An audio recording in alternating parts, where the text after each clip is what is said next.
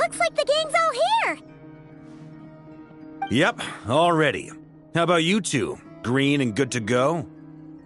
Paimon's ready! Great, let's get rolling then. Great. Well, first things first. Wait.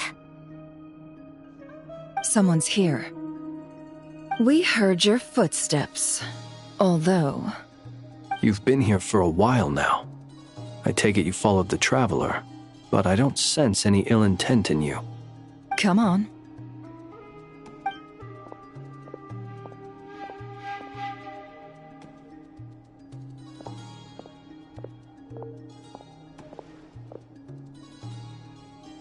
I figured it wouldn't take you long to notice me.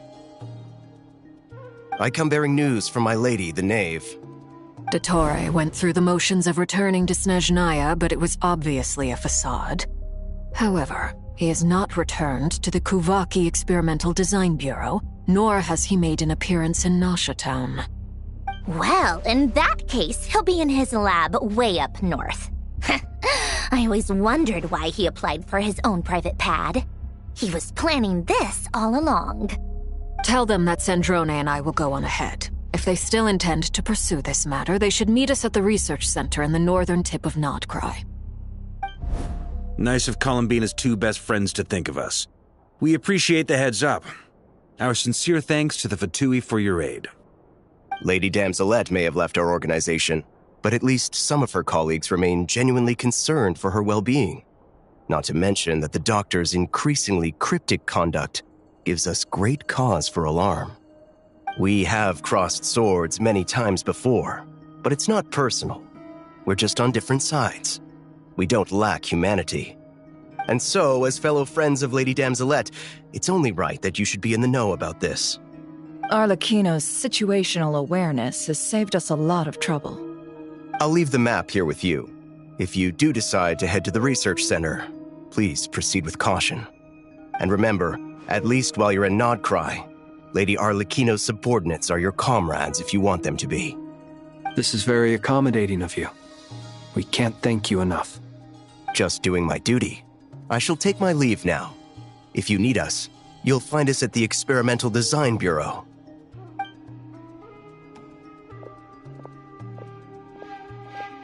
So, the Doctors left the Experimental Design Bureau and headed to some research center up north. Marionette seems to think he's been planning this for a long time. But when did it start? Before he even arrived in Notcry?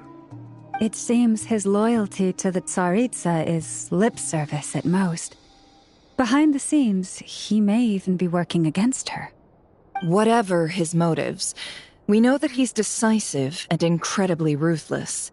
Facing him unprepared would be a recipe for disaster. At this stage, it's difficult to predict his next steps. I suggest we split into two groups. We need some people to stay behind and guard Nasha Town. Well, as much as I'd love to help, infiltrating research labs isn't really my area of expertise. But at least take Cool Your Jet's Ducky with you. It should be some help during the battle. And as for Miss Inefa, I suppose you will stay to protect Miss Aino? Detecting operational logic. Protect Aino. Priority. High. Just in case, Servarka, I think it would be best if you stayed behind as well. You can leave the research center to us. I mean, I would have said the Knight of Berea should probably be out on the front line, but okay, fine. Leave Nasha Town to me. Be careful out there, okay? If things get out of hand, fall back right away. Yehoda will be on hand to assist you. In my absence, she can handle any intel gathering work. You got it, boss. You guys make sure to get back here in one piece, all right? We will. Things are moving fast. We'd better head off soon if we hope to keep pace. So, it's infiltrate a secret research facility, or... Yeah, all right. Paimon will help out here instead. Sounds like it's gonna be a pretty intense fight. We all have to bring our A game here. So, anything you need to wrap up before we leave?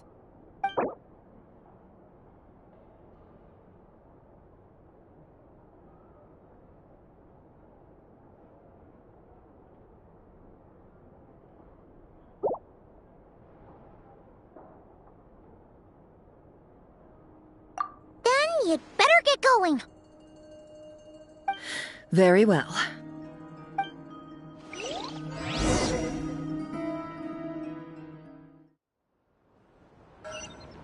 All these broken machines on the ground. Someone got here before us. Could it be Arlecchino and Sandrone?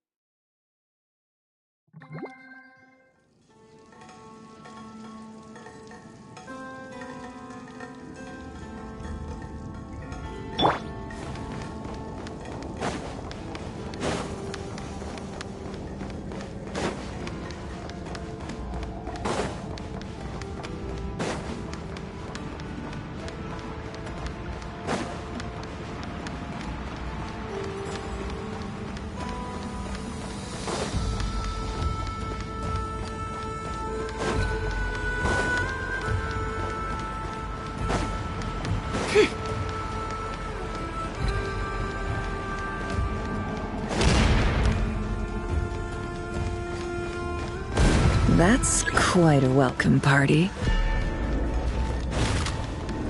Bombs away! Water jet! Close your eyes.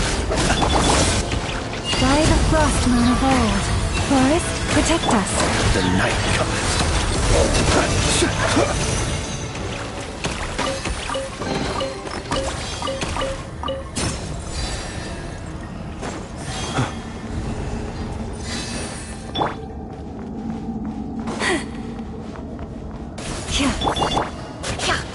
No more lies.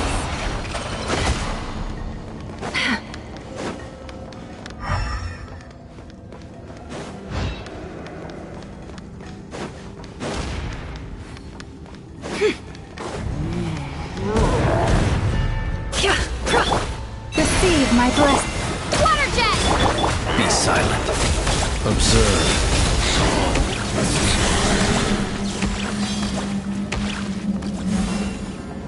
Get back! I said get back! Do you hear me? Why isn't it working? No! Don't come any closer! Just don't!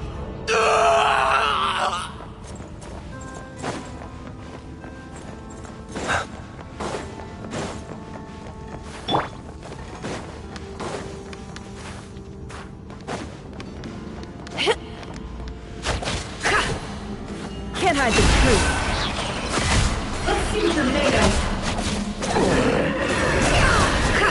No more lies.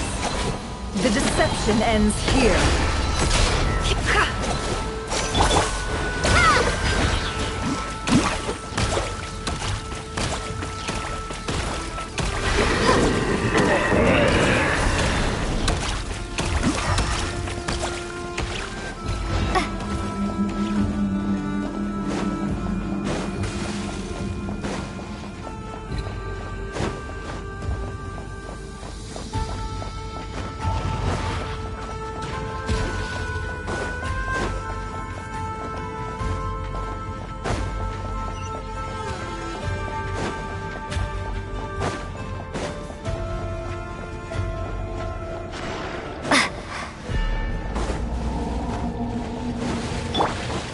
With one heart, we pray.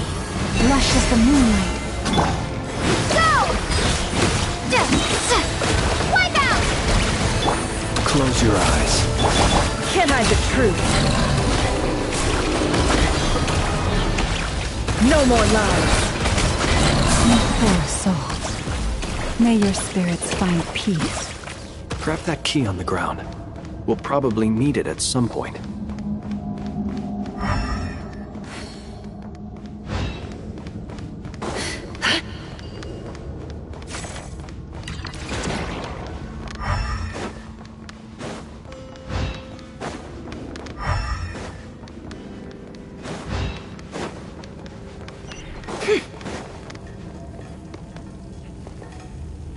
Watch out! Ugh, there's no way through. Let's go around.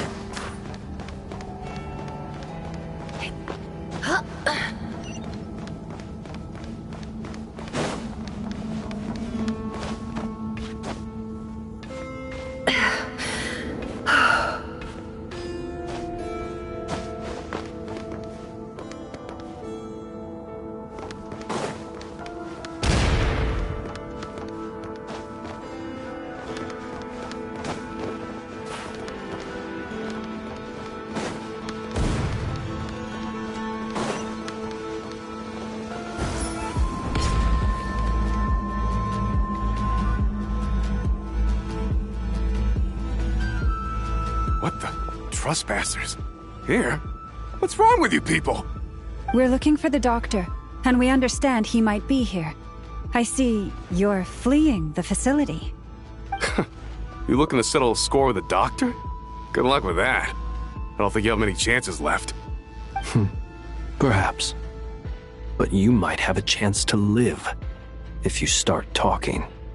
2 other Harbingers had the same idea as you. They're already inside. But what good is it gonna do? The doctor wouldn't do something like this unprepared.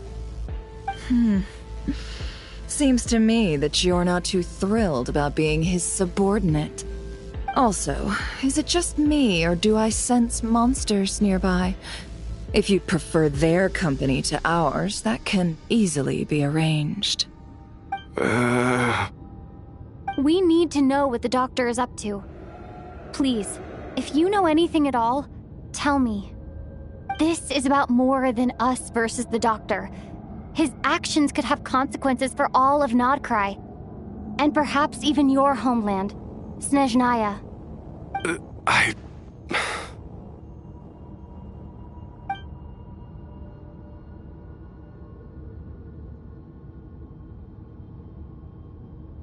He's building something. Ambitious doesn't even begin to describe it. Feels like this could be the big one. God knows how long he's been planning it. A while back, he told us he'd be returning to Snezhnaya. We weren't expecting him back so soon. This time he brought some gemstones with him, or something. 2 of them. The moon marrow spheres. He stole them from their rightful owner, Columbina. Oh, Lady Damselette? Last I heard, she left the Fatui. Before she went, she told us she'd finish what Her Majesty asked of her, and wished to focus on some personal matters. I remember thinking that leaving us might not be the best choice. I mean, I always looked up to the captain the most, and... Back when this all started, the higher-ups dispatched 3 units to Nodcry to execute their plan. They were led by the Doctor, Marionette, and the Damselette, respectively. I was a part of the Damselette's unit to begin with. She never really interacted with us much. In fact, she seemed sort of detached from everything. Not because she was distracted, just felt like she was indifferent to the world around her. Like she had no stake in anything that happened. She always seemed like she was staring off into the distance. Almost as if she didn't see anything worth living for in the present, so she had to look further afield. That's right. She always used to stare up at the sky. The doctor used to stand nearby and watch her. Apparently they got along well at first, but somewhere along the way, she grew wary of him, started avoiding him as much as possible. After she left, everyone in our unit merged with the doctors. He's similarly indifferent to the world, except when it comes to the moons. He seems to have big plans for them. Right now, obtaining the 3 moons is his #1 priority. He even said if he can only get his hands on 2 of them, he'll create a 3rd one himself. How would he create an artificial moon marrow? Maybe the knowledge he gained from the Hyperborean phantoms has something to do with it. Thank you for cooperating. We appreciate the level of detail. I get the sense that you'd serve under Columbina again if you had the chance. Would that be fair? No, she's no longer a Harbinger. As a member of the Fatui, my loyalty will always belong to the Tsaritsa. I'm only telling you all this because I don't completely trust the Doctor. His actions do not align with the goals that first brought us to Nodcry. I understand. We'll do everything within our power to stop him. The Knaves unit is based at the Kuvaki Experimental Design Bureau. Maybe you can seek refuge with them. Well, now we know what's going on here. Artificial moon marrow. He's likely well on the way to completing it. Dottore technological capabilities are far more advanced than I thought. I fear this could get ugly. Everyone, prepare yourselves.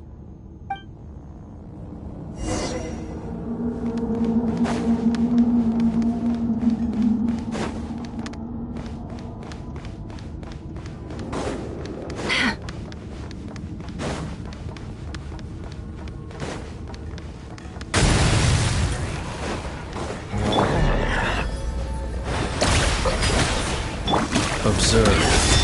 For the everlasting forest, receive my blessings, seek within. Can't hide the truth.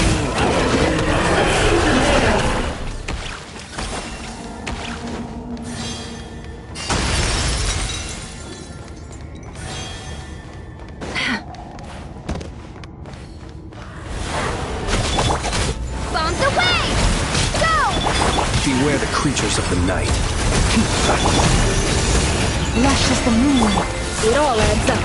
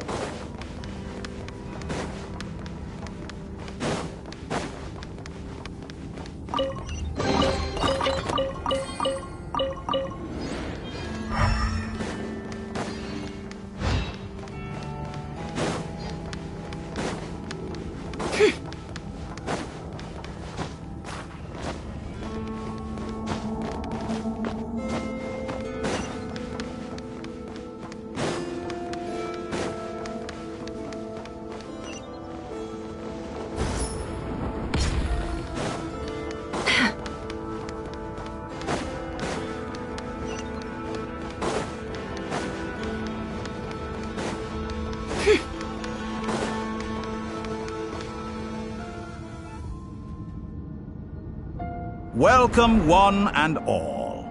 I've been expecting you. I hope my humble research facility is to your liking. Yeah, we really appreciated fighting our way in through a horde of monsters. The gall. You expect us to believe you've just been patiently waiting for us? Of course I have. Should I be worried about something? Everything seems to be going quite smoothly so far, and you've shown up right on schedule. First Sandrone and Arlecchino, now you. Ah, quite a surfeit of guests I've had today.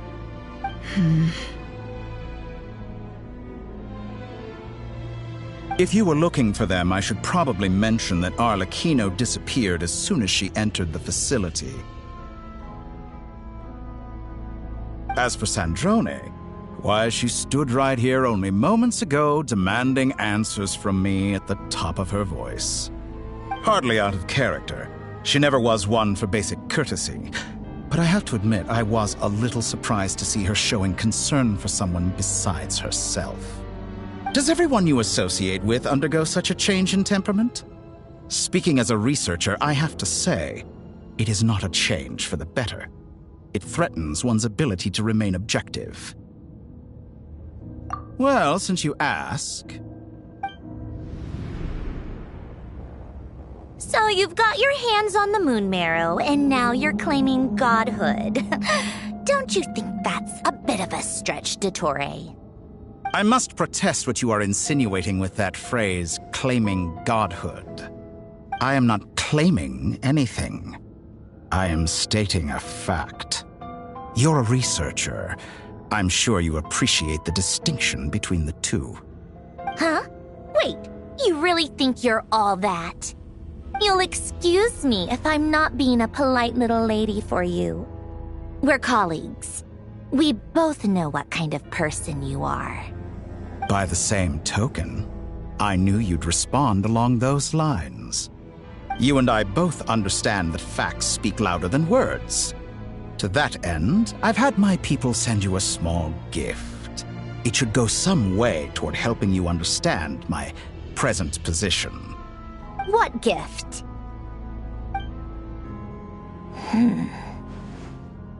Where have all your troops gone? Who knows? Perhaps they are already marching toward a new world, following in the footsteps of an unknown god. As vulgar and arrogant as you may be, dear Sandrone, I have no intention of taking out my displeasure on your subordinates.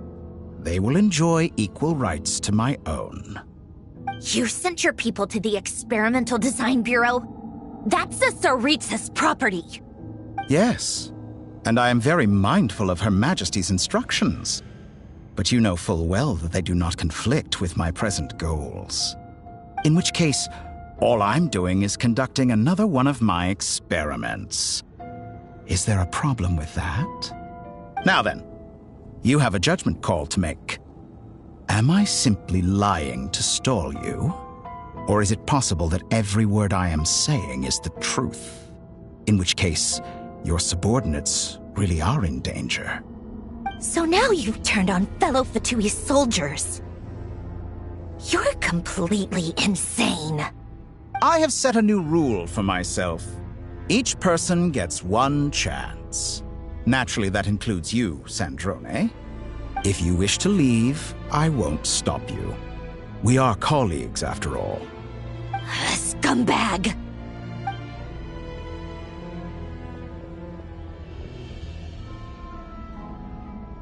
Still, I hadn't counted on Sandrone sparing any thought for the people of this world. Shame. I always found her self-centeredness to be one of her few better qualities. How can she ever hope to achieve greatness when she's so obsessed with protecting her little design bureau? It's more than a little disingenuous to speak of achieving greatness while taking hostages. Or does honor no longer mean anything to you?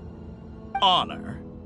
I have the marrow of 2 moons in my possession and will soon complete the construction of a 3rd. I will be the god of a new world. And you speak to me of honor? How charmingly naive. Those are sacred relics. You do not deserve them. In my view, many in this world do not deserve to be alive. And yet, I mercifully permit them to go on living, do I not? You'll come to regret your actions. Will I now?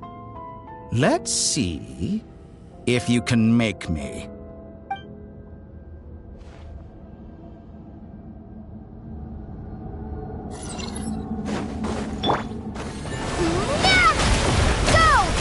The long sleep beckons. With one heart, we pray. Receive my blessing. The mystery unravels. No more lies. It all falls into place. It all adds up.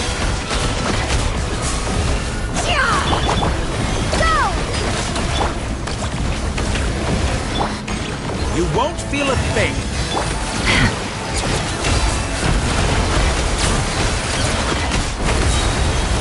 The deception ends here.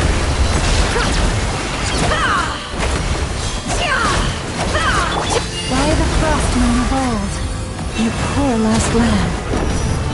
Arlecchino! Thanks for the assistance. Arlecchino? They see you as an ally. What a farce. You're clearly here to destroy my research, not my reflection. I'd say your research is more valuable than your life. Am I wrong? Is that the best you can do? It all adds up. Observe. Bombs away! You won't feel a thing. Water jet! With one heart, we pray. Lashes seek within.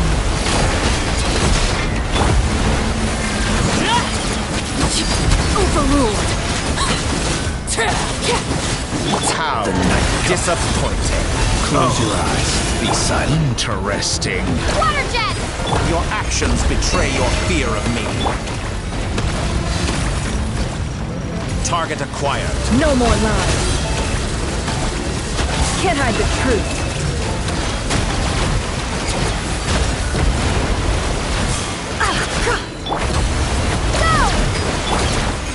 Branch into song. The deception ends here.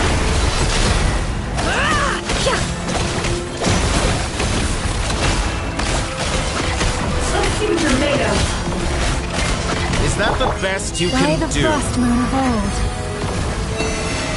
Shatter like a reflection. Vittori is too powerful with the artificial moon marrow in his arsenal. Fighting him is futile. Quickly!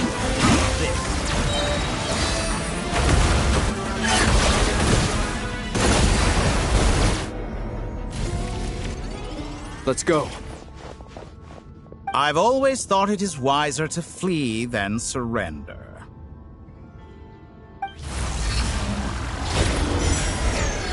Watch out! What the? Forget about me! You should... Where's the traveler?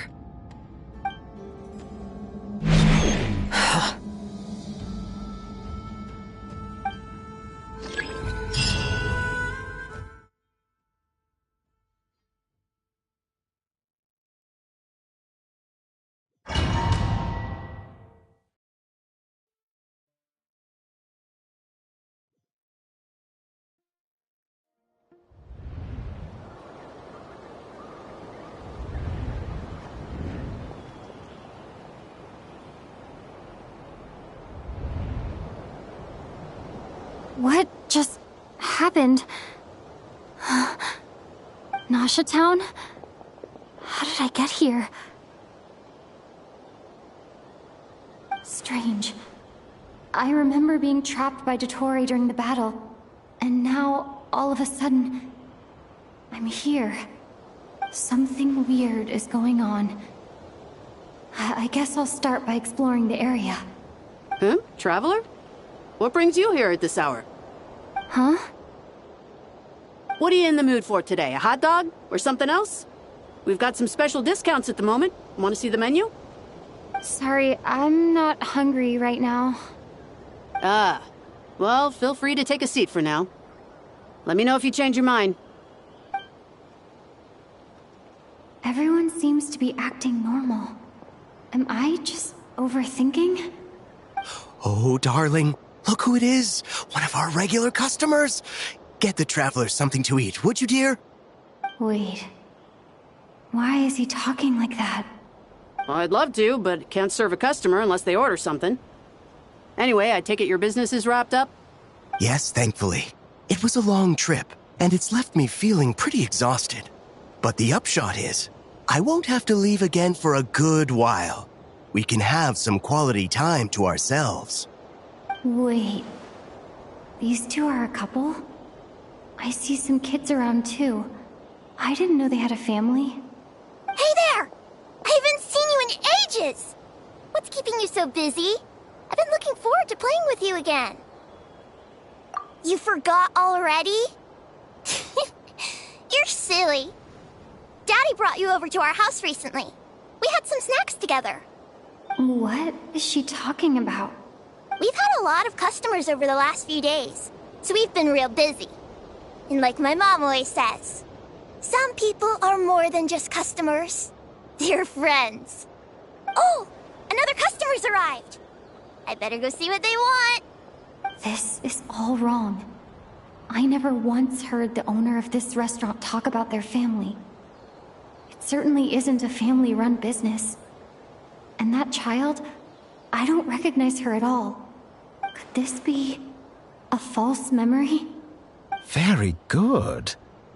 I knew you had it in you. Aren't you going to try the house special? When did he show up? No, none of this is real. You don't seem to like it here. That's fine. We can change venues.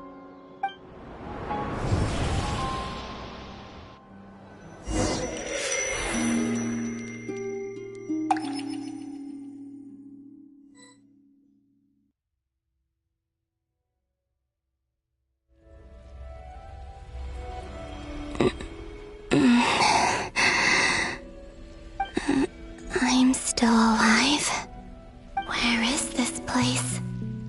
It took all my strength to open the moon gate, and then I leapt into it. So this is the moon's reflection? The mysterious realm beyond the gate?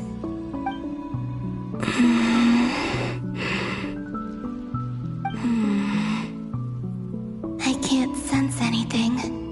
I guess I could try opening the gate once more.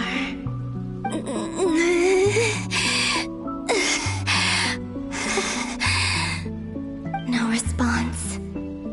Maybe this space can't be opened from inside. If this was the space that killed both Revier and his lover, then why am I unscathed? Or... no, I'm not unscathed.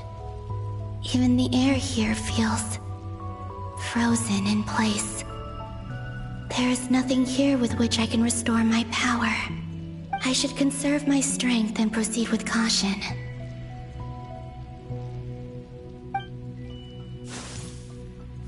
I don't believe Dotori's scheming will stop just because I escaped.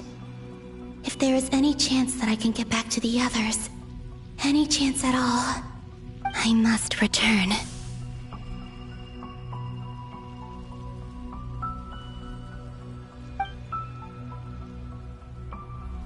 Emptiness, silence. What is this place? Or maybe the real question is, what is it for? What's this? Looks like it responds to my power.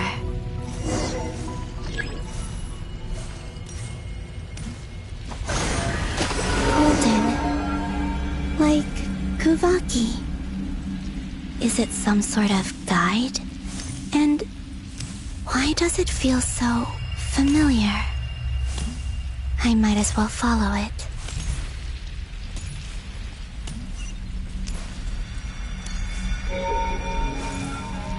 Where does this lead? Could it be the exit?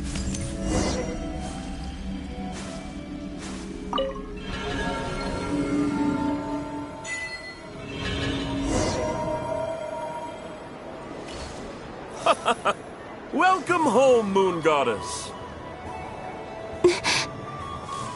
Is this Nasha Town? But isn't Moon Prayer Night over already?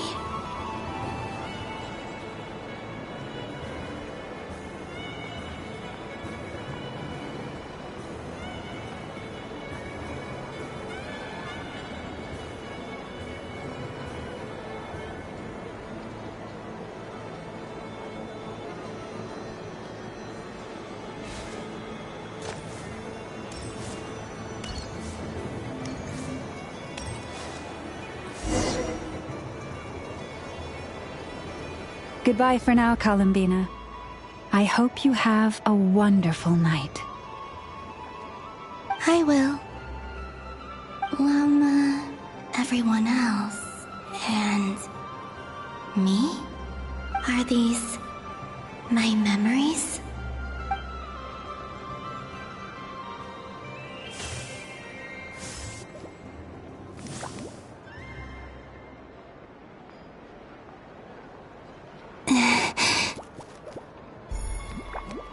I can't touch them. It's It's as if we're separated by some impenetrable power.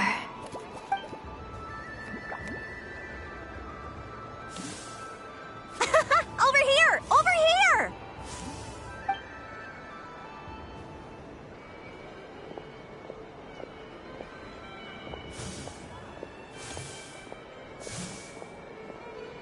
But the people in these memories pass right through me.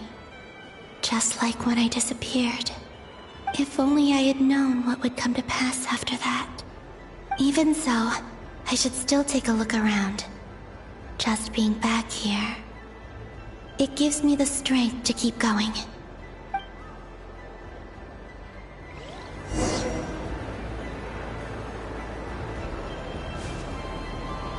Welcome home, Moon Goddess.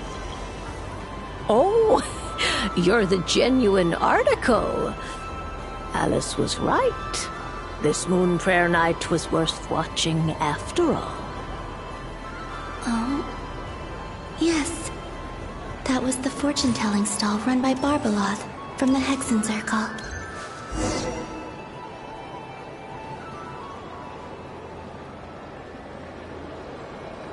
Please, draw the first lunar arcana. This represents destiny and is the foundation for the divination as a whole.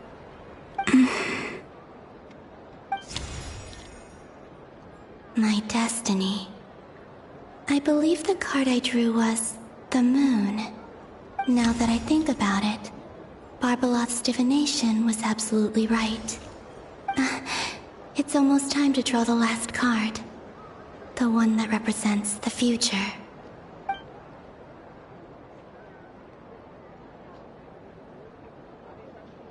That was the card that popped out on its own. From here, I think.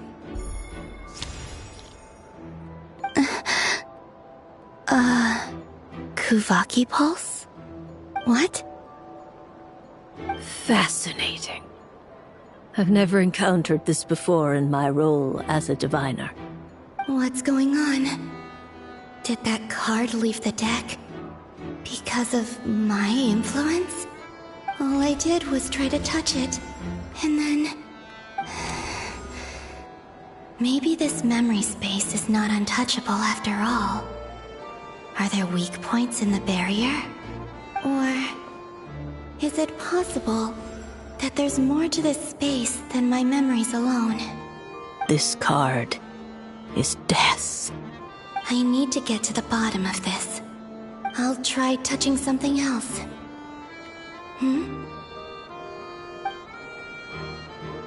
Is this... the wind? No, it's gravity. It's pulling me outwards. No, Traveler!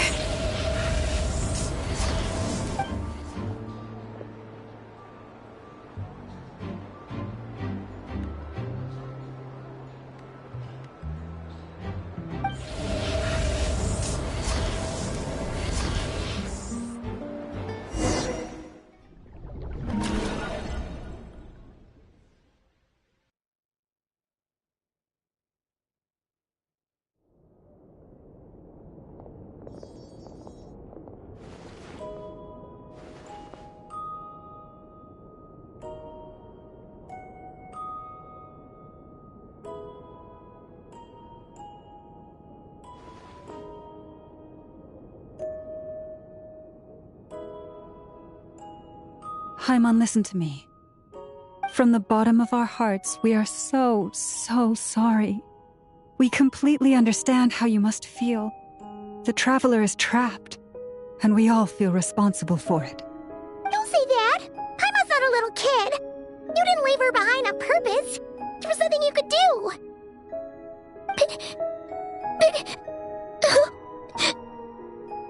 She's all alone in there! What if something happens to her? What are we gonna do then?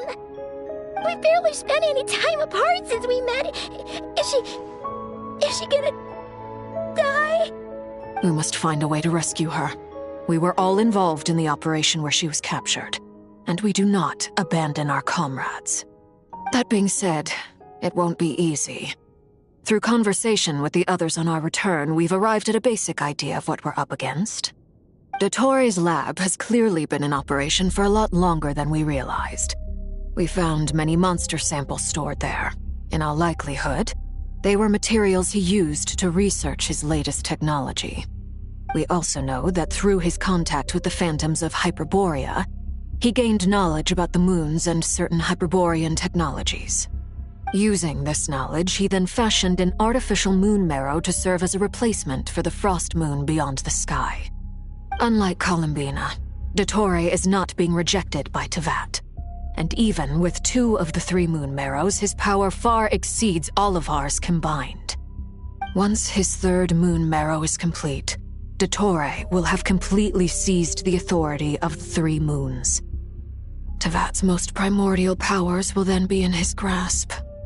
Does that mean... I'm afraid so. No one could have predicted this level of insanity. Not even from Dottore. And unfortunately, his insanity is coupled with an intellect and ambition that not even his peers in the Fatui can match. This is dire. Sounds like the world is done for. The 3 moons' authority can influence the very fabric of time and space. I dare not imagine what a monster like him would do with that kind of power. The trouble's already begun, I'm afraid. On our way back, we discovered that part of Nodcry is being enveloped by an unknown energy. We cannot ascertain what is happening inside. I'm convinced this is Dottore's doing. Not that there's any way to prove it. The issue is, we have no idea what his intentions are. The only thing more frustrating than facing down evil is knowing that it will surely come, but not knowing when. The doctor is guilty of numerous crimes at Mondstadt as well. One of our knights, well, former knights. His father was murdered by Dottore. His ideology and methodology are a danger to everything in his path, from individuals to entire nations. He does not feel guilt, even when he acts against his own people. He doesn't see them as his own people, that's why. People like him see everyone else as beneath them. Right. He views other people only in terms of how they can benefit him. That's the basis of all his social connections. Granted, he's hardly the only harbinger to pursue their own interests. We all do. And Her Majesty is gracious enough to permit it. Still, her mercy has its limits. Dottore's actions have gone beyond even what the Fatui could have imagined. Usurping divine authority to become a god. For a servant of the Tsaritsa, that goes beyond being disloyal. It's treason of the highest order. We can't expect him to heed the Tsaritsa's will once he gains the 3 moons' authority. Even we harbingers consider him the most self-interested among us. Poor Traveler. Of all the people to get caught by... We have to go save her! Right now! Please! We gotta find a way! Paimon, I promise you, we are with you all the way. I get how you feel. I do. But it's gonna take more than strong emotions to take down an enemy like Dottore. What we need now is more information. Right. We can't even guarantee he's still at his research center. Before we can think about mounting a rescue operation, we need to confirm the Traveler's location. I'll find a way. Paimon knows, but... She's so scared. If anything happens to the Traveler... She might be the strongest person Paimon knows, but she's still human. She feels pain and bleeds just like anyone else. Then think things through before you stick your neck out. Unless you want to lose your head. Sandrone. Miss Sandrone, you're okay? Put the stuff over there, and be gentle with it. Am I okay? As you can see, I've had to move my whole livelihood out of the Experimental Design Bureau. It's been swallowed up by Dottore's energy field. If I'd left it any longer, I probably would have gotten stuck there. Ugh, Dottore always goes a little loco when he finds a shiny new toy. Not that he'd ever admit that. But this time, he's gone full psycho.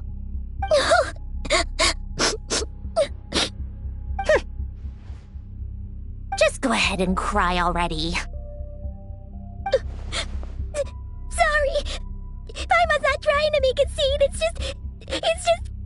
She can't. Oh, Paimon. Let it all out. There's no shame in it. When you're overwhelmed by fear and despair, crying can help get it out of your system. You'll feel better for it. Okay then, while the baby of the group is having a moment, how about the grown-ups get to work? Give me your hand. You've made a discovery? Polonia, scan.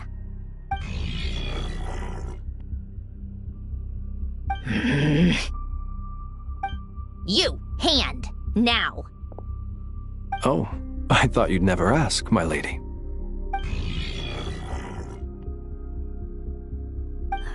Curses! You're next, then you.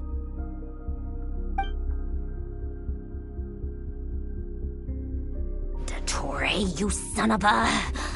He's done something to us! Everyone who entered his research center has been implanted with some sort of curse. I don't feel anything unusual at the moment. Does that mean it hasn't activated yet? Is there a way to figure out its purpose and what might trigger it? My best guess is Dottore created it using the Moon Goddess's powers. 1 second, analyzing. Ugh! That friggin' maniac! So, what twisted game is he playing this time? The moment I analyzed the energy composition, some encrypted text appeared in my mind's eye.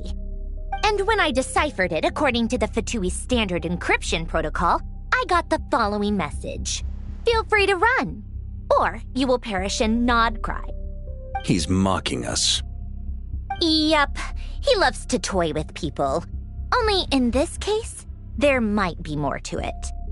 But I didn't detect any murderous intent or malice either in the message or the curse's energy. As if this is him at his least malicious. Or perhaps all people are cowards in his eyes. Maybe he thinks the threat alone will be effective. What a despicable person. And he has the Traveler in his grasp. If I may, as unhinged as Dottore may be, he has always exercised great patience with the objects of his interest. I remember a comment he made when we first arrived in Nodcry. He said, "This world is, on the whole, an exceedingly dull place. But at least there are a few intriguing features, such as the gods, or the Traveler. Presumably, they interest him because they're unknown quantities. He wants to understand as much as he can about them."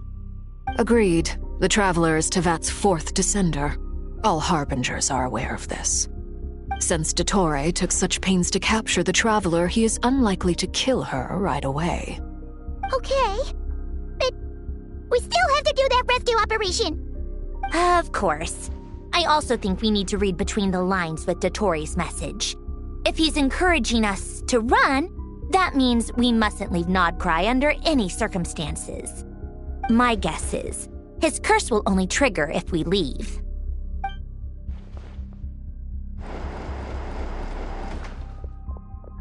We've discovered multiple energy fields.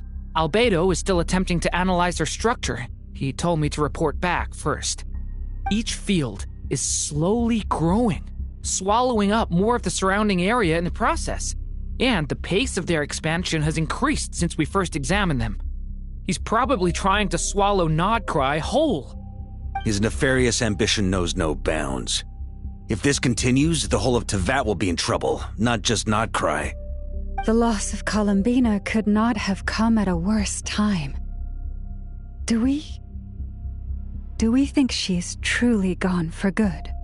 She entered the space beyond the Moon Gate, knowing what became of Rerir and Thelindis. I'm sorry, but I fear the odds aren't good. Don't be ridiculous. If If I know her, she's busy finding a way back as we speak just so she can annoy me. She isn't dead. Whatever has become of her, the fact remains that we are two comrades short on the eve of a decisive battle. We need to find out the Traveler's location. But there is also other work to be done. Agreed. Whatever Dottore planning, we have to get the local populace somewhere safe. So, as well as a rescue mission, we have to organize a mass evacuation at the same time. It would be best if someone could approach leaders of neighboring nations and negotiate emergency asylum for Nodcry's inhabitants. Can anyone handle that? Snezhnaya is one option. I'll see what I can do. This would be so much easier if the Traveler was here. No! Stop thinking like that, Paimon. Paimon will join you. She's pretty well connected thanks to the Traveler. Maybe it'll come in handy. Either way, that's what the Traveler would do if she was here.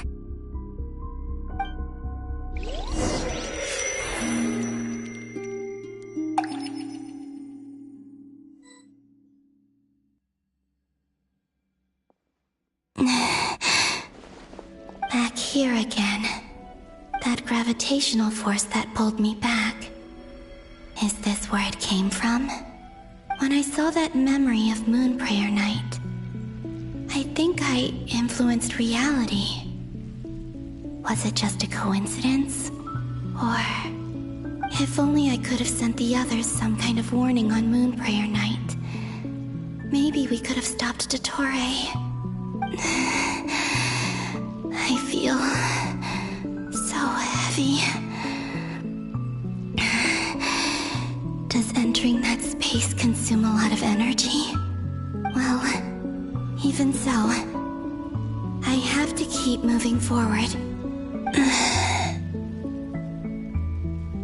Back to emptiness and silence again. I should try and find my way back inside that memory.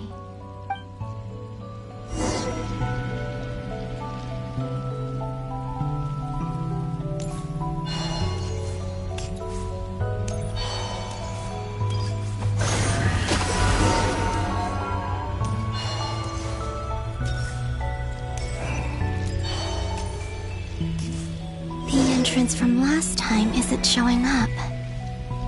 What am I missing? Looks like I need to gather these scattered fragments.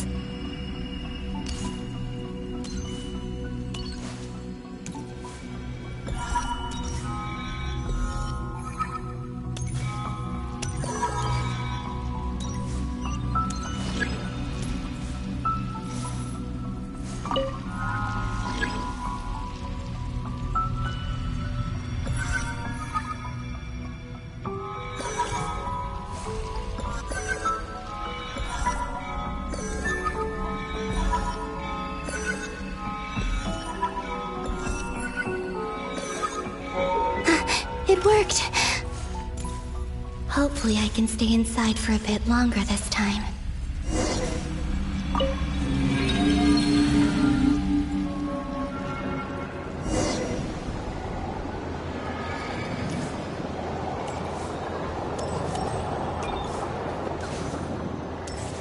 Ad Astra Abyssosque. Welcome to the Adventurers Guild. What? This doesn't look like Moon Prayer Night. Extra, extra! Latest issue of the Nasha Express! I don't think I've ever been here. Maybe this space isn't comprised of my memories after all. There aren't any festive decorations around. Is this Nasha town after Moon Prayer Night ended? Did Dottore's plan not affect the town? Or is no one aware of what happened because he used the Three Moons' authority? Let me see if I can influence anyone else. So, what do we do next? Wait, that voice. Paimon? The most important thing right now is to find that mage. Lauma the Traveler and Mr. Varga are here too. I'd better go pay the Fatui a visit. Traveler!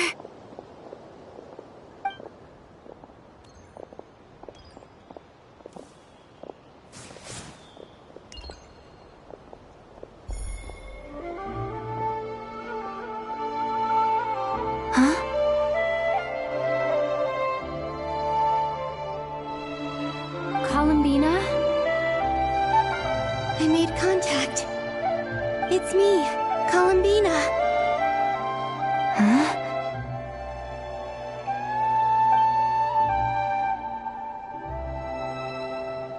Traveler? Let's go! This is no time to be spacing out! Huh? Huh? Wait a moment. This has happened before. Huh? This is what happened when I disappeared. I stood right over there, thinking that no one would ever find me again. It was only when she called my name that I decided to follow them. But did she turn around because she sensed my touch just now? Is it really possible that from in here, I can change the past? If I keep following them, maybe... Huh? It's that gravity again.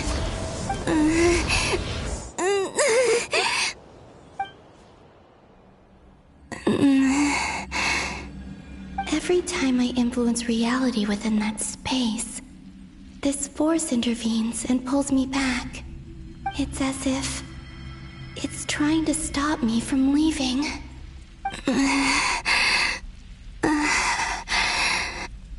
I'm getting weaker and weaker. I'll just have to try another approach next time. Come on, Columbina. Keep going. You have to tell everyone what happened.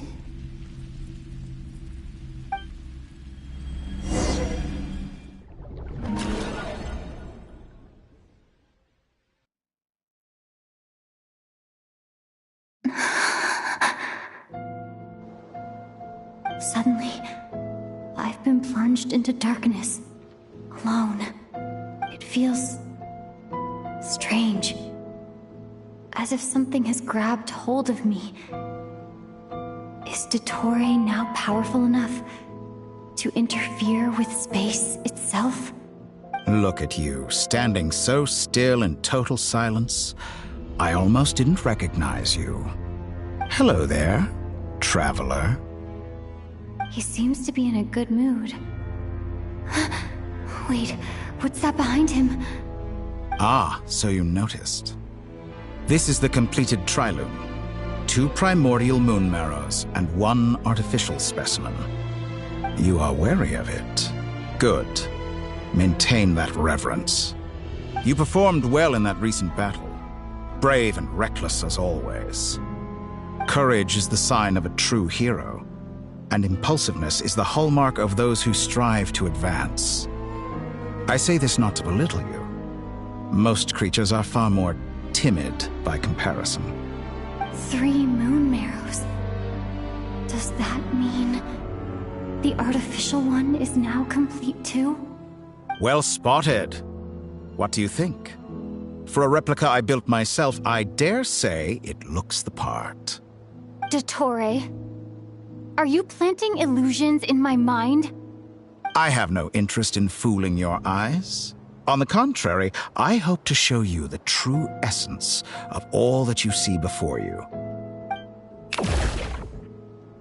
Is this not a beautiful city? People live in peace and find joy in their work. The streets are safe. People can even leave their doors unlocked at night. You might say it is the Elysium everyone dreams of. All available data indicates your values and worldview conform with the mainstream.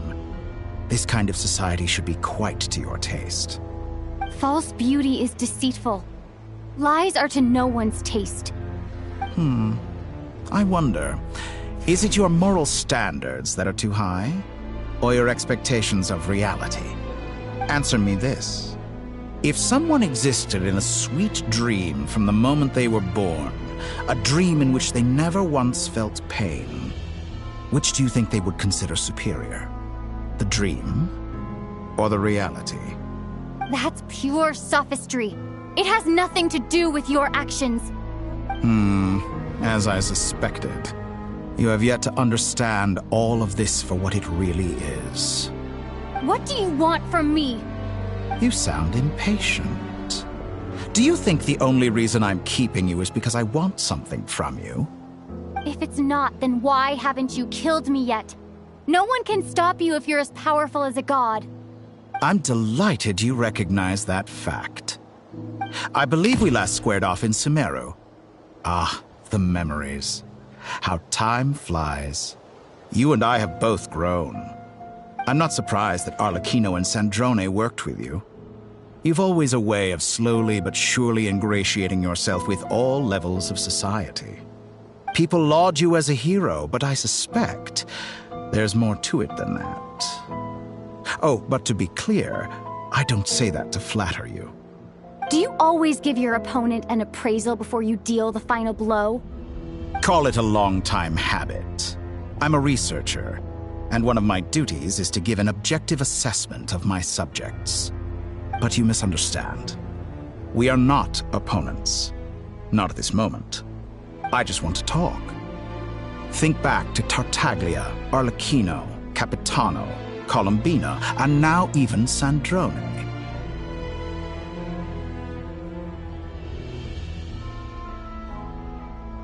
You've worked with each of them in the past. I believe you can work with me as well. What makes you so sure? Well, why not?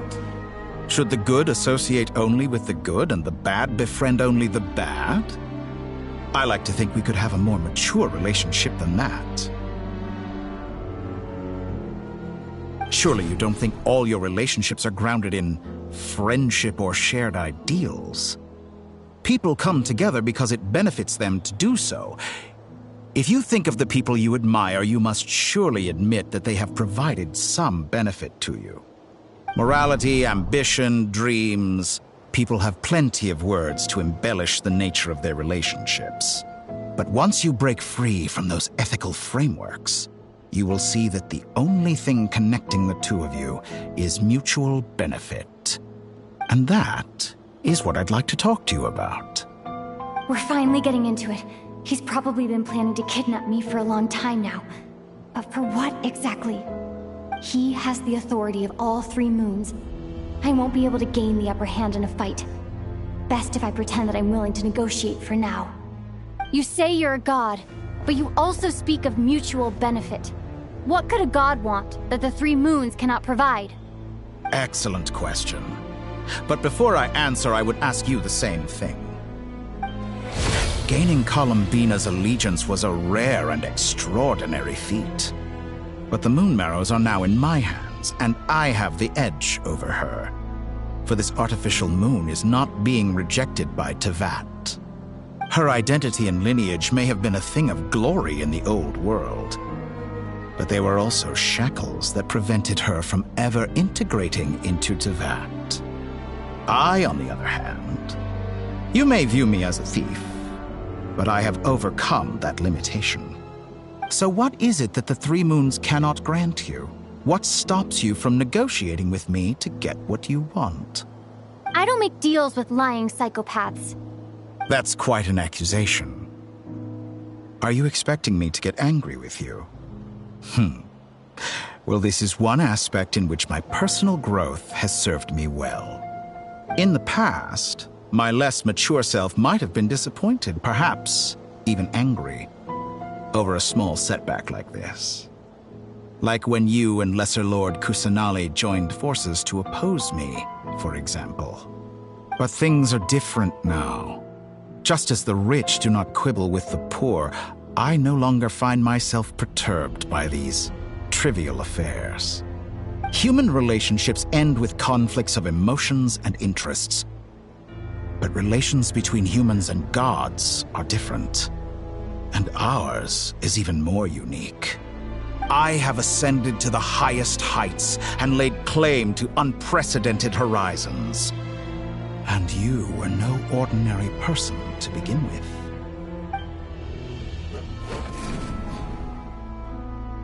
Allow me to show you the world, Descender.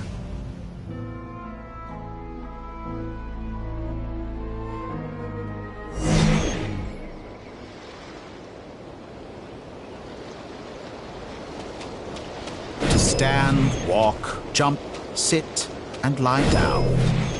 These are the most common of behaviors.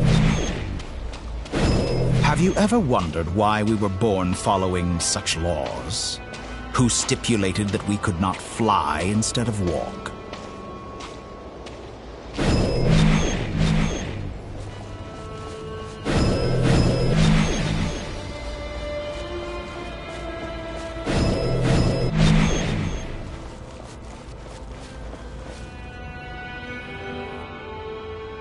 Someone of your talent and experience must surely know of the 4 great rulers who serve the heavenly principles.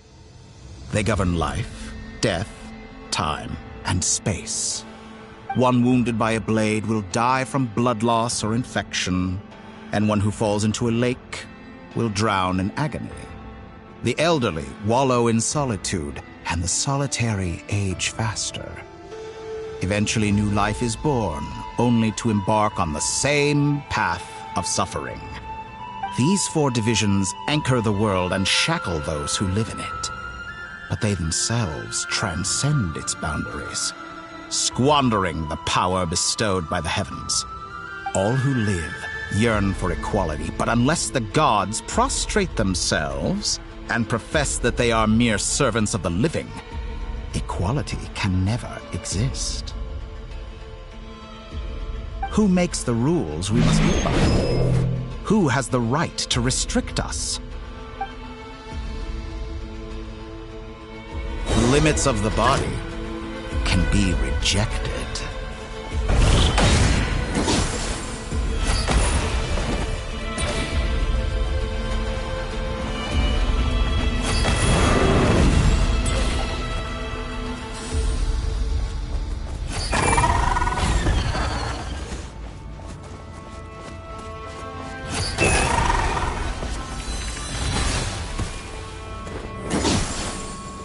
How does it feel to be among those with absolute power?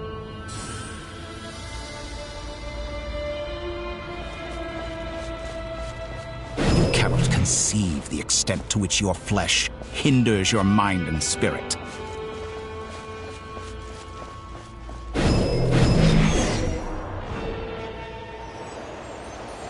Only by discarding our useless, primitive eyes can we perceive a new world. How narrow-minded we all were in the past. Why should the final answer of the world not be the power that predates those of life, death, time, and space? The power of the Triloon. Through it, I have glimpsed new experimental possibilities. Nature suppressed, authority exiled, souls controlled.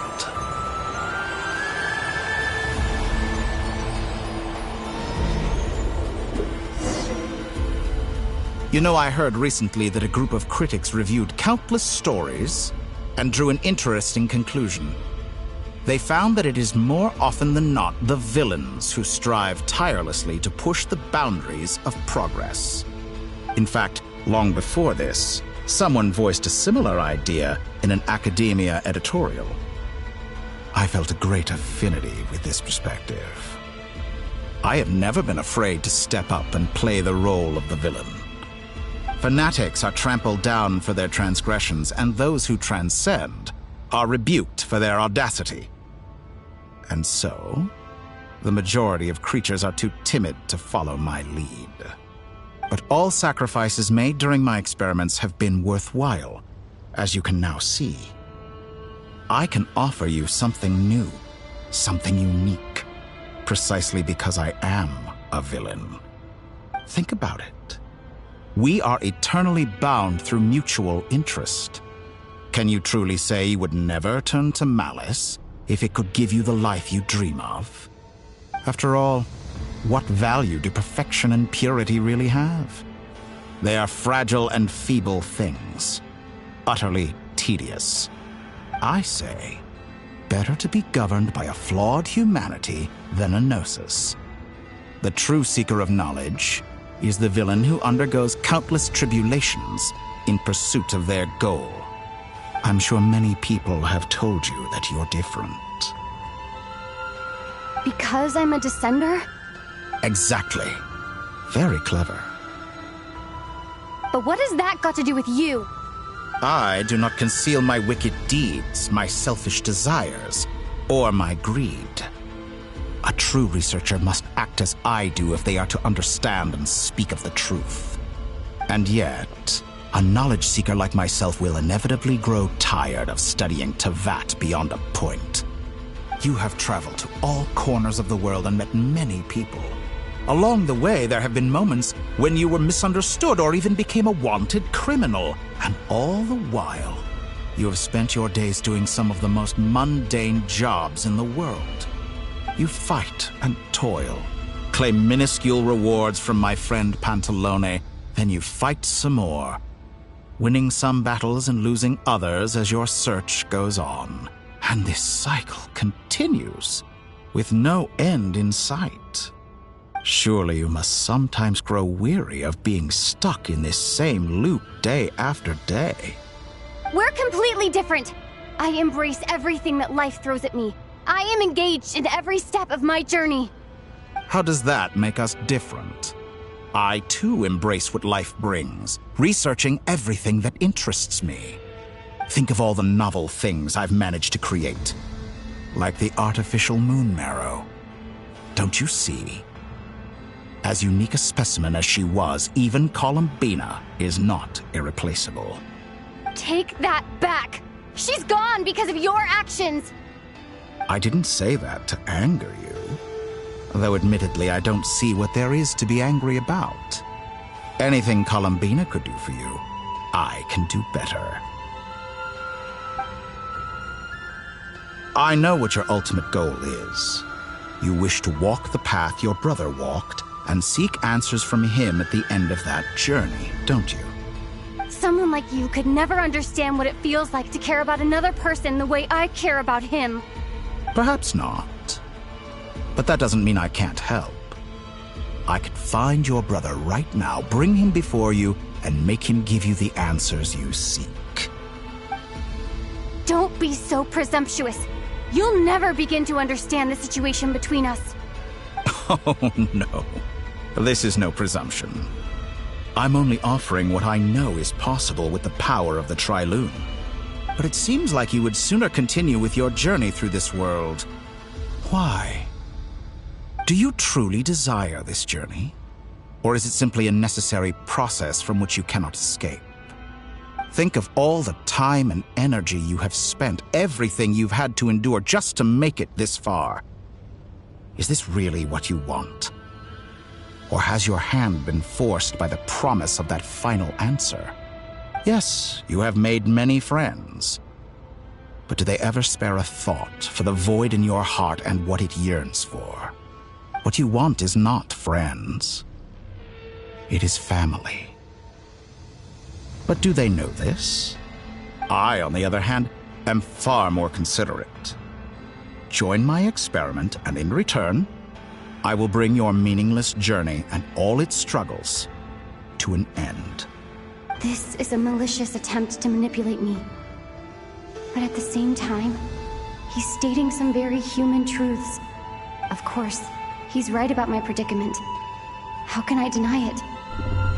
I have faced ungrateful strangers, never-ending troubles, an endless quest for answers. I want to see him. After everything I've been through, words can't describe how much I miss him, how much I want to be reunited with him. Wherever you are right now, do you miss me too?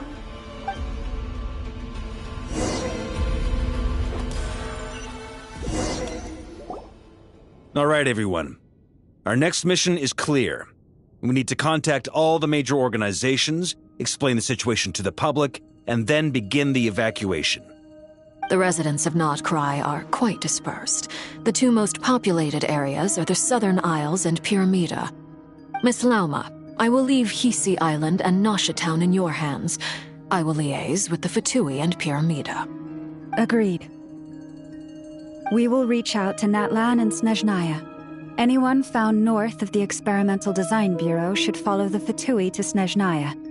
As for those dwelling south of that line, I will ask the Voynich Guild to help persuade them to leave. Then I, Mr. Varka, and the Frostmoon Scions will escort them to Natlan. The Voynich Guild has dealings with the Curatorium of Secrets. I will send them a letter vouching for your credibility. Yehoda, you should help Lauma. This is too big of a task for one person. My wish has come true.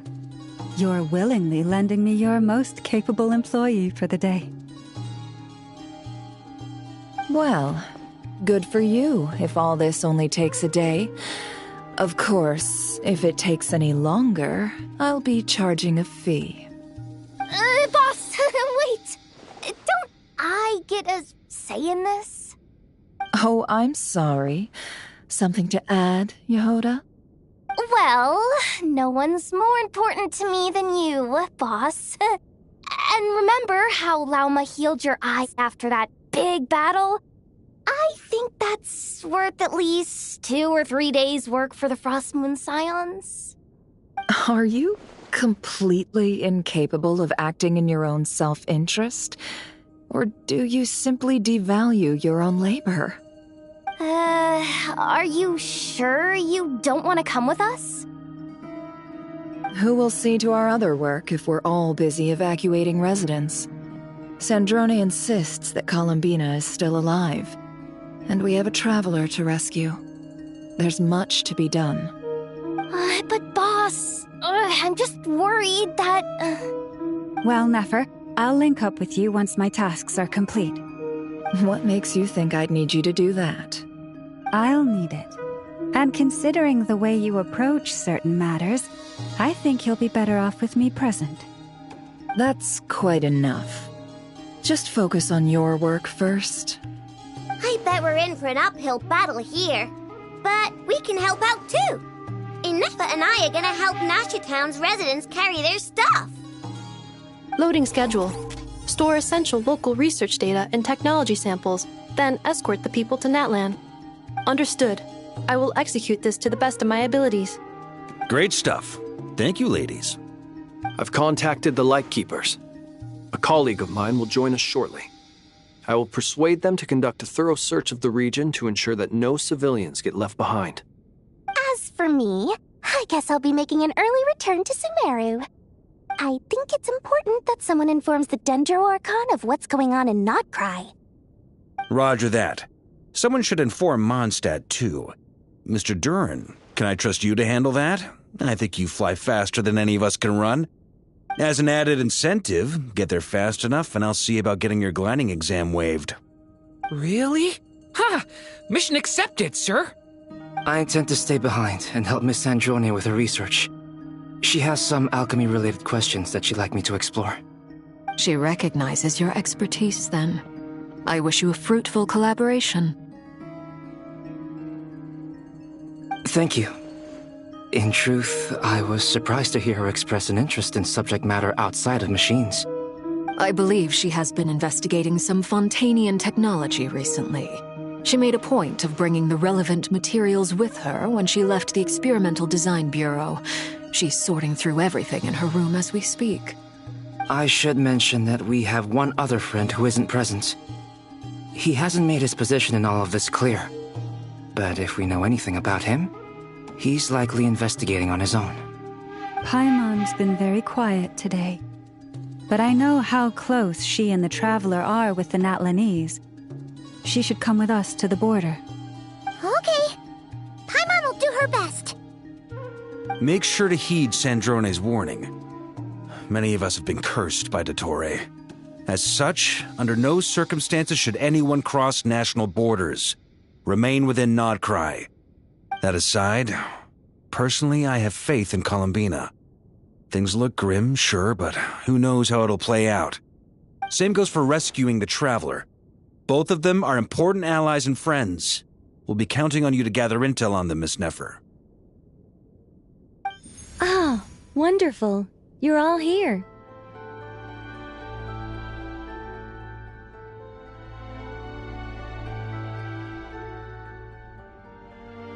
That voice again! Nicole? Whoa, that was loud! And it came out of nowhere. So mysterious. Sorry, this is the only way I can speak to you all right now. Please accept my apology. Anyway, time is short. I'll cut to the chase. We're still facing quite a catastrophe here at the world's borders. Alice has roped in every Hexenzirkel member she can get a hold of. Except for me. She told me I had to come and help you all out as a matter of urgency. I quote, "You love talking, don't you? Well, now it's finally your time to shine. Take these. Make sure the whole party gets one each. You'll be in charge of making sure everyone stays connected." Huh? Is this a Dodo communication device? Scanning. Unknown device. Analyzing. Unknown device. Conclusion. Cute. Affirmative. It is cute and good. I believe that I quite like it. This is no ordinary Dodo communication device. It's my very own special modified version, specifically...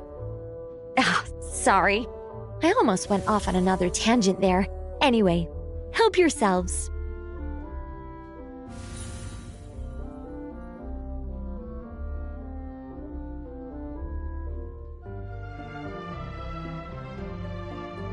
It will allow us to communicate over long distances within Nodcry. No more worrying about shuttling messages back and forth. What astounding technology. Am I right in assuming that it relies on your personal abilities to function, Miss Nicole? Yes, exactly. Right on cue, Albedo. I'd love to brag to you all about how it all works. But no, next time. Anyway, I'll be right with you all, serving as a communication hub. That's all from me. Head off as soon as you're ready. I'll be staying here to keep watch, and I'll be sending you my blessings.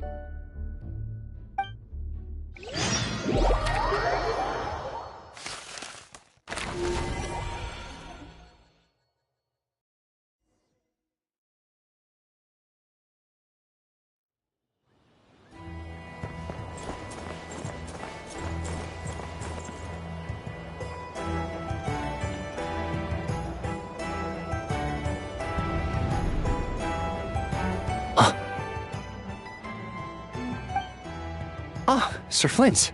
Perfect timing. I just arrived myself. You are most considerate, Master Ilua. But in fact, I know you have been sitting here for quite some time. If you saw me, why didn't you say something? I was curious to see how long you could sit still for. Also, shouldn't you have managed to sense me approaching? That would be a first. You always seem to appear out of thin air without making a peep. Also, how many times do I have to tell you not to address me as master? I don't qualify. I beg to differ. Why should a young man so well versed in social graces as yourself not be worthy of that title? Please, Lord Flint's... Sir Flint's. I'm begging you, don't flatter me into complacency like you do with everyone else. You understand me better than most. My newest acquaintances tell me I love complimenting others. What do you think? I think they don't understand why you do it. You just love puffing people up till they're a big, happy ball of hot air that floats away into the sky. In all sincerity, I can only hope that they bring good tidings when they come back down to Earth. Is the situation that bad? We just held a strategy meeting. Let me fill you in.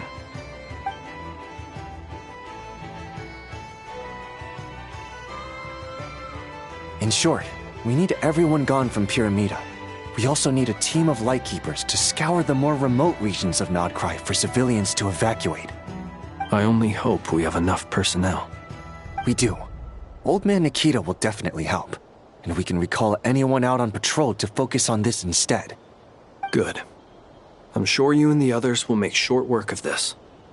Now, don't forget, once you've completed this task, make sure you and the rest of the team evacuate to either Snezhnaya or Natlan as well. Flint? If you've got something to say, Master Ilua, why not guess what I'm thinking right now? You mentioned that you have something else to deal with later. How difficult is it going to be? I doubt it will be easy. I know you're a Lightkeeper, and it's your duty to protect others in times of crisis. But I have a feeling that you'll be walking into grave danger. However bad things have gotten in the past, Nodcry has never faced a mass evacuation before. But from the sounds of it, you don't intend to come with us. I don't mean to pry, and it's probably none of my business. But whatever it is you're intending, you don't have to go through with it, you know. I've been afflicted with some sort of curse, and I'm told it may well trigger if I set foot outside of Nodcry. As such, I cannot leave. I have to act, if for no other reason than to fight this curse. What? No. Why? Why would anyone want to curse you? There are plenty of people out there willing to trample over others in pursuit of their own goals. Frankly, Sir Flint, I am furious. You're making light of what is an incredibly serious situation. Indeed I am. And? And what? I told you, I'm furious about this. Nothing I can do about it, I'm afraid. Things happen, and we just have to deal with them. If you find yourself feeling angry, perhaps start by drinking a big glass of water. Hey, you mean you're completely unmoved by my anger? I'm devastated. Then allow me to express my sincerest regret. Come by the lighthouse sometime. We'll catch ourselves a few fish, have a little barbecue, play some cards, and bask in the sun. Maybe I need to spell this out. Lean in a little, Flint. Oh my, this doesn't bode well. Word is that you were caught up in a real horror show recently. People were amazed that you returned safe and sound. They've been debating whether you're even human. I've returned safe and sound from plenty of crises. When you say people, do you mean other people, or do you just mean you? Fine. I'll be frank. You're not human, are you? Heavens. Now that's a horrifying thought. You know what? Forget it. We'll revisit this once it's all over. A sound plan. Albeit a little ominous sounding. Just promise me you'll come back in one piece. All right? For you, Master Ilua. How could I refuse? Also, please pass my regards on to our colleagues. Tell them, thank you all for your assistance. Please put safety first as you proceed with the operation.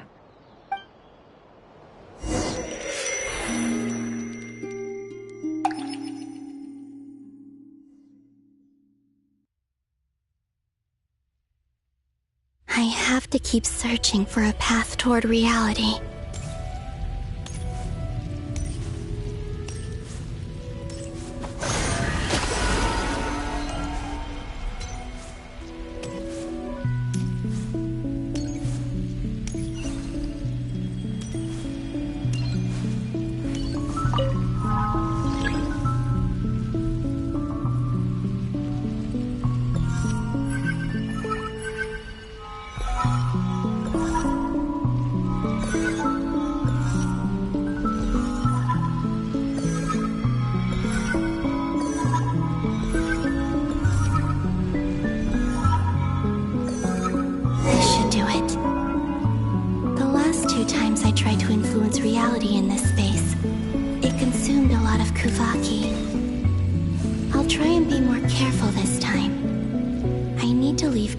clues behind using less power. I hope everyone still remembers what I said on Moon Prayer Night.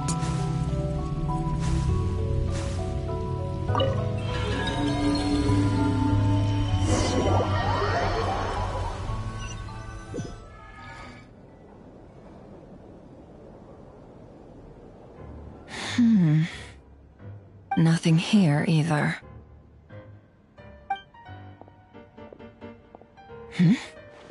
Flints? Ah, Miss Nefer. What are you doing here? Unless... I just spoke with Itlua about arrangements for the search and came for a walk nearby. As for you, why would... It appears we think along similar lines. And neither of us likes to accept things at face value. As well as figuring out how to gather intel on the Traveler, I wanted to confirm some of my own suspicions. Also, we'll need to bring a lot of force to bear against Ettore, even if we're only looking to rescue the Traveler. We can't leave anything to chance. You don't think Columbina perished either, do you? I'm merely considering the possibility that she survived, just as you are. How much can we really know about a deity like her anyway? Do you remember what she said on Moon Prayer Night? About using moonlight to send messages to us? Of course. I think that's why we're both here. Where have you checked so far? I've been focusing on the outdoors. Anywhere the moonlight shines.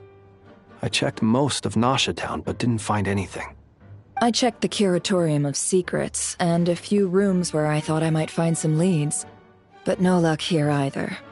The only places I haven't looked yet are the rooms in the flagship. But process of elimination isn't the only thing that brought me here. Oh, really? What's your other reason? After all that build-up, our mystery ally never showed up even once!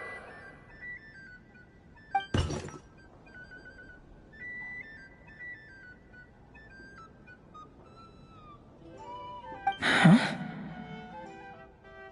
Am I imagining things?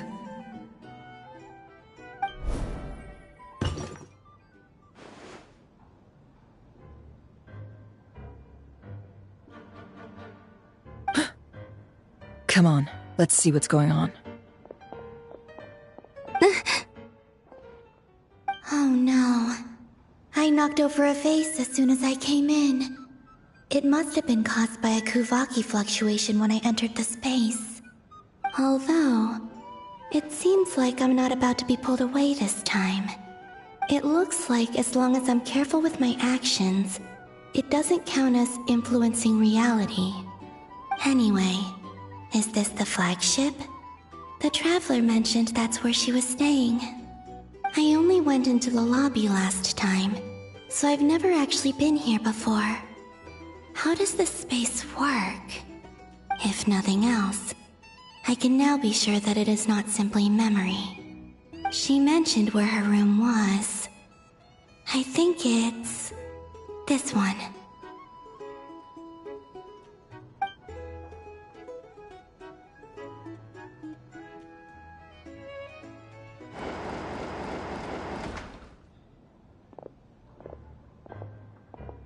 The door is closed.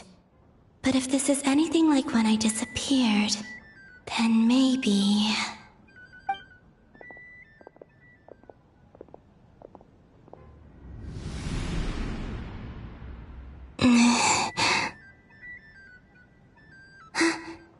I'm in.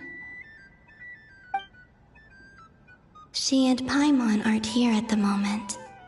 I hope she's okay. I wonder what happened to her after that battle with Ettore. Best not to dwell on that for now. I need to try and leave them some clues.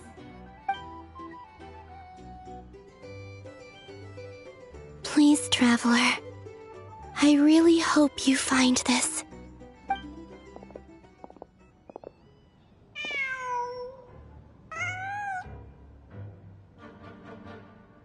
Huh. Just a cat. Nothing else here strikes me as noteworthy. Didn't you stay here for a couple of nights once? Before Rerir showed himself, yes. It's also where the Traveler and I first met. Did you notice anything unusual during your stay?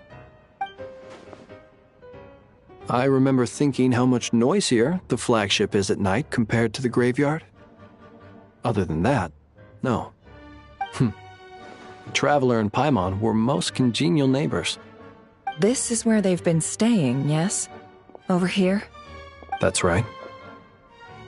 I wouldn't usually condone breaking and entering, but we can make it up to them later. Focus now. I have to write a message on the wall using Kuvaki, just like I said on Moon Prayer Night. Simply open your windows on nights when the moon shines bright, and the moonlight will naturally flow towards the words I have written. Here goes. I'll need to carefully control my strength.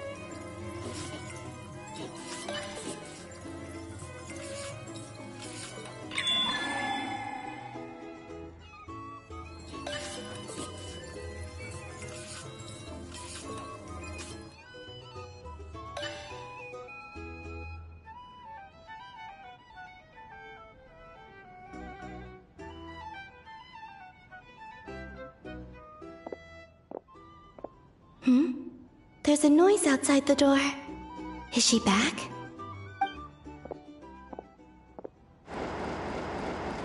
Please, you have to see these words.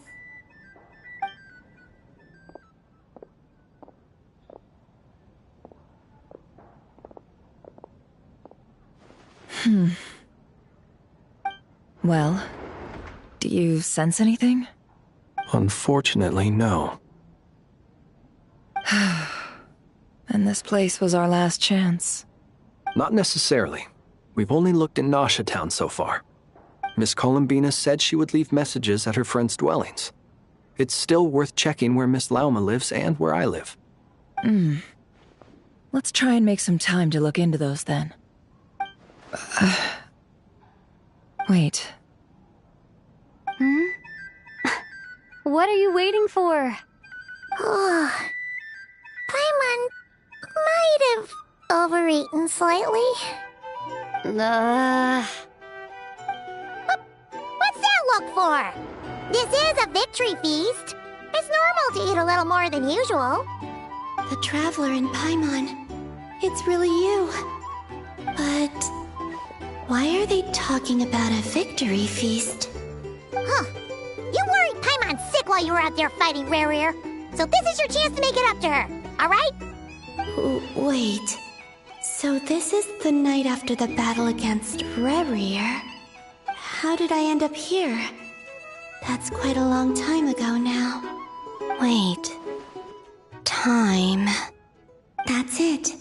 Every time I've entered reality within this space, it's been at an earlier point in time. Every one of those points has been before I fell into the moon's reflection. And everything I've done to affect reality really did happen in the past. Does this mean that within the moon's reflection, time flows backwards? Starting from the moment I fell in? Not long till Moon Prayer Night now. It's gonna be even livelier than tonight.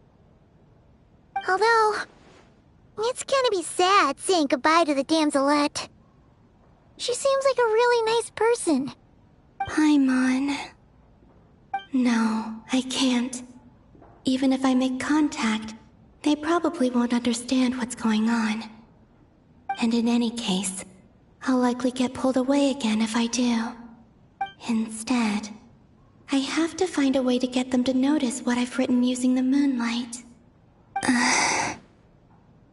Wait. Even I hadn't thought of doing that before Moon Prayer Night. They'd never conceive of that possibility. Is there truly no other way? Don't lose heart. We'll find a way somehow. Huh? Oh, you say that, but the Frost Moon is beyond the fall sky. If we wanted to go visit her, how would we make it through to the other side? We might not have all the answers now, but I'm sure we'll find a way one day. Huh. Guess someone's gotta be the optimist. The present. The future. That's right. There are still things I can do. What's your plan? Flint's, when you were staying next door, did you ever open the window? No. The rooms here are dark and damp, and there's such a buildup of dust on the windows that the moonlight can't even get in. I didn't think it was worth the trouble. The moonlight? I think I see where you're going. One moment. I'll see if the owner is available. Don't bother. Time is of the essence.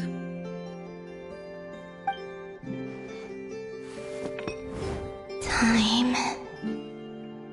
Even if no one sees what I've written at this moment, maybe someone will remember what I said after Moon Prayer Night. I need to write down as much information as I can. And maybe one day...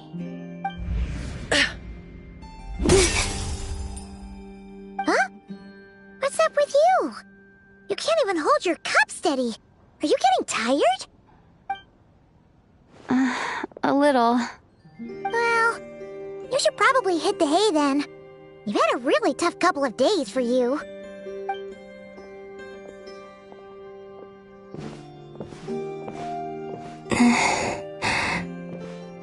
You truly have. You helped defeat Rerir, helped me reclaim my name, and you helped the others organize Moon Prayer Night. Wherever you are right now, I'm sure you're still fighting against the injustices of fate. This is all I can leave for them. How I wish I could stay here. But it's time for me to go. I hope to see you again in the next time. And if the opportunity presents itself. I will surely return to your side. Huh. Columbina. She's alive. Not only that, but she's left us an entire wall's worth of clues. She even wrote down what would happen on Moon Prayer Night. It's just a shame we found it too late. I am here. Time in this place flows backwards. I am constantly moving forward. It sounds like she's found a way to influence the past using Kuvaki. But her future is our past. So, these words have been here ever since we defeated the Rei hero Solnari. We just never discovered them. Which came first, the chicken or the egg? Do you ever mull over questions like that? Only when I'm in a good mood, and at leisure. Well, I never do. Everything that has happened already belongs to the realm of fact. As a business person, and especially an intel broker, what I do is extrapolate from those facts to try and read the future. An admirable philosophy. It's a means of survival. Let's go. We have a wall's worth of clues to share with the others.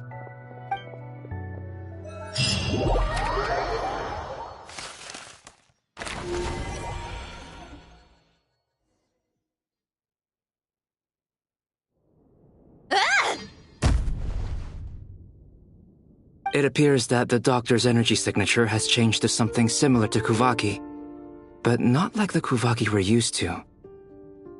Nodcry's Kuvaki devices will only have a limited effect on it. I can see why you've chosen to place your hopes in alchemy instead. Also, I must say these books are rather profound. My subordinates just shipped them in from Fontaine. Some of them are from the Narcissenkreuz Ordo. Some are incident reports from Petrichor, and then there's a few test reports for these junk machines. Additionally, after some further scanning, I've discovered something extremely annoying. What's that? Teyvat's skies contain multiple moons. A long time ago, when I did my first scan, I detected 3, just as the legends say. But when I checked again just now, I detected 4 moons. So there's one extra? Yeah. Originally, I thought that if I could still find 3 moons, that would at least mean Columbina's still alive. But then it occurred to me that apart from the frost moon, Teyvat's moons are just husks. And husks surely shouldn't show up in the scan, since they're not alive. It's weird, isn't it? If we can't even distinguish between a dead and a living moon, how are we supposed to know whether a moon goddess is still alive? Or does this mean that the moon marrows are equivalent to the moons themselves? It's certainly possible. In which case, the 4th moon you detected may be Dottore artificial creation. So he wasn't bluffing. He really built his own moon marrow. Ugh! I'm so mad right now! It's easy to get overwhelmed when you have too much on your plate. Maybe you need to relax. Perhaps try going for a walk. Or simply take a few deep breaths. Nothing can calm me down at a time like this. I need more time, and I need progress.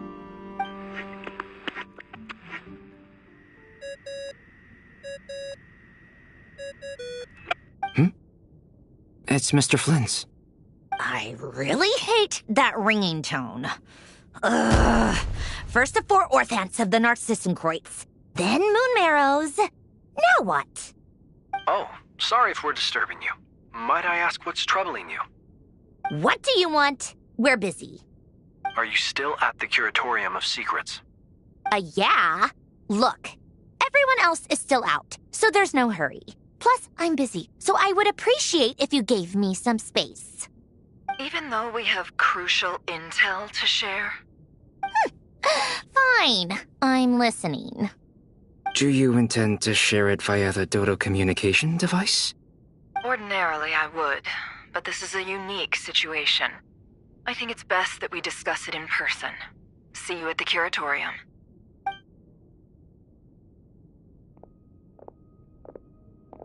All right then. So, what's the situation? The rest of the team is still out working on their missions and evacuations, but we've decided to fill you in on the most crucial information first. Sandrone, you were right. Columbina is most likely still alive.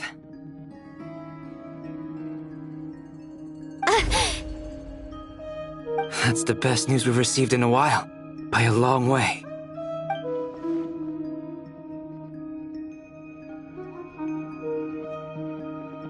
Random locations. Appearing in reverse order? Are you serious? So not dying isn't enough for the moon goddess, huh? She has to show off too. Anyway, does this mean we can deduce her condition from the moon marrows? Miss Sandrone, there's nothing wrong with simply admitting that you're happy to hear the good news. I'm not. And she's the least of our problems. We're facing a huge crisis. If she can't control the flow of time in there, she's just gonna keep moving backwards. Different points in time won't intersect, and she'll never find a way out. Let's say life begins with a drop of water. When did time begin? The moment this planet came into being? No, that's not right. Her final destination would be the moment at which the space she is in was created. But it doesn't seem like we can influence that space from the outside world. So how can we help her? Also, if she's alive, Rerir and Thelindis might be too. But as far as we know, neither of them have come back out. That space may not have an exit at all. I'm afraid I must concur with Miss Nefer in this. Can't exactly argue with that. Let's leave it there for now. I've taken notes on everything you said. Will it help with your research? I doubt it's gonna help with breaking Dottoro's energy fields. But who knows when it might come in handy. Better to have it all written down than try to remember everything when I need it. All right, I need to get back to my research. Mr. Albedo has made a lot of suggestions that will require my undivided attention. Sure, I'll stay here. I have things to work on.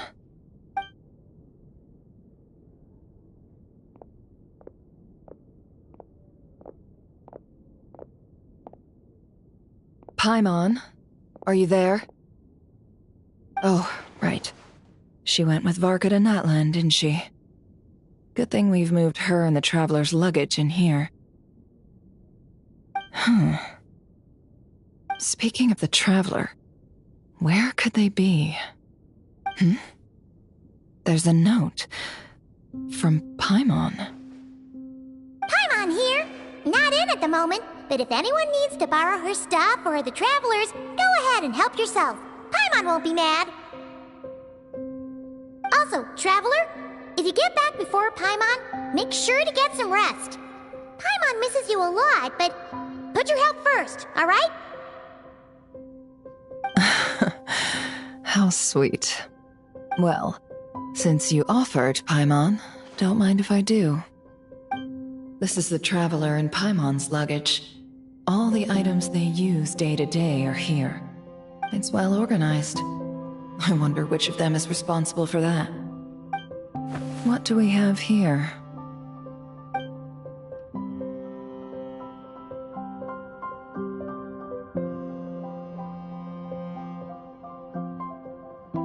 The camera captured a special moment that can only occur between people who are close to one another.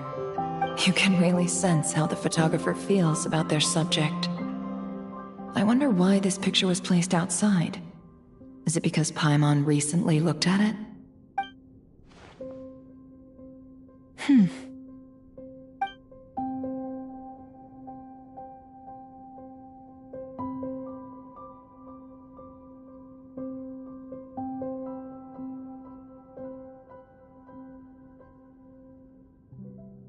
This must belong to the Traveler.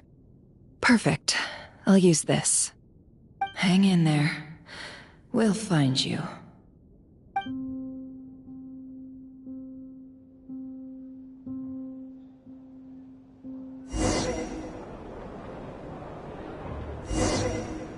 Polonia. Search keyword world formula and bring me all relevant books.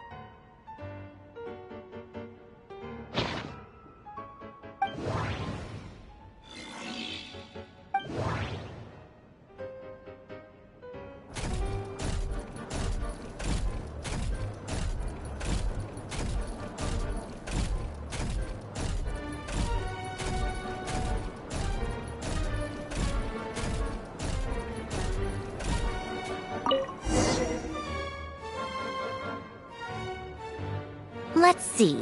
This one is on Tonki's sermon dictation concerning the apocalypse.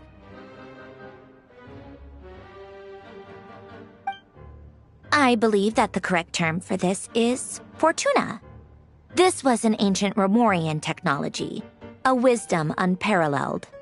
I never imagined that Romorian ideas would be so similar to the diagram I have named, the world formula.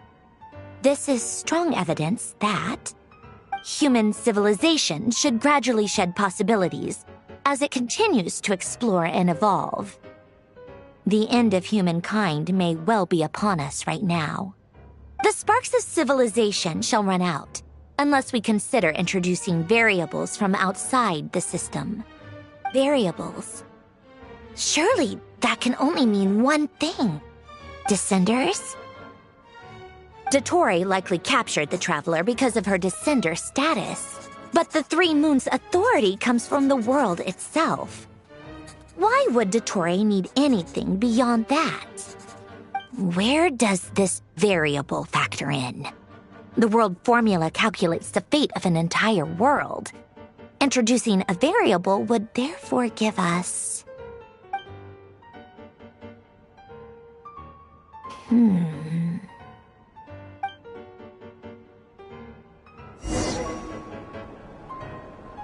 Polonia, search keyword pathway and bring me all relevant books.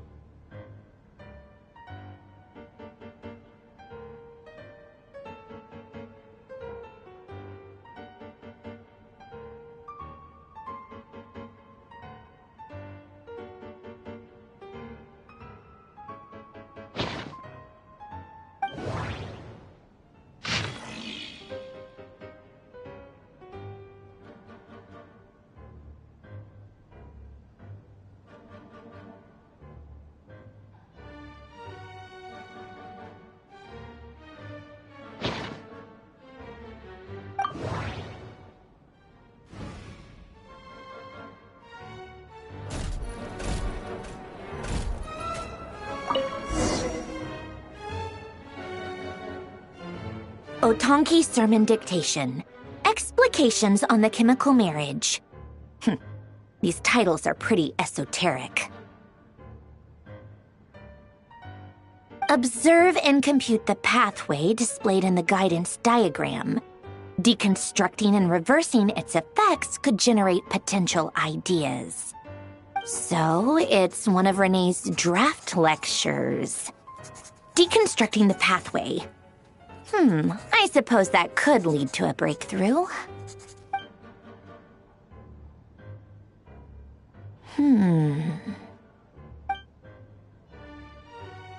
This is so long. This guy sure loves showing off his knowledge.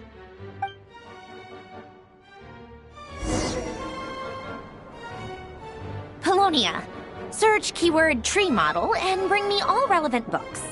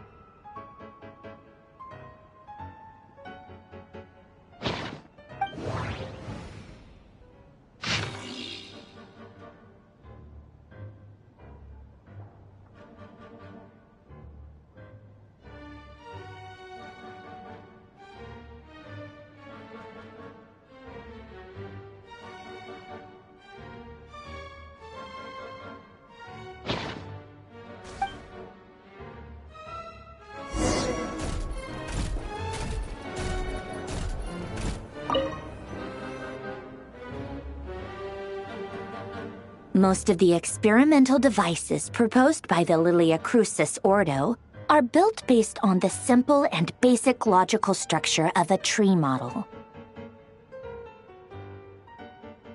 Lilia Crucis. Guess they were trying to cover up the name of the Nautitzenkreuz Ordo?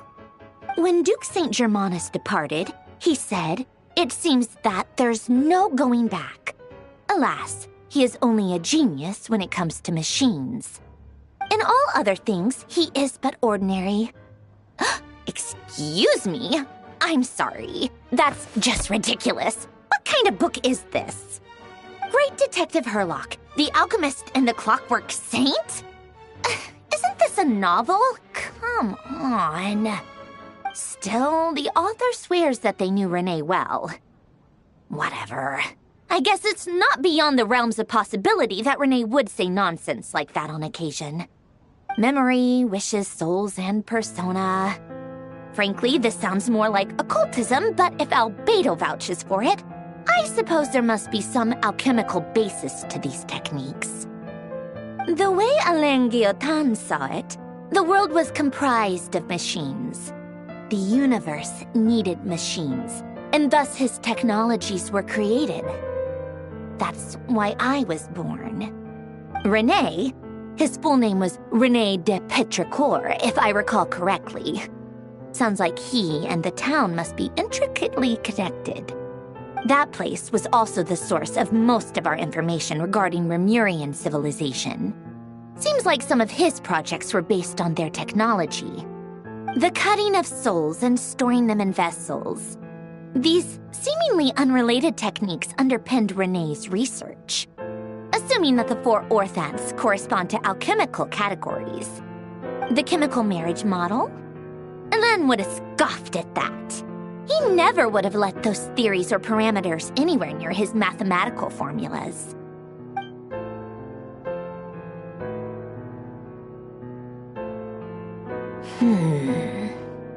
What was Elen's view on Renee? I know he mentioned the name, albeit very rarely. Oh, now I remember. Elen's old notes are here too. They mentioned Renee once. Renee seemed most out of sorts when he spoke to me. A lack of sweet foods has dulled his mind, I should think. Either way, his words are not to be believed. Yep, that sounds like Elen.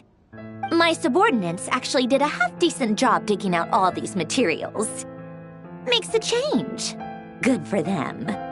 Some of Elen's old files are completely consistent with these records.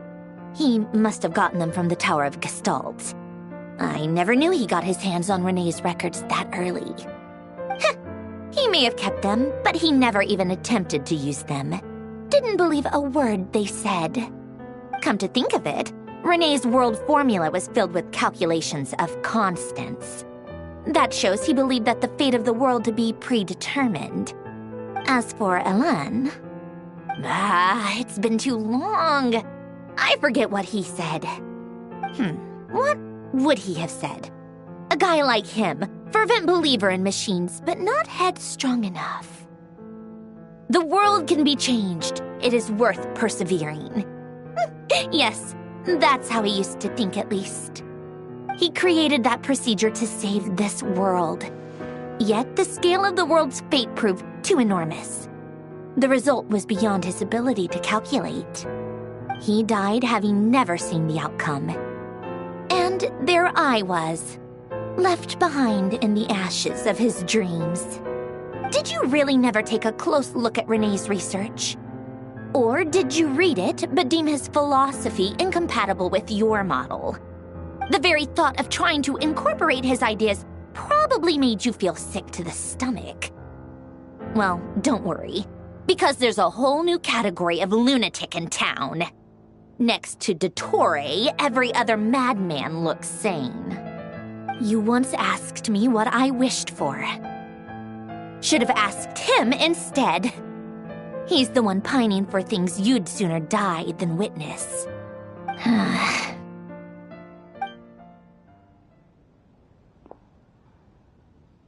Even the tiniest variable can make big waves in the present.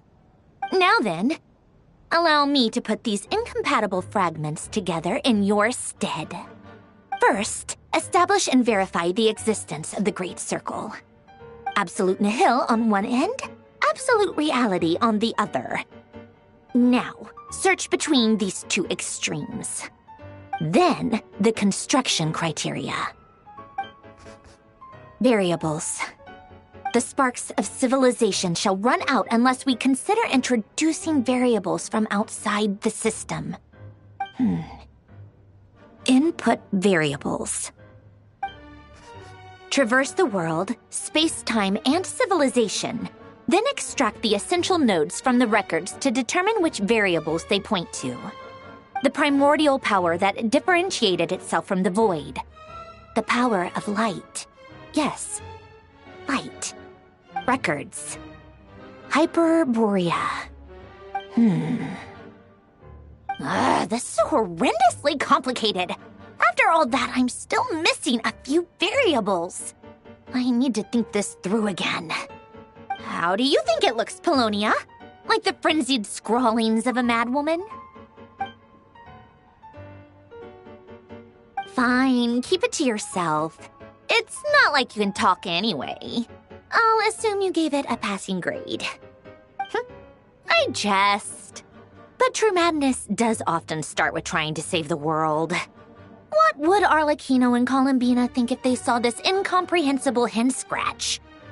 They'd probably have me institutionalized. So would Rosaline. She's been dead for a while now. When I close my eyes and think back, I can still see her face. And that enormous dress she used to wear. Such a bizarre choice. What possessed her? Oh, and the clack-clack of those heels used to drive me insane. No one's asking me, obviously, but I hope you all know that I never wanted to save the world. I'm not crazy. I don't have delusional ambitions, and that's a clinical fact. The world needs a solution, but I don't need the world's validation. It's the world begging me for answers, not the other way around.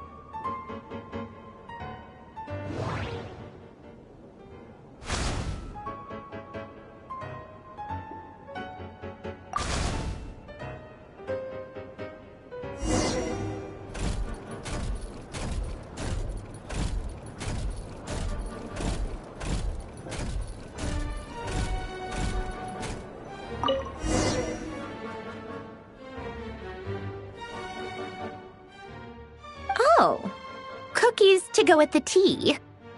Let's see. They must be from that person who brought those documents. I see they're from Hotel de Boer. Something's written on the box. We are proud to present this homage to the Fortress of Meropede's fun-filled mill collection system. Fortune cookies! Have a lucky start to your day. Sounds like a dumb gimmick to me. Be early to bed and early to rise. Get plenty of sun and drink plenty of water. Then things will surely go well for you. What? Are you kidding me? Somehow I doubt that an early night and a glass of water is magically gonna save a world on the brink of existential peril.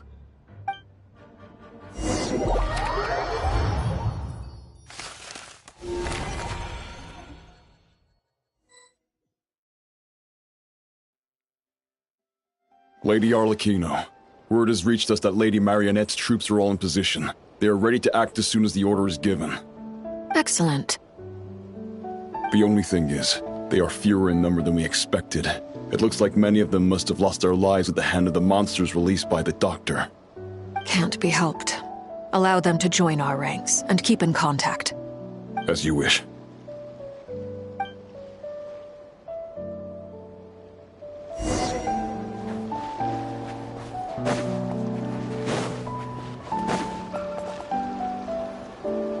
It's been a while, Arlecchino. You look well. Did Dottore really have to build his lab right on the sole path between Snezhnaya and Nodkrai? Had to go on a huge detour to stay out of its line of sight. Sounds like an arduous journey. I assume you've brought word from Her Majesty?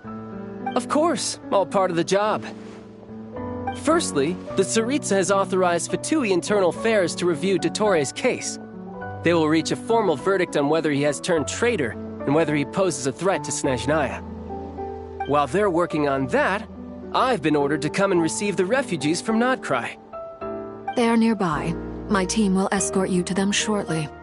Great. Aside from that, Her Majesty has a message for you and Sandrone personally. Huh? Where is Sandrone? She stayed behind to work since I was making the trip anyway. It seemed sensible to have one person on standby at base while the other came out to meet you. All right, guess that's just how she rolls. In that case, tell her that the Tsaritsa's decree this time is pretty awesome sounding. I think she'll like this one. Still, I wonder what... Wait, what's that? Did one of our troops turn into a monster? Take him out.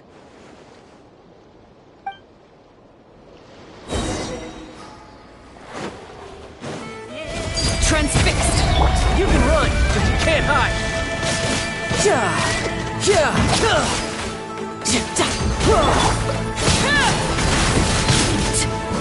You've gotten stronger, Arlecchino. Nice. Stop that right now. I appreciate the praise, but I am not fighting you today. I knew it.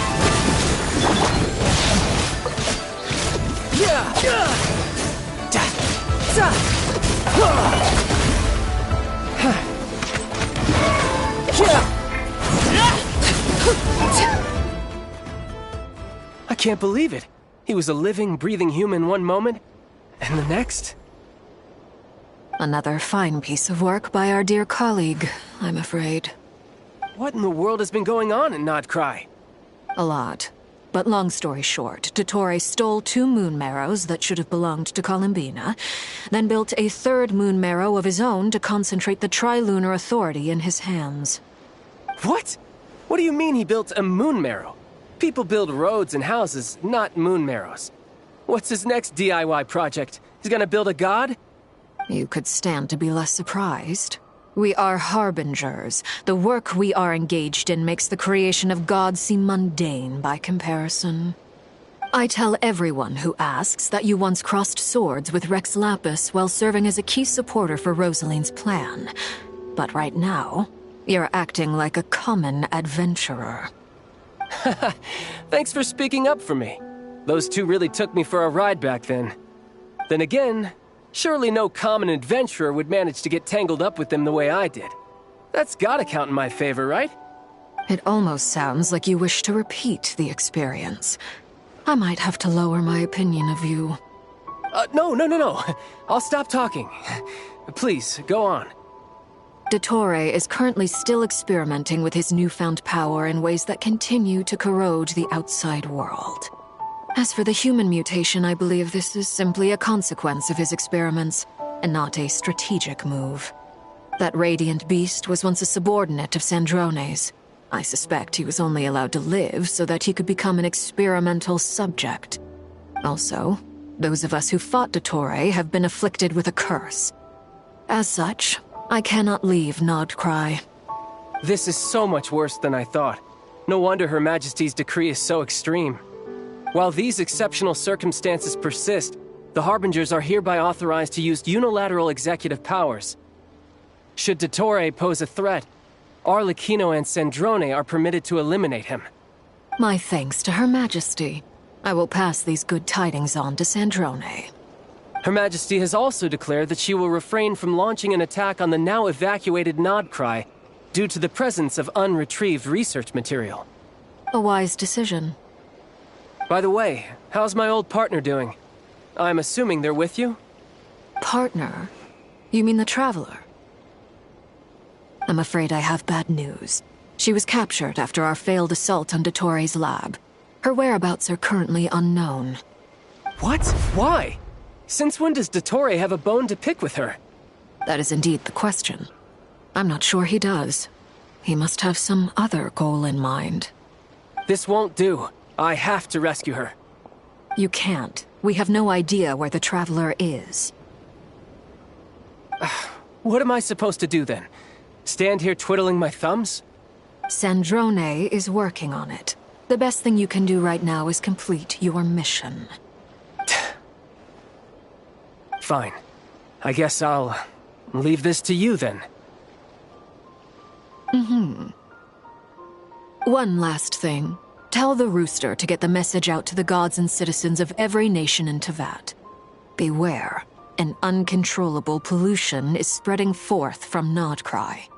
The source of that pollution is a madman drunk on the success of his experiments. The Fatui and our allies will endeavor to contain the threat. However, if Nodcry falls, things are likely to escalate. Considering Dottore is one of our own, all Fatui stationed in Nodcry consider it our duty to stay and fight him to the bitter end. Whatever the cost. Hey, don't be too pessimistic. If it comes to it, I'm sure Her Majesty won't stand by and do nothing. I hope you're right.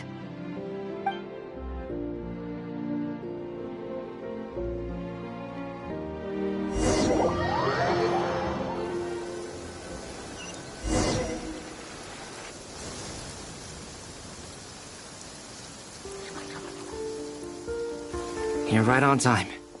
Thanks. Hey, do you think I'll get that gliding exam exemption? I made sure I was on my best behavior in Mondstadt. I landed well outside the city and walked in through the gates. I'll help you apply, don't worry. For now, let's see what we have here. What are the doctor's energy fields even made from? The usual attract and repel principles that govern Kuvaki don't seem to apply to them. They are very mysterious, but ultimately, they appear to be comprised of energies from the three realms. Thanks to research by Master and the Hexen Circle, we know that Tevat's 7 elements are derived from the more primordial power of the Light Realm, which is antagonistic with the power of the Void Realm. Since you have the power of the Dragon Durin within you, I'm sure you can already tell that this energy field contains no abyssal energy. That's true. It's not abyssal energy. It's something pure, wild, and untamed. I've been thinking about something. Do you still remember the device that Dory supplied from the Academia when you and Miss Columbina fought Rarier? That was one of the most marvelous feats of ingenuity I've ever seen. The design, the craftsmanship, the material selection. I couldn't fault any of it. Not to mention the operating principles. Surely the most ingenious feature of all. Dory didn't go into detail on how it functions, but I have a working theory. The clue was that Miss Columbina was somehow able to use the pyro energy that you provided, despite the fact that, as a moon goddess, she should only be able to use Light Realm energy in principle. Now, all elemental energy is, of course, derived from Light Realm energy to begin with. Hence, I suspect that the device works by restoring elemental energy to its original state. This presumes a theoretical model of the 7 elements akin to that of light refracted through a prism. Perhaps it is no mere analogy. Maybe there is indeed a prism in this model. I almost wonder if the idea for the device was conceived based on direct observations of said prism. It would explain how such an ironclad design concept was achieved. It is at once a masterwork of engineering and a groundbreaking application of the Academia's latest elemental theories. I suspect only Lesser Lord Kusanali herself could have devised such an ambitious technology. But back to the energy field before us. If this is pure Light Realm energy, its relation to elemental energy is one of integration versus division. Or you could say that the former contains the latter. Could this mean that elemental energy can dilute the power of the Light Realm? Should we give it a try? We should.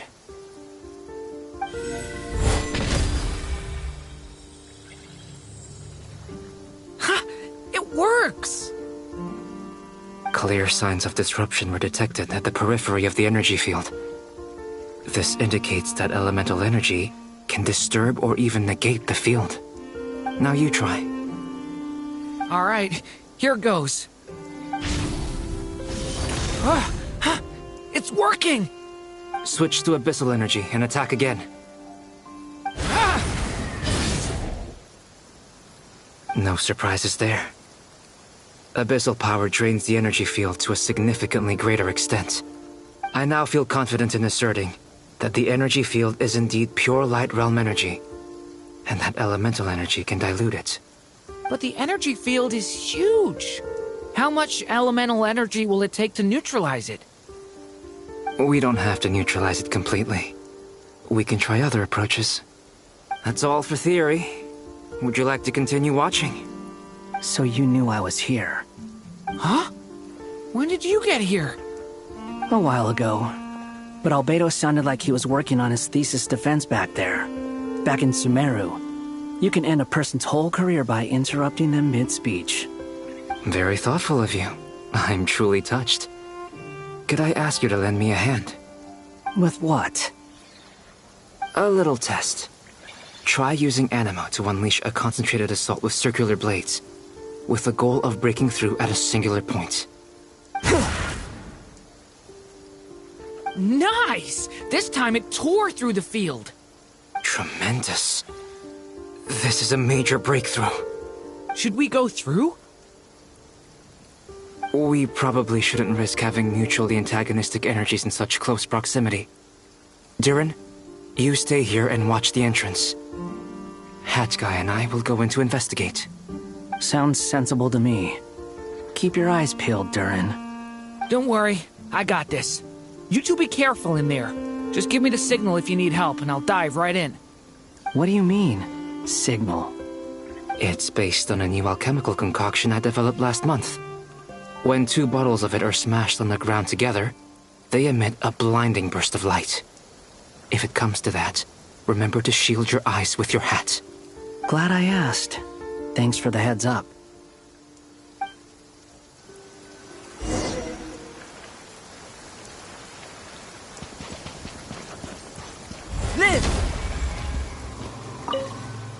Like I thought.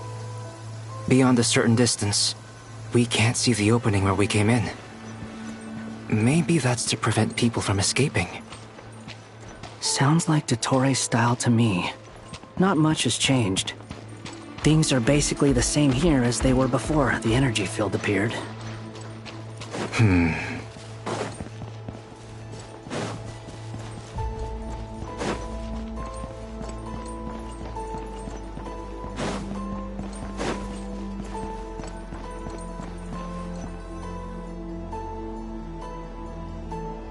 They have no heartbeat and they're not breathing.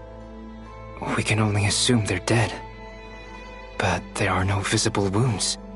Also, there's an animal squatting next to each body. It's watching us. That's not an animal's gaze. What are you trying to tell us? Doesn't seem eager to talk. I guess maybe it's just an animal after all. Let's keep looking around.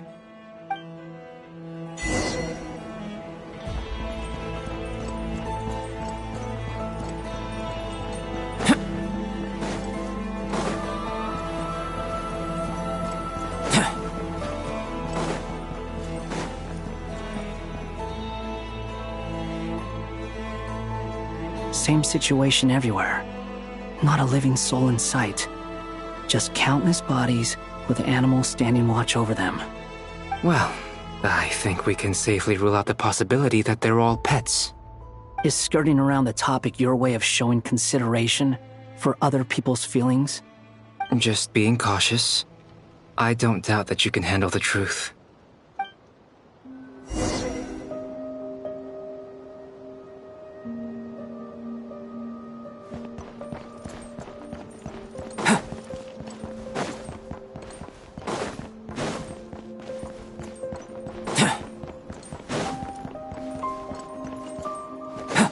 Careful. Please. Help us. Please. Over there. I hear a voice.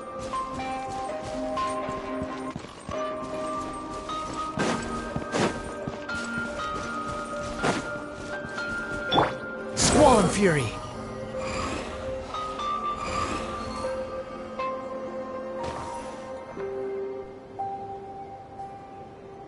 Please. Help us. Please. What happened here? I don't know. Suddenly, everyone collapsed. Then my line of sight got lower. I still have some of my senses left. I gotta get out of here.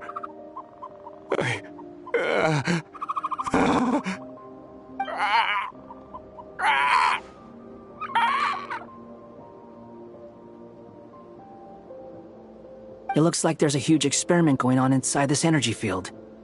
Maybe each energy field is its own giant experiment. Vile. He's swapping human minds with those of animals. Even without the other circumstances, this would be an extremely radical experiment. Those people may have lost their sense of selves, but they are not fully animals either. If they were, they would have left. But instead, their instincts are driving them to remain by their dead bodies. We should go. No sense in sticking around here longer than we need to. Agreed.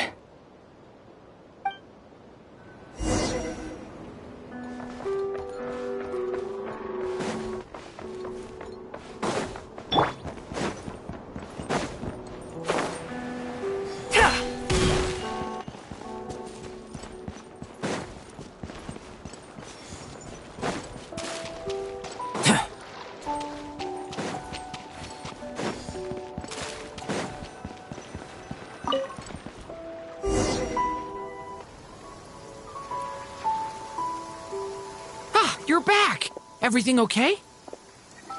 We saw some things that take a strong stomach. Otherwise, we're fine. We should share our findings with the others.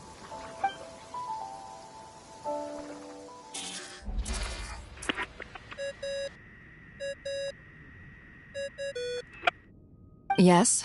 Who is it? Miss Nefer, it's me, Albedo. We found a way to break through the energy fields. With enough control, it's possible to tear them open using elemental energy. Also, we managed to take a look inside. Dottore is carrying out his cruel experiments on an immense scale. Any residents who have failed to evacuate in time will likely meet a grisly end. Sounds like he's living down to our expectations. Might I ask how things are proceeding on your end? I'm just about to get started. I'll be in touch once I have a result. Understood. Stay safe. I will.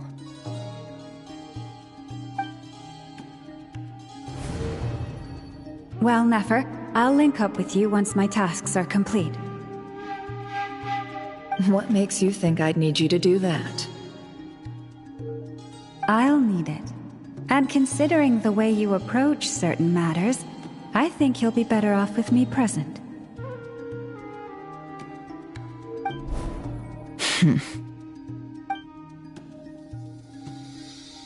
Let's begin.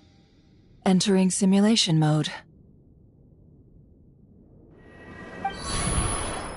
A vast wasteland. Is this the Traveler's inner world? I was expecting something more vibrant, to be honest. Wait, someone's there. What are you looking at? In that case, I'll look at it with you. I want to know all about everything you've seen and experienced. Is there somewhere I should return to? Or should I stay here and be the hero everyone says I am? I don't dislike my current life. Roaming the land, fighting battles, accomplishing missions, earning a living, looking after Paimon. It's not so bad. I guess the only thing that's missing is that you're not here with me. This is the conscious layer, which contains a person's true feelings. It is filled with both longing and kindness.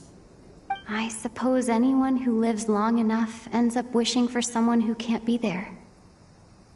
Maybe it's the only way we can feel truly alive. Time to delve a little deeper.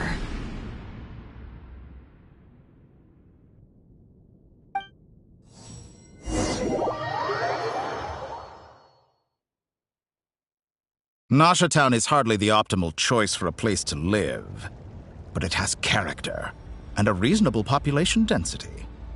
What are you trying to say? Oh, don't be nervous. I was just thinking where might make a good starting point for your journey.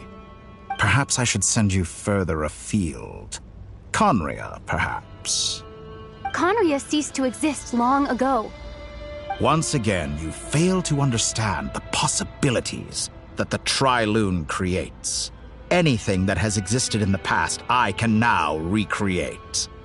You simply do not wish to see that happen. That might be because you miss your sibling and fear getting answers that you are not ready to learn. But this is not for me to judge. If we are to collaborate, we need to maintain an amicable relationship. In a moment, you will be able to... Oh no. What are you...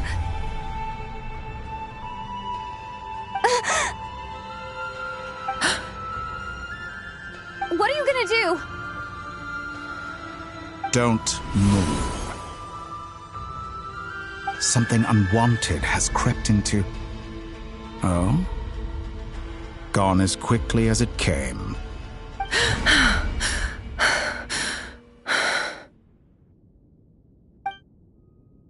Did you save me? If I hadn't cut the connection, Dottore might have caught you from the other side and destroyed you. This was a good idea, but once is plenty. You were exceptionally brave. Excellent work. Thanks, but now's not the time for that.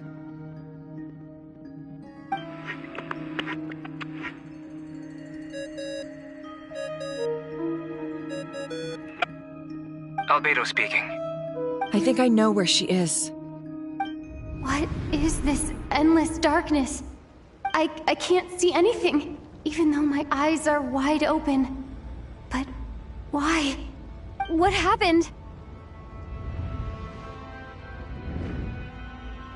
Ah, sorry about that. I take it you didn't notice. Just now, a friend of yours took a little peek into your mind. Could it be Nefer? How did she do it? Did she use something as a medium to connect to me? Do you think she's aware of your current circumstances?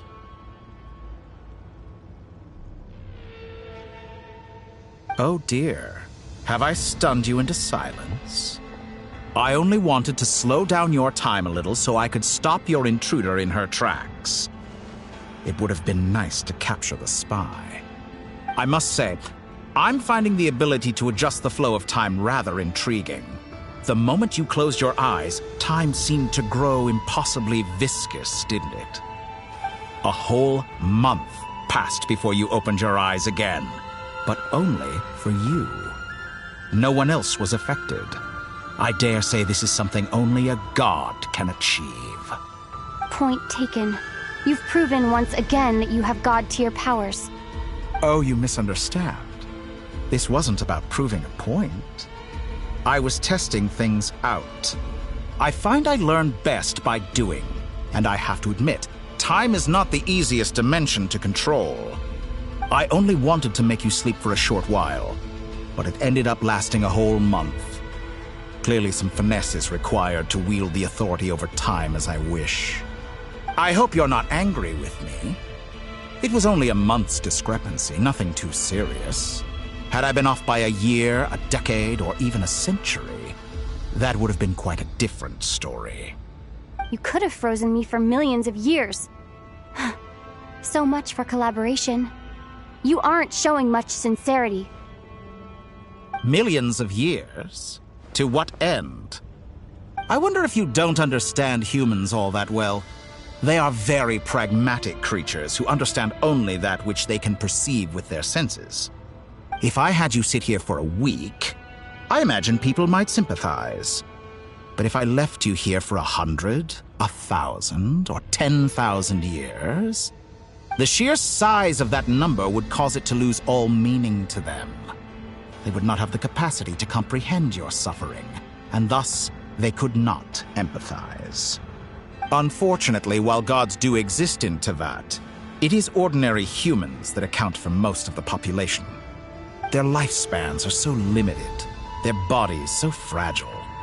Did you ever really hope that they could begin to understand someone like you? Your long life and unique origins make you fundamentally different from them. How long will it be before they start to treat you like the alien you are? Before you are ostracized, outcast? Alien. Even I feel bad for you sometimes.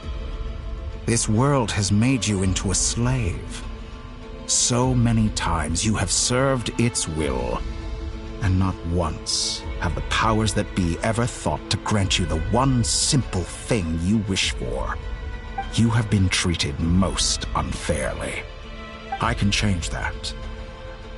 I will grant you special privileges and give you back the status you rightly deserve as a descender.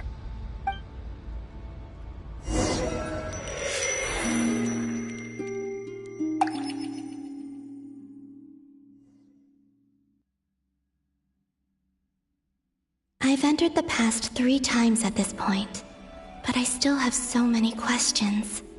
For instance, beyond each point being further back in time than the last, what determines the specific locations at which I can make entry? So far, the common thread linking all 3 scenarios is that the Traveler has been present. But it's more than that. I know I sensed something familiar around her. What was it? keep this question in mind as I carry on.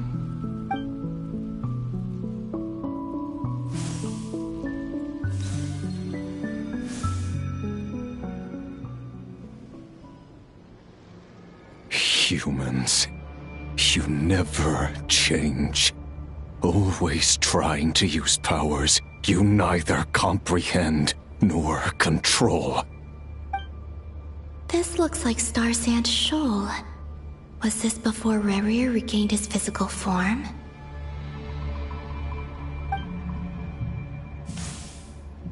You've messed with the cannon again, huh? Sorry, but this round's not gonna go your way. The cannon. That's right. I was at Silvermoon Hall and I sensed an abnormal Kuvaki fluctuation coming from Nasha Town.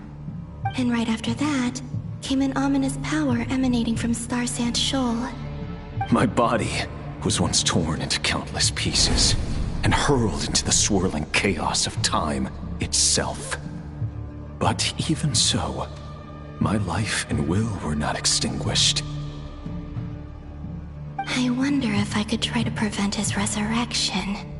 But how would I do it? What can I do, here and now? Traveler! Behind you! Look at that light!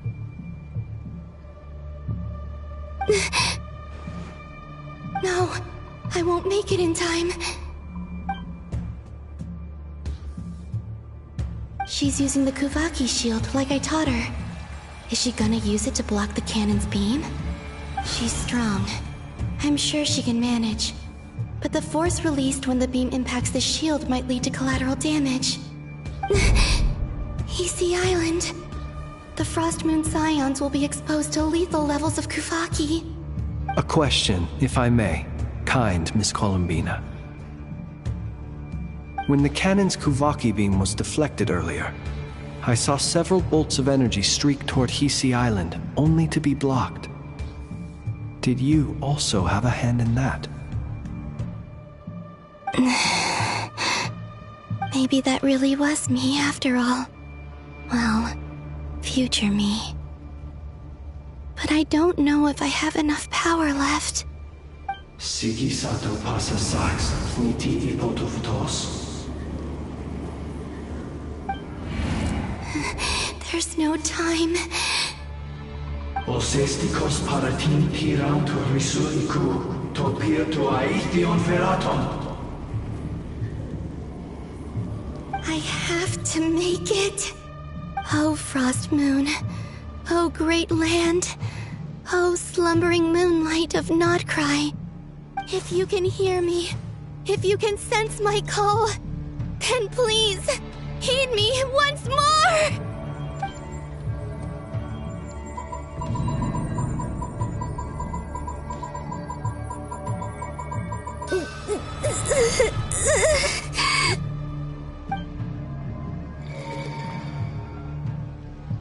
Did it work?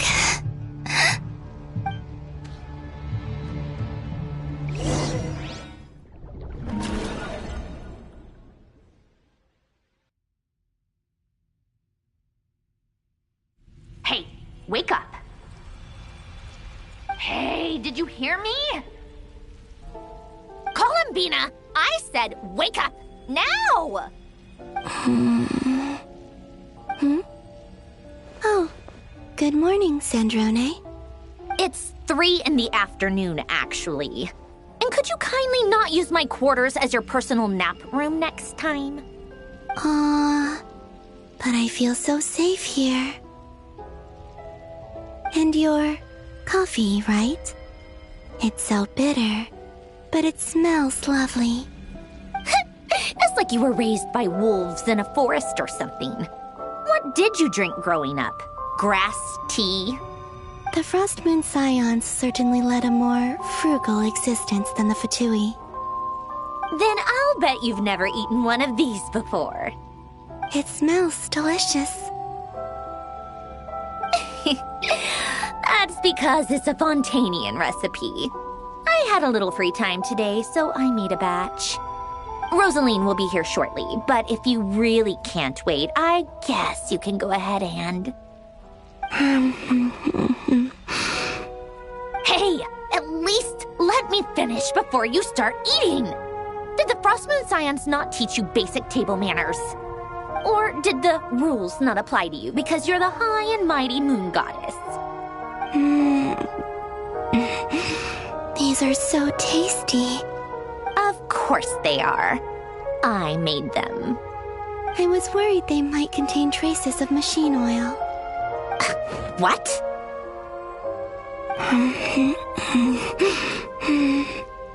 You know, there's something I've always wanted to ask you. Why did you leave your old home and join the Fatui?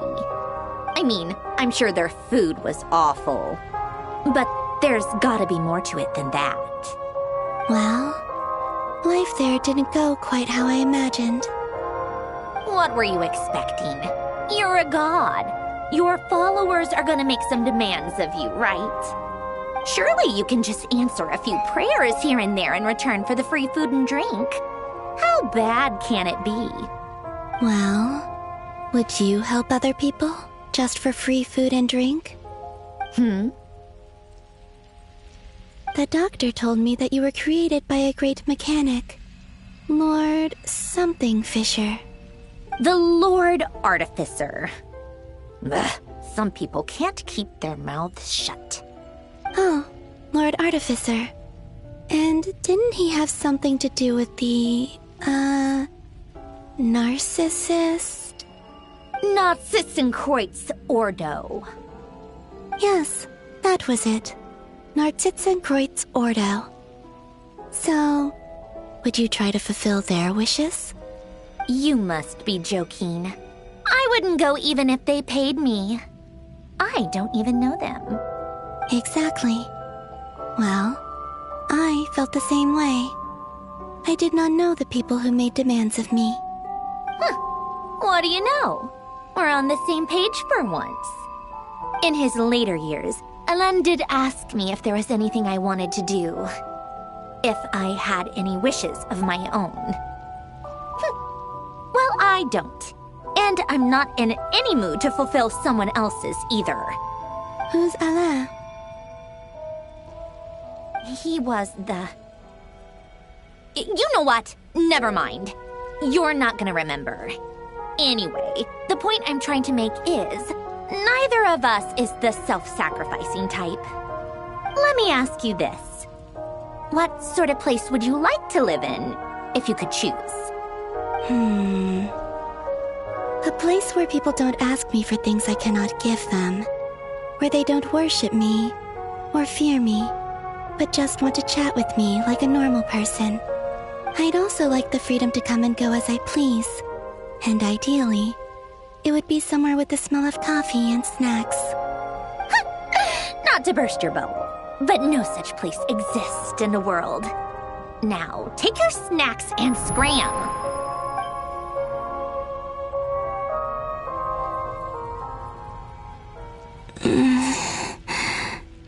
Did I pass out? Of course. I'm back here again. I dreamed of events from my past. Sandrone. Traveler. I miss you all so much. Back there. I guess I managed to harness all the Kuvaki energy on Hisi Island. But how did I do it? Time is flowing backwards here, and I can use that familiar power to enter the world of the past. That mystery ally everyone talked about. It was me all along. I can sense that there isn't much more power remaining up ahead. What lies at the end of all of this? Will time keep flowing into the past? And will I ever find my way back?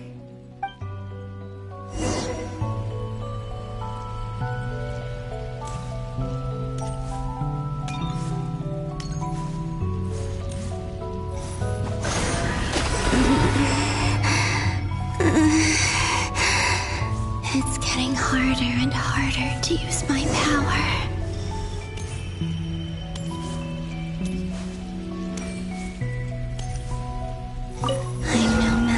the Abyss in this state. I need to avoid the contaminated fragments.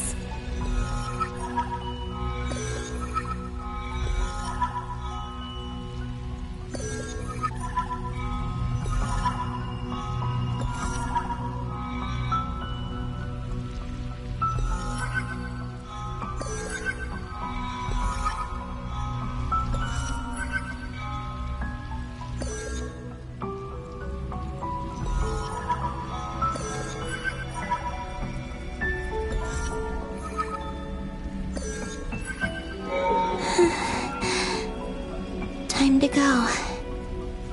I wonder where I'll find myself this time.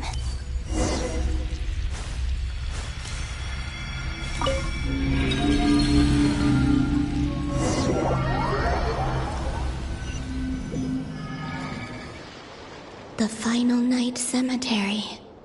This is where Flint's is based. Or not! How are we supposed to read through this many files?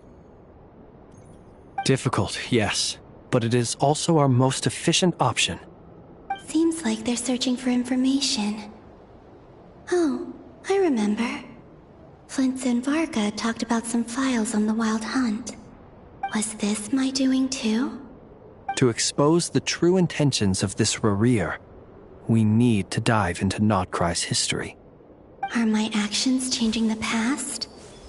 Or are they simply completing a process? Is all of this inevitable?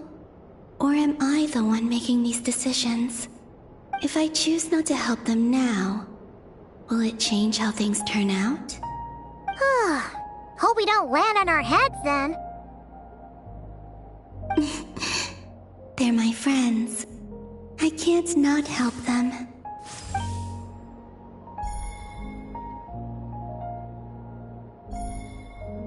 Ghost!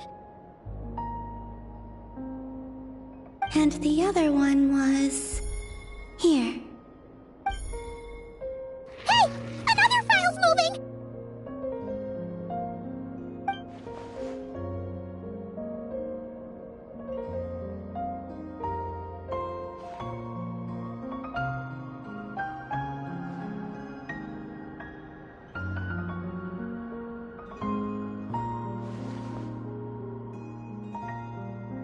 That should do it.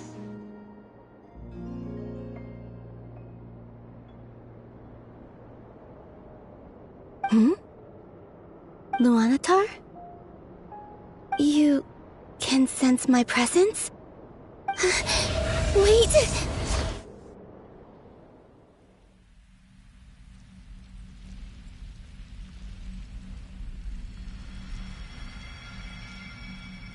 Luanatar. So she's that familiar presence I've been sensing all along. She's always been by the Traveler's side. That explains why the Traveler has been there each time I've entered the past. But why Luanatar? Is it because she has a connection to me as the Moon Goddess's familiar? If so, why not any other Kuhenki? That's...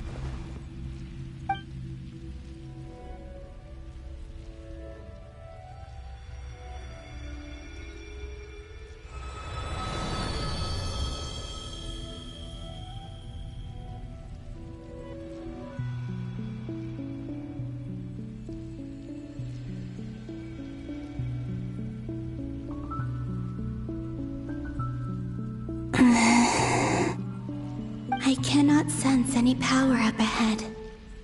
Just a void, stretching out into infinity. This is likely my final chance to enter the past. It's now or never. I have to find a way back.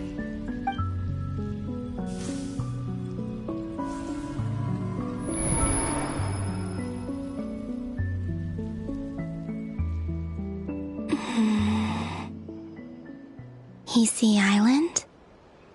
How far back in time is this? Where's Luanatar?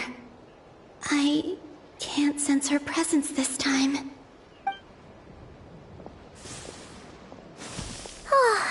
Seeing Anafa and Aino reunited like that sure was heartwarming. Traveler Traveler! Paimon! No. Stay calm. I don't have much power left to change things. I don't even have that much time left here. Think, Columbina. How do I find a way back? A way back... to where?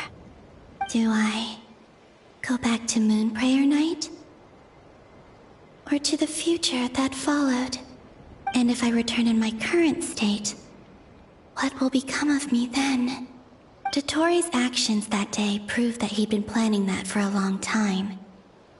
He had already seized the power of 2 moon marrows before capturing me. Even if I managed to get back, how can I fight against him when he wields the Tri-Lune Authority? I can't. If I go back like this, I'll be playing right into his hands. I have to find some way of rivaling the power he has usurped. Wait. Time flowing backwards. The Tri-Lune Authority. Does that mean... I think I know what the final destination of this lunar reflection might be. I know what I must do. Speaking of homes, we must already be close to where the Frost Moon Scions live. The vibe here feels different, just like the scenery. But how do I communicate my plan to my friends? Should I write it down here? No. Someone else will see it. I need something with a close connection to me. Something I can use as a medium to tell them what's happened to me in here. Now it makes sense.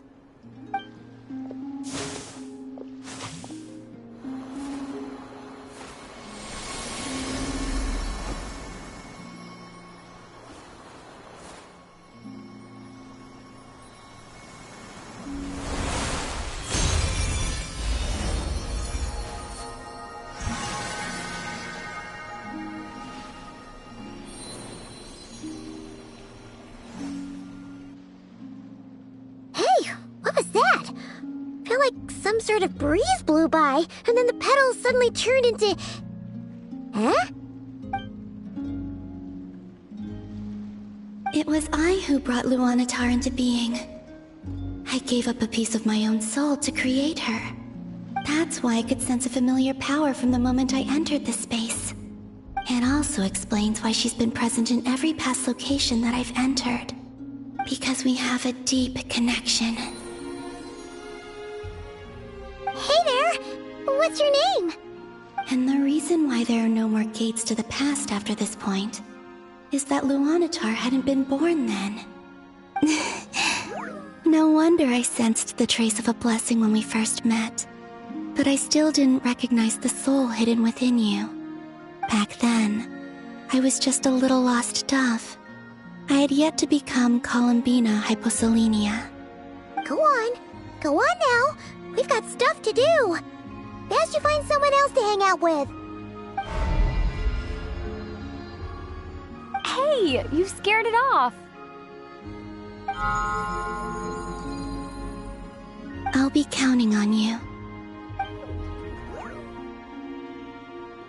Remember to stay by the Traveler's side, guide her, and help her in my stead. Oh, and bring her to the garden where the Moonprayer blossoms grow. There's a little lost dove there who will need her help.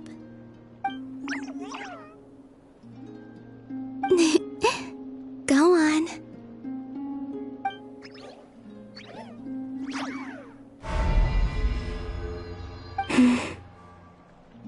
You too. Go and live your story. As for mine must go in a different direction.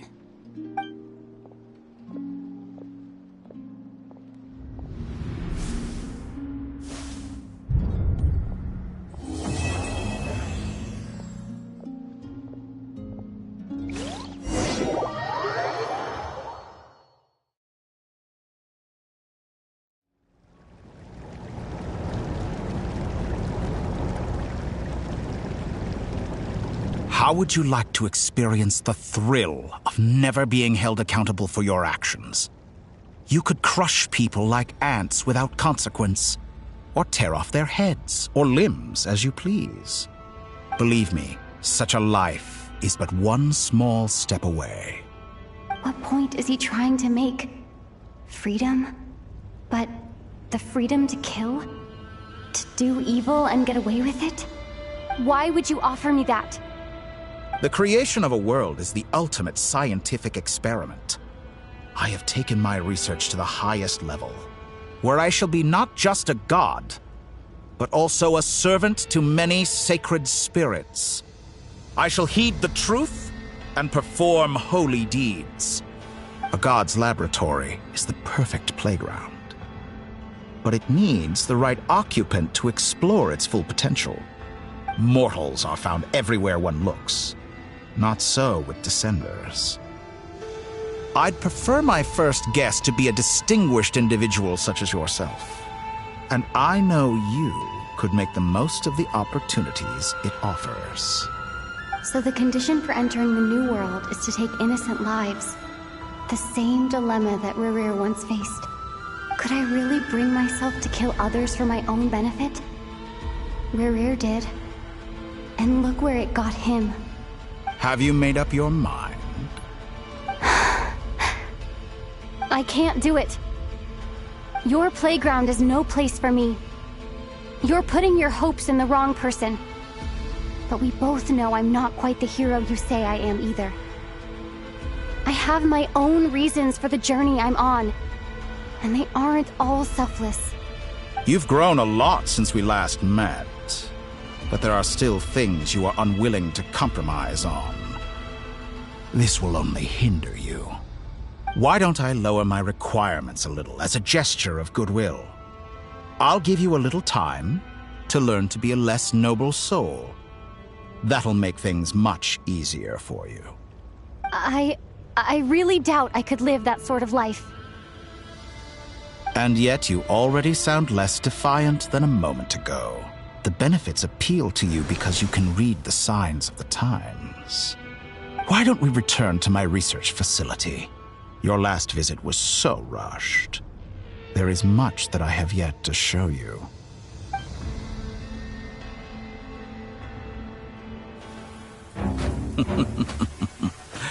Now to that question, Heroes don't attack from behind. Guess I'm no hero. This is most disappointing.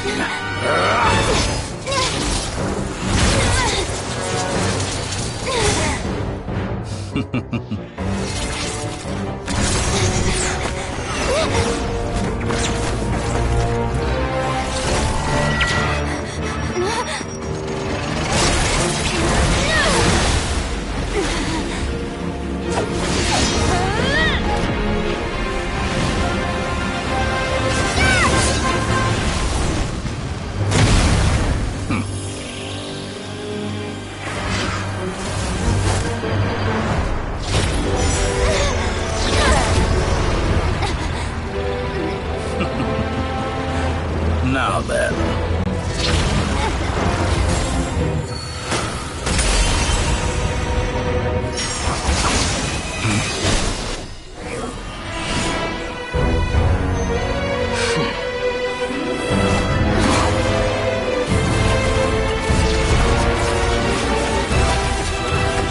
A new face. Interesting.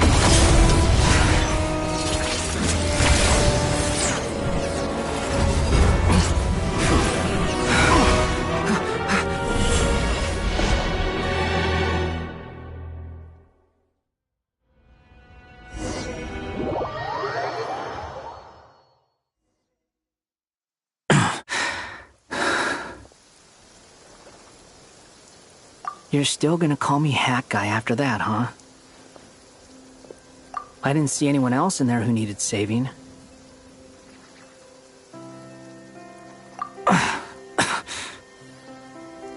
It's nothing. I'll be fine. Why are you looking at me like that? Is it that shocking that I'd come to your rescue? I owed you a favor back in Sumeru. Now we're even. Distracting Dottore was tough, I won't lie.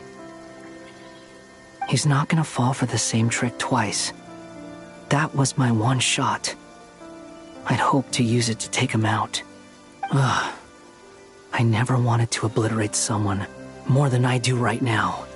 Dottore doesn't recognize me, but his segments were originally made based on an analysis of my operational principles. I expect it's only a matter of time before he figures out what I am. So Dottore doesn't recognize Wanderer, because he deleted himself from Irminsul. Did he really miss his only chance for revenge by saving me? Why the long face? Hey, I'm not blaming you, okay? And I'm not complaining either. Rescuing you and killing Dottore are equally important goals. Everyone would be pretty stuck without you. It's best you live to fight another day. How are you holding up? Are you alright?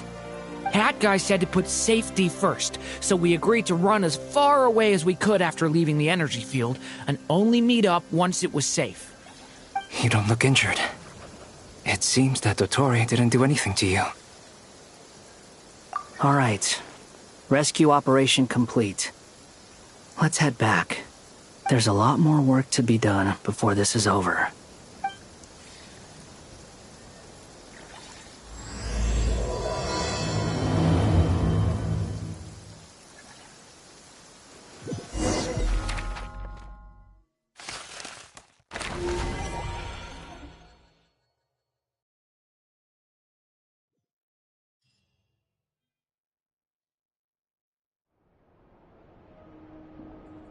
Understood.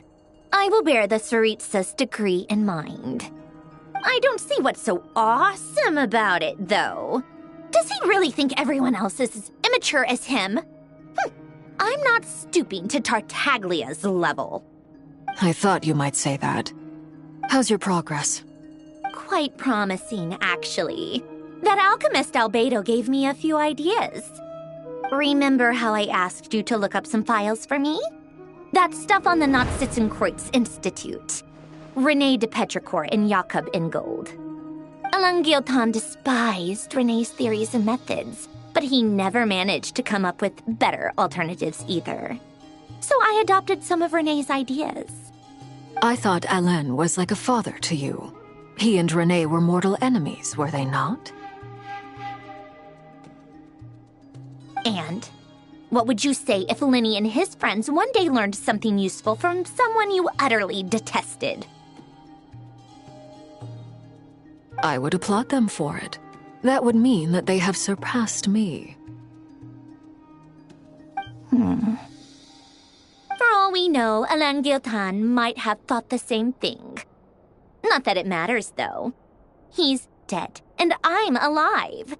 So it's my call to make. Once you die, it doesn't matter how great you were in life. Only the living get to decide what happens next. Hey, come on out. They're back. Huh?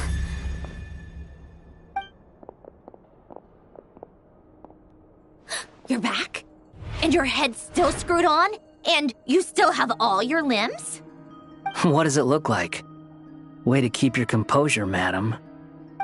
Excuse you. I am perfectly composed. Glad you're okay. Yes, it's a huge relief. Worry? Oh, yeah, right. You think we, the Fatui, were worried about you? We were worried sick. Hey! The Traveler and I were already friends. You are free to join this mission in whatever capacity you please. Much like your tea parties. It's a laugh a minute with you guys. I must say, I was quite surprised when Mr. Albedo told me he would need no additional aid. We discussed this on our way back as well. I am rarely so unequivocal, but in this case, we had full confidence in Hat Guy. He said he knew what he was doing. Albedo and I pretty much had to just wait outside on standby. Meanwhile, Hat Guy broke into the energy field and rescued the Traveler solo. You didn't have to mention that. Well, I'm thoroughly impressed. You are a force to be reckoned with, Hat Guy. Is she back? Is she really back? Traveler! It's really you! Oh, thank goodness! Paimon missed you so much! You can finally breathe easy, Paimon. It's great to have you back in one piece! Oh, Paimon's been having nightmares the whole time you were gone! Look at them. You know, once you reach my age, there's nothing better than watching a misty-eyed reunion between friends. It's nothing. Same goes when you get to my age, too. I bet Ino and Anefa would be tearing up as well if they were here.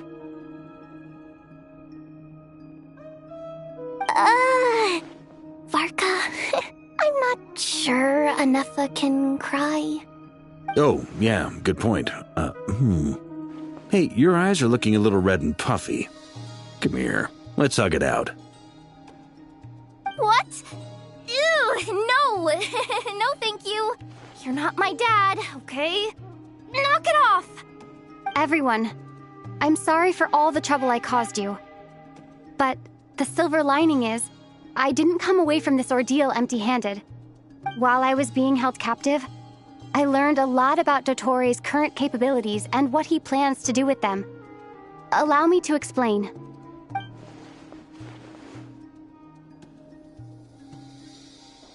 The three moon goddesses were even more powerful than we imagined. No wonder Dottore believes himself to be equal to the gods, maybe even superior. Utter blasphemy. While everyone was gone, Nefer and I made an interesting discovery, and I believe Miss Sandrone has something to share too. Ma'am, perhaps you could do the honors?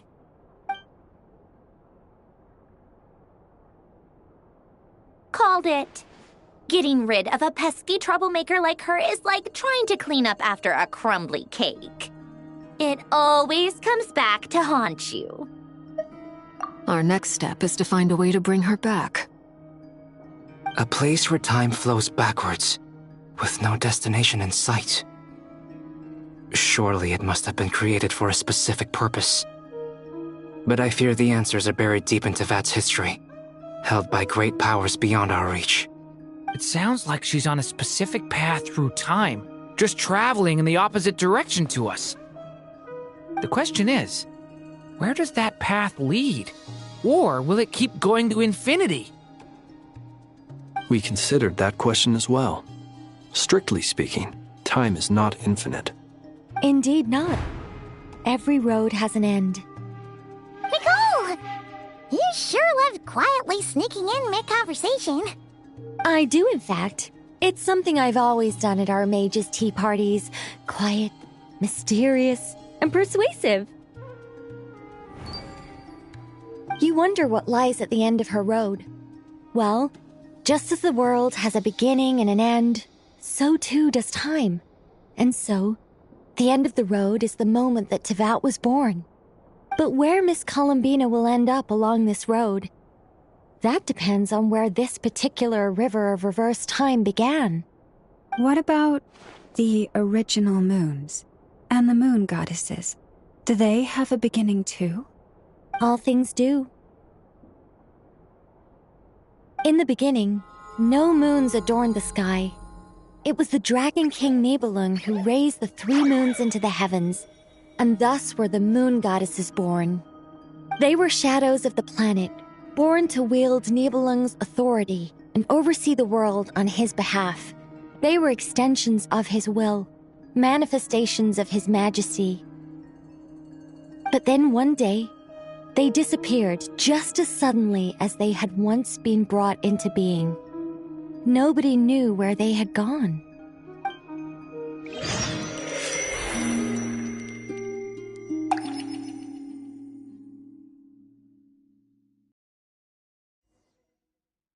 Like I thought, no more paths back to reality have emerged since.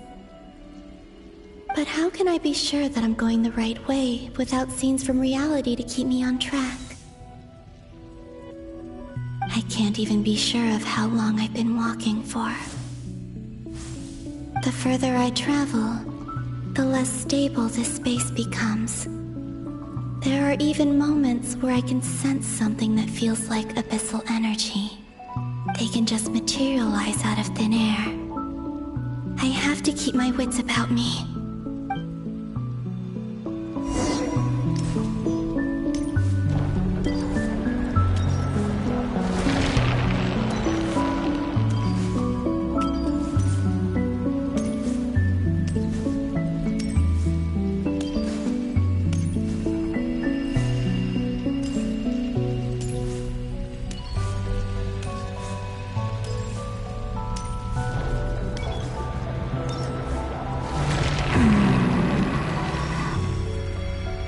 Is that the ray here of Solnari?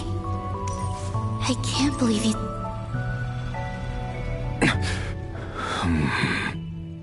You are the moon goddess. But how? Please, there's no need. I'm not interested in fighting anymore. I find that a little difficult to believe. Yeah. Honestly, so do I. The way you used my own power against me was... It was a brilliant strategy.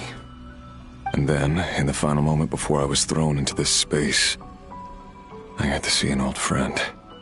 Mr. Dainsleif. Right. It was so long ago now. But we were friends once. When I first got here, I was filled with hatred, remorse, and rage. How I cursed and devoured. I tore everything here apart. I was consumed by the desire to leave this place and have my vengeance. But to no avail. This is a place with no exit. This is the second time I've entered this space. Though I have no memory of the first, I was torn to shreds the moment I entered. But this time I survived. It must be partly because of this new body, and partly because of all the Kuvaki I absorbed in Nodcry. Are you the source of the abyssal power in here? Not all of it. Some is from when I first arrived here and tried to destroy everything. But there was already a degree of abyssal power here before I entered. And like a venomous snake baking in the merciless sun, it tried to slither into my shadow. Tried to? So, you rejected it? Yes. Because after that, the world suddenly became silent for a moment. What do you mean? The voices in my head, they were gone. And then I saw her. Her? Thelindis. My former lover. Never mentioned that she saw a memory of Thelindis leaping into the moon's reflection. More precisely, I saw her afterimage. I'm sure the real her is long gone. She was just an ordinary Conrian. She couldn't have survived here for very long. Anyway, why have you come here? Didn't you know it was a dead end? If I hadn't escaped through the moon gate, my friends would have been in far greater danger. Oh, I see. Because of your power. The power of a moon goddess. What? You'd like to know how I know, wouldn't you? The one who resurrected me said so. I could hear deep lust for power in his voice. Do you mean... Dottore? Dottore. So that's what he's called. He'd been collecting fragments of my body for a long time. All so that he could resurrect me at the moment of his choosing. I had no interest in his research. But being as corroded by the Abyss as I was, we were aligned as far as hunting the moons and recovering my strength were concerned. So that's why the Wild Hunt suddenly became so active in Nodcry. When I left the Fatui in my weakened state, Dottore must have felt that his time had come. Moon Goddess, could I ask a favor of you? What? I know this is a lot to ask, especially from someone who tried to kill you. If you refuse, I won't fight it. But this is the only thing I desire now. Nothing else matters. What do you want? I'd like you to take a message to Thelindis for me. Thelindis? But... Yes, she's dead. But like I said, I saw her afterimage. I can sense that some part of her soul remains here. Far, far ahead. Why don't you go and speak to her yourself? I can't. I don't know why, but I can't move freely in this space as you can. All I can see is a glimpse of her, walking away. Just like the moment when I last saw her in life. In return, I will clear these abyssal obstacles for you. No, not in return. I'll clear them for you. Whether you want to help me or not. It feels like something I ought to do. Why? Yeah. Why, indeed. I've been asking myself that question a lot recently. Why did I do the things I did? I'm tired of it all. Tired of the person I became. People used me. And then I turned around and started using others. I hurt a lot of people. I think I grew tired of it long ago. But I wouldn't admit it to myself. And ultimately, that's how I ended up here. What do you wish to tell her? All of it. My past. My mistakes. Everything that happened after we were separated. Is it okay if I give her the abridged version? Yeah, I'm sure there's plenty you can skip over. Just tell her the important parts. Whatever you think that means. Like the part where you relentlessly tried to kill us? It's up to you. Love demands honesty. But my relationship with Thelindis was built on lies. We hid too much from each other. But after living my whole life in the shadows, I don't want to hide anything anymore. I will do my best. There.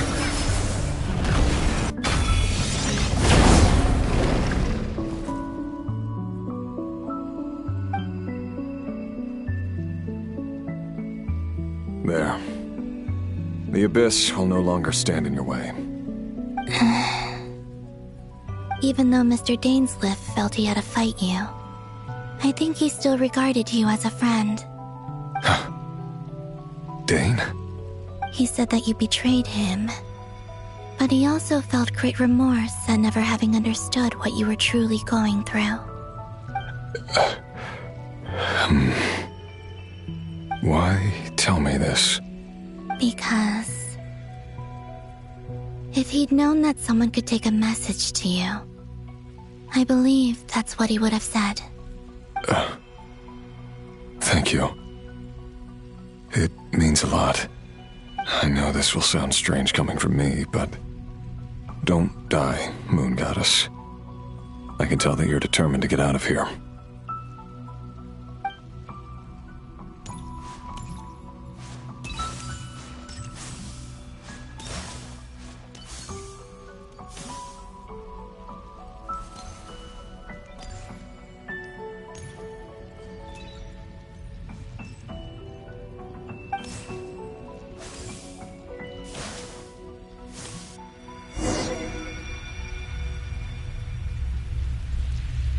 He kept his word. The abyss is no longer obstructing my path.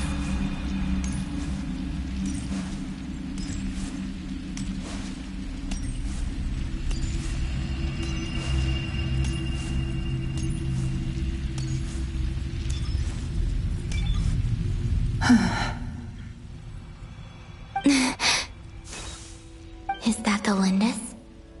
She wasn't far off at all. And yet, they can never meet.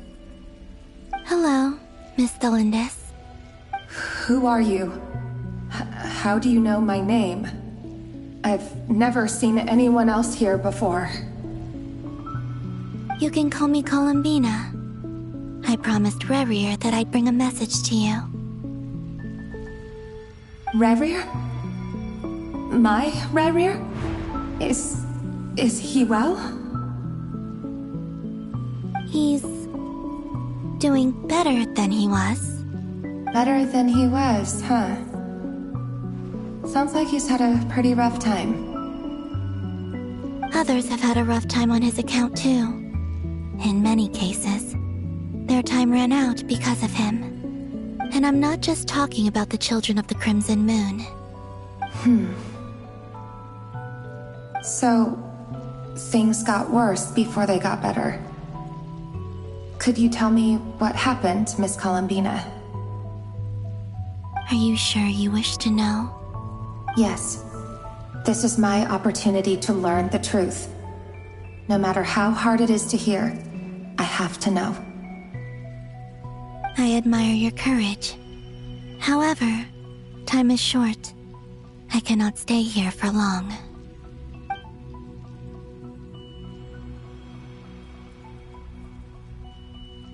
Rerir had seeds of hatred in his heart, and many people nursed them for their own ends. On some level, everything he did was to try and find a way to see you again. But in the end, he came to regret his mistakes. He wanted to apologize for hiding his past from you. Beyond that, he did not say specifically what it was he wished to convey to you, but I'm sure that you've always been on his mind. You are what has kept him going over all these years.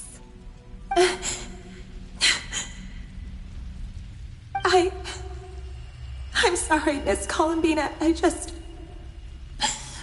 is so upsetting. I'm not sure how to put my feelings into words. It's all right. I understand. Well, that's everything from me. So, I guess I'll be... Wait. One moment. Time flows backwards here.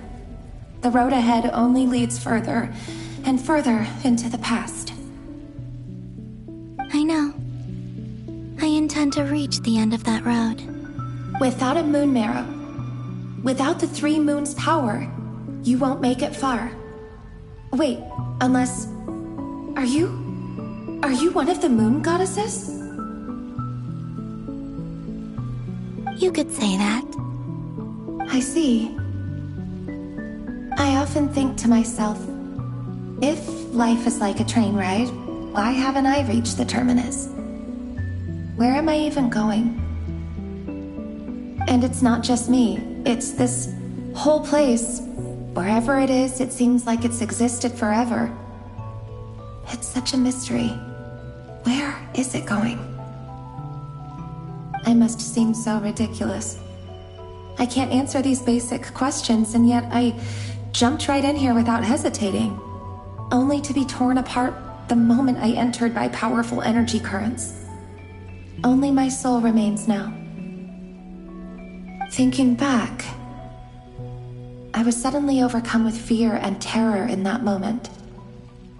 Perhaps I too became bewitched by the abyss. I may have been the leverage it needed to control Rerir. I used to be a researcher at the Universitas Magistrorum in Conria, researching the iridescent moon's marrow. Eventually, I came to the conclusion that time in here flows in reverse. Rerir was one of the Venster King's retainers. With me, he was in an impossible position. It plagued him constantly. I wanted to help him escape his lot in life. I wanted him to be happy, so I thought I'd use this place to return to the past. At the time, I thought I could just go back to the day that the Venster King first found the prince. It was only after meeting the prince that the Venster King started going too far with his research into the Abyss. That was the day all of our woes began. I thought I could stop the king from ever meeting him and solve everything. I couldn't kill the Venster King himself, so I had to find another way to save Rerir. That's why I wanted to go back, to kill the person who had brought new possibilities to our realm. I'm sure it was a futile endeavor, but the Abyss probably enhances the basest human desires. So I naively hoped I could change everything. But I was simply too weak. Like a speck of dust against the whole universe. Look at me. I didn't even survive the journey here. Not physically, at least. I know I'm never getting out of here. But you're different. You can make it, and I want to help you. I owe you that much.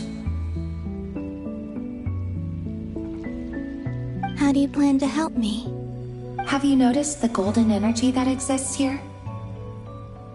Based on my past research and my observations since coming here, I believe they carry you forward faster. I can share what I've learned and help you understand the pattern in which this energy appears.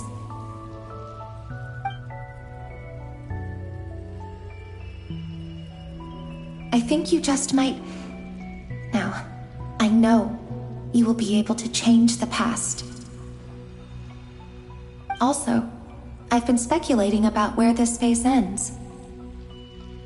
The documentation was scanned, but from what I know of the legends about the moons, the oldest ones seem to begin with Nibelung, king of dragonkind. I have no way of verifying any of it by this point, but if it's true, you might be able to reach that era if you keep walking. Understood. Thank you, Miss Thelindis. I'm the one who should be thanking you. If you hadn't entered this realm of everlasting death, what use would my deductions be? Thanks to you, they have some meaning. About Rerir, I'm so sorry. For everything. It wasn't your fault. That's not true. Because we both feared bringing trouble upon each other, neither of us ever told the truth. And that dishonesty sealed our fates. But enough about that. I wish you a safe journey, Miss Columbina.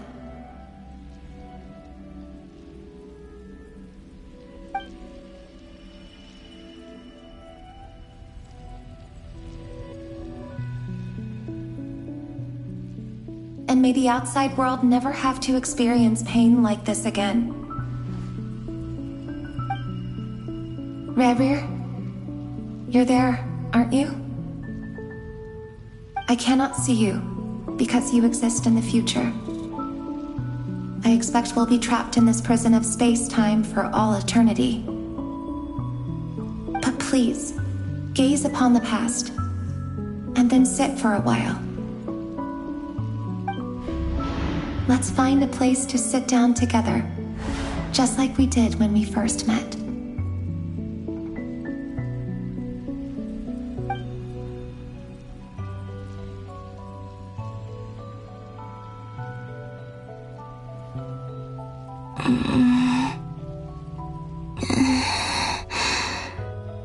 How long have I been walking? How much further till I reach the end? Is there even an end to be found? Everything's getting blurry.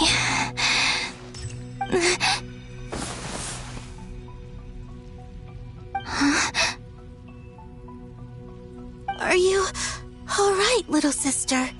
Have you come from the distant future?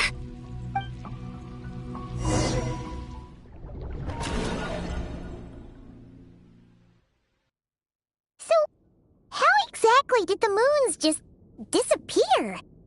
Shouldn't it be a little harder to get rid of major creations like moons? The world is a vast and ancient place. On a certain scale, all life lasts for but a fleeting moment. Miss Nicole explained that the moon goddesses likely perished in the War of Funerary Flame. The moons themselves were also destroyed at that time, save for the Frost Moon, from which a new moon goddess was later born. Am I missing something then? 'Cause the stories say that the moon goddesses were born on the moon, but doesn't Columbina say she was born in Nodcry?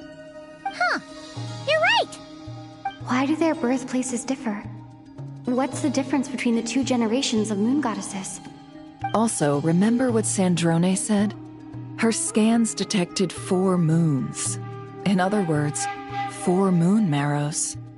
Technically, the result of the scan means that 4 moon marrows were detected and positively identified as moons in that moment.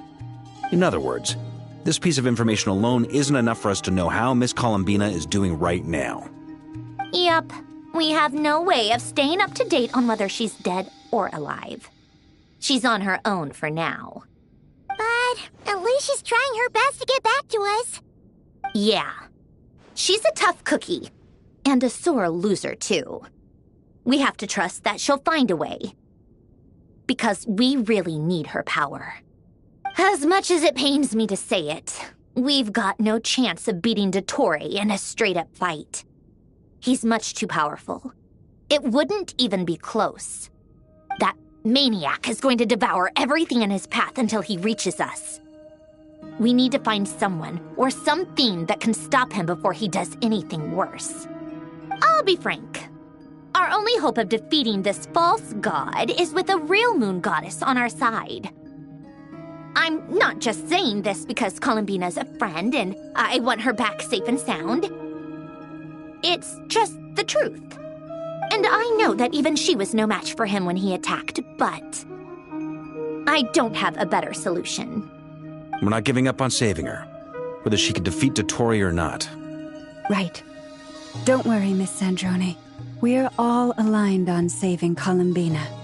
No one's trying to argue that we can only justify saving our friend because it will help save the world. This is about multitasking. We want to save both. So, she's more than just a moon goddess to you guys? Absolutely. Duh! She's part of the gang! And you are too, you know. Yes, I know. You don't need to labor the point. I knew that the moment I came running over with my documents that I was part of the in-group.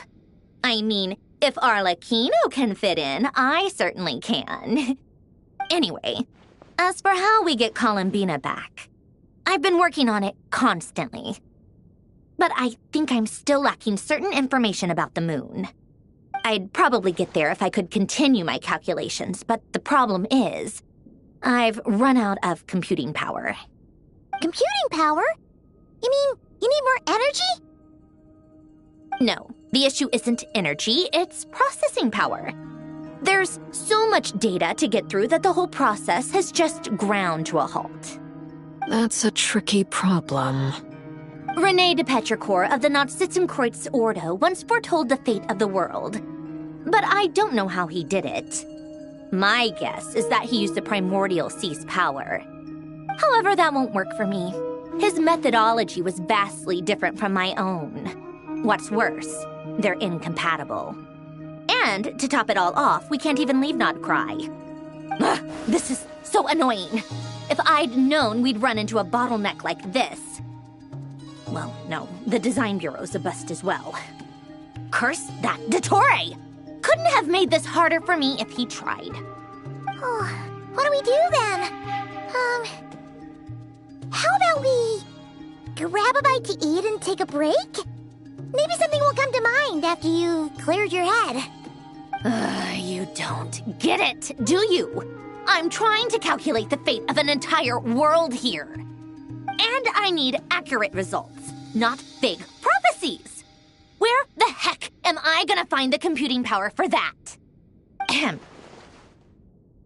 Anyway, time to shelve the discussion on technical difficulties. Being a killjoy isn't very ladylike, after all. Either way, we've done what we can. Rest well, everyone. Remember to let us know if anything new comes up. Hawkeye? Is he hinting that we should talk outside? Let's go somewhere a little more private.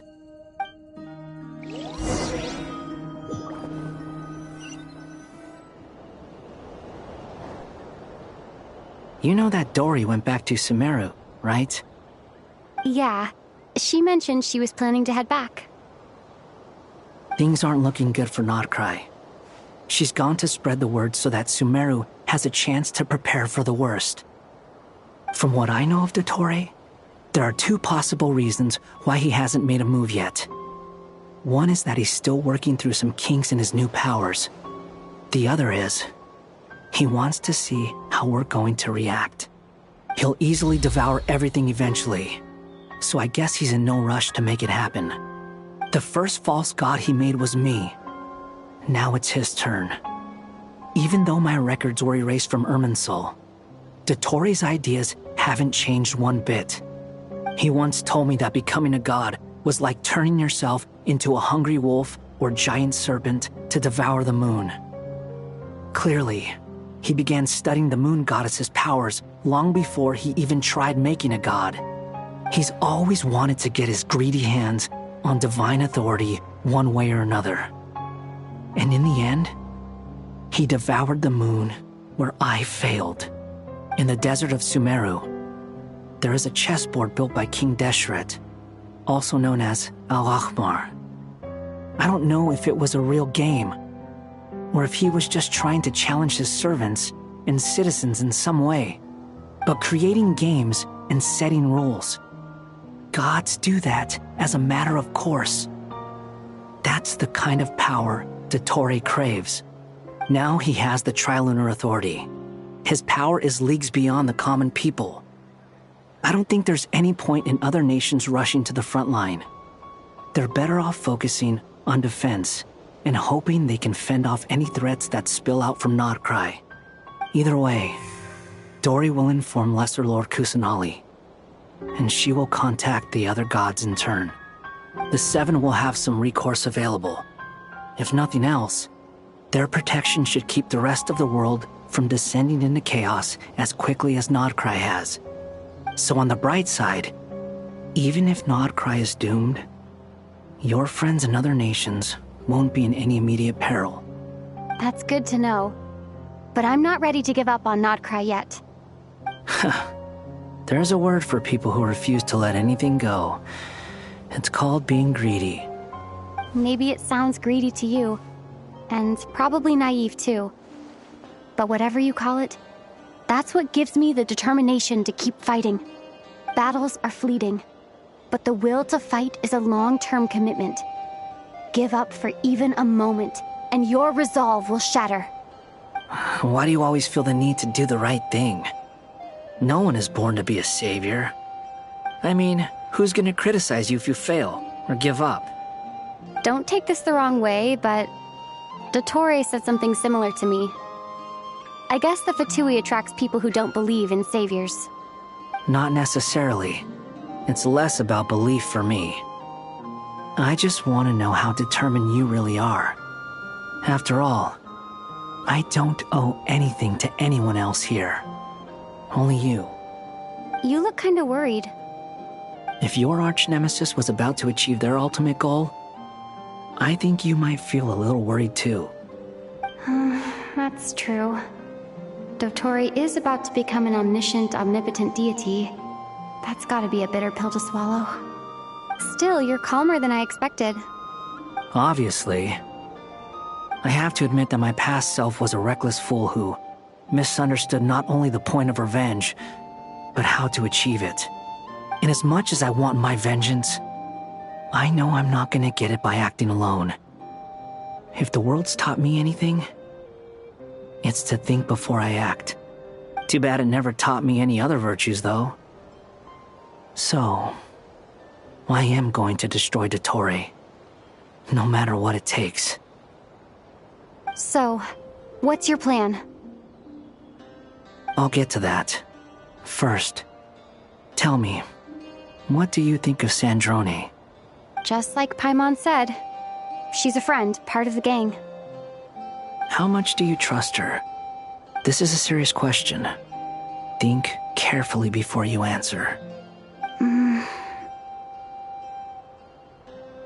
Although she's with the Fatui, she has her own values, and she's helped us a lot. If nothing else, she's clearly going the extra mile for Columbina. I see no reason not to trust her. If you say so. In that case, the three of us need to talk. I have some thoughts about her computing problem. It can be solved, but it will come with a cost. How much? If I can afford it, I'll cover it. Sometimes your heroism really backs me into a corner. You know that? Come on, let's go talk to her.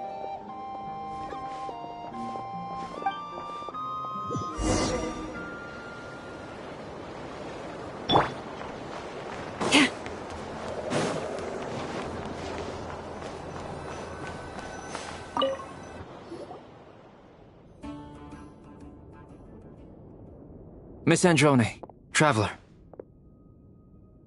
Hey there. Paimon's here too! She was just helping them sort through their things. How did your chat go? That was fast. The call only just ended. Well, you said it was urgent, so we got here as quickly as we could. Albedo, I have some alchemy questions for you. I see. Looks like my knowledge proved useful after all.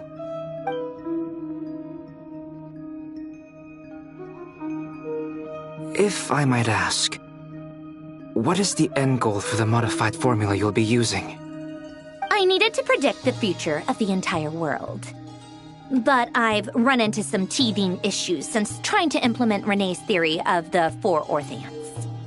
I see. I'll have a look at it. Still, computing power is the real issue here. How do you plan to solve it? About that, it's been sorted.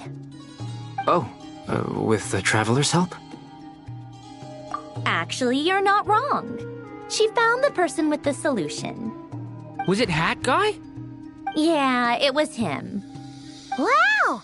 Go Hat Guy! Seems like all that time studying at the Academia is paying off big time. But where is he? Wasn't he the one who asked Albedo and I to come here? Come with me.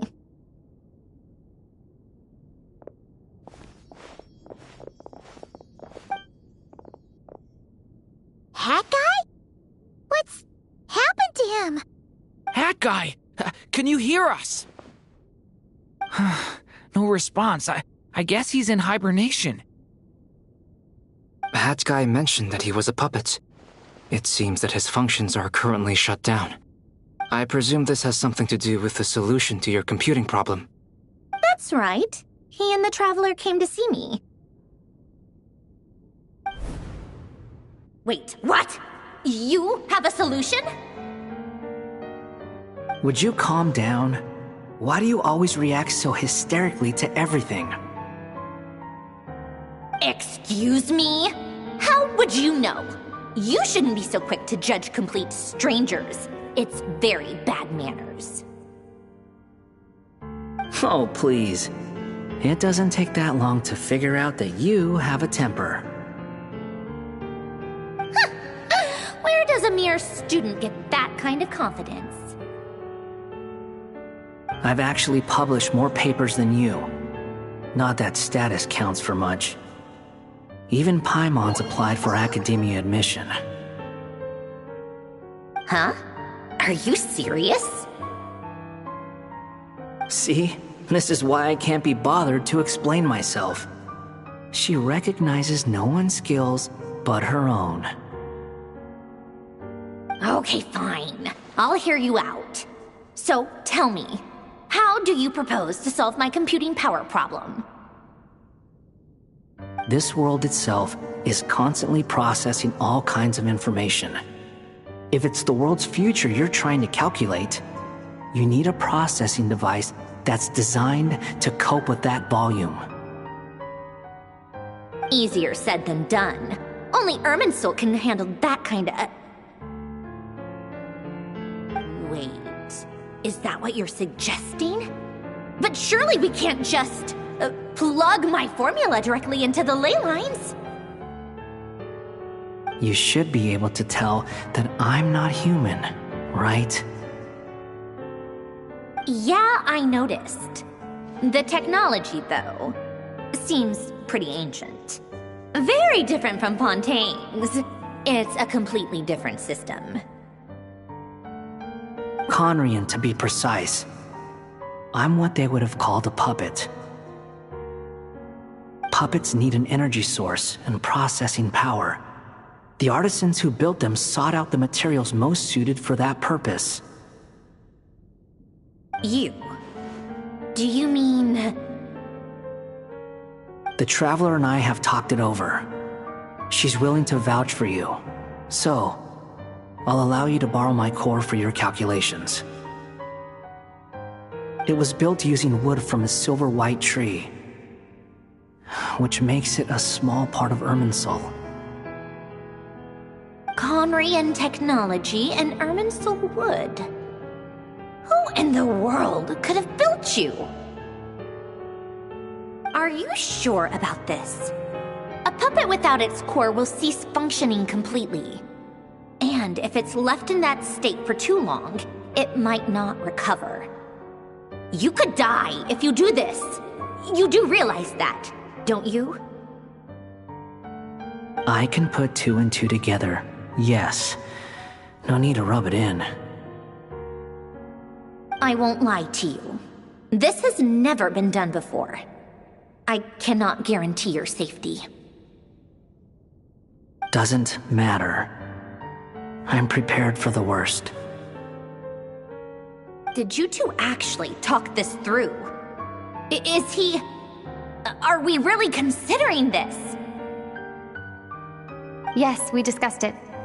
The bottom line is, he trusts me and I trust you. Let's give it a shot, shall we? Honestly, I have no clue where this kid even came from. But for whatever reason, he lent me his core to use in my formula. I'm very close to finishing my calculations now, and the core is currently in use. So I'm sorry, but I can only show you a sketch right now. This is what the core looks like. A silver-white branch. It certainly matches the legends told about Irminsul. Is Hat Guy gonna be okay? He's not gonna die, right? Right? In theory, he should be fine. As long as we put his core back in time. Beyond that, all I can say is that I'll try my best to avoid risk and make sure the core doesn't sustain any damage. I think I know why you called us here now. Someone needs to watch over his body and make sure it's protected until the process completes. Correct. He said that the only ones he trusts here are you two, and the Traveler. And the Traveler will have other work to do. He will have our undivided attention. Aww, Hat Guy. On a more positive note, things are progressing steadily on my end. I'll call everyone in for a meeting once the results are out.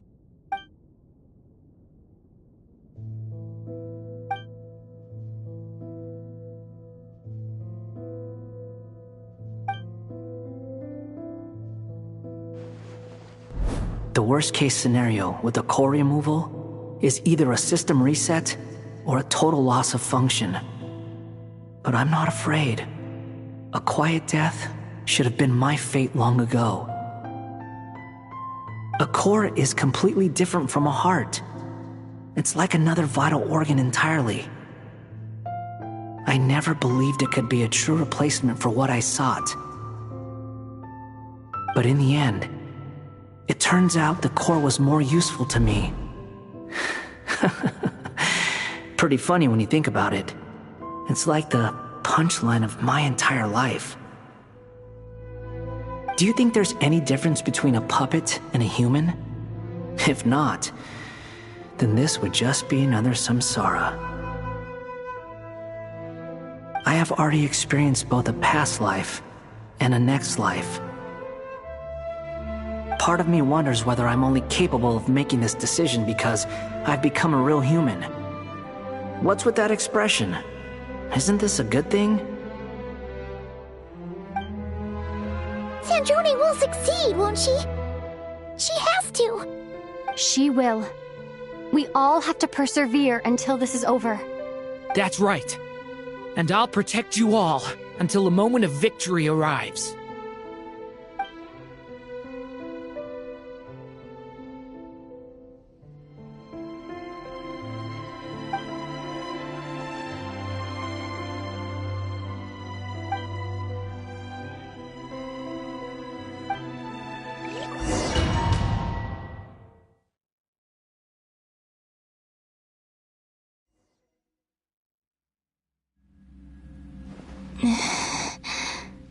Who are you? Call me Sonnet. You have the same power as Canon. Sonnet. So, you're the goddess of the iridescent moon? Oh, goodness. You recognize me? Well then, what's your name?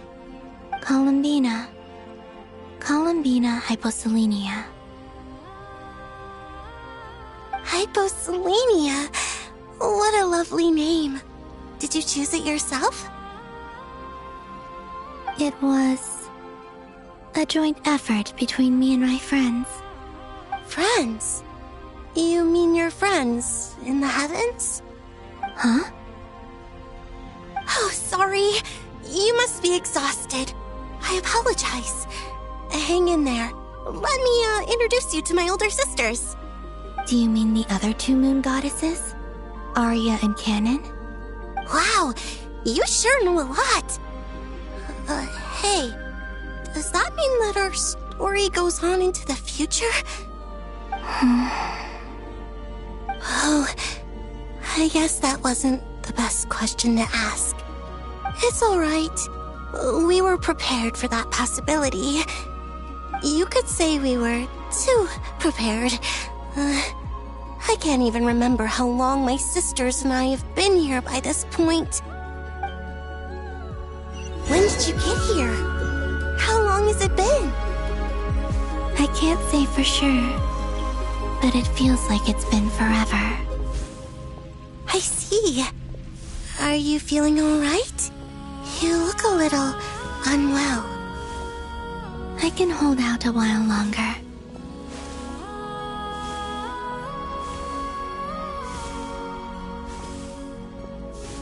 We don't have far to go. The place where my sisters and I are based is just up ahead. Don't worry, they're both really nice. I'll introduce you.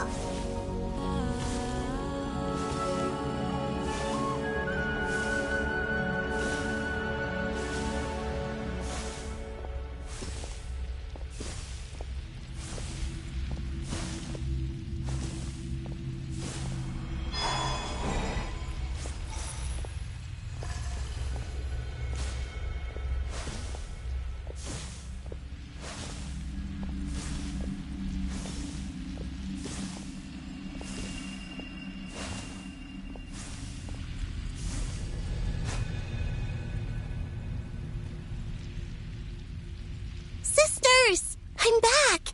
And look who I've brought with me!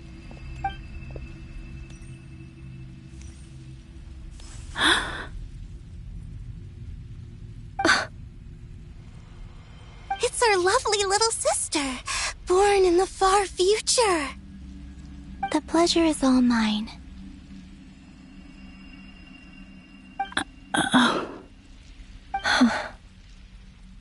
Allow me to introduce you to Columbina Hyposelenia.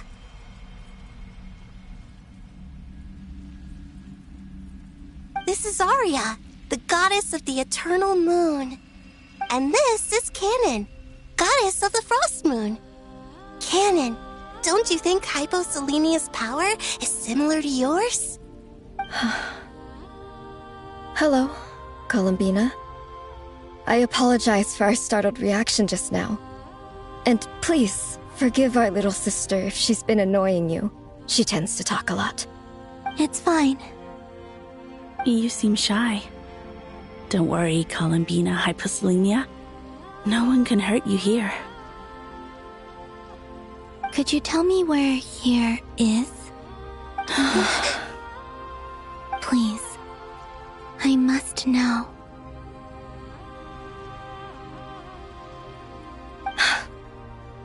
My dear sister, this is where Tevat's original ruler, the Dragon King Nibelung, imprisoned the moon goddesses.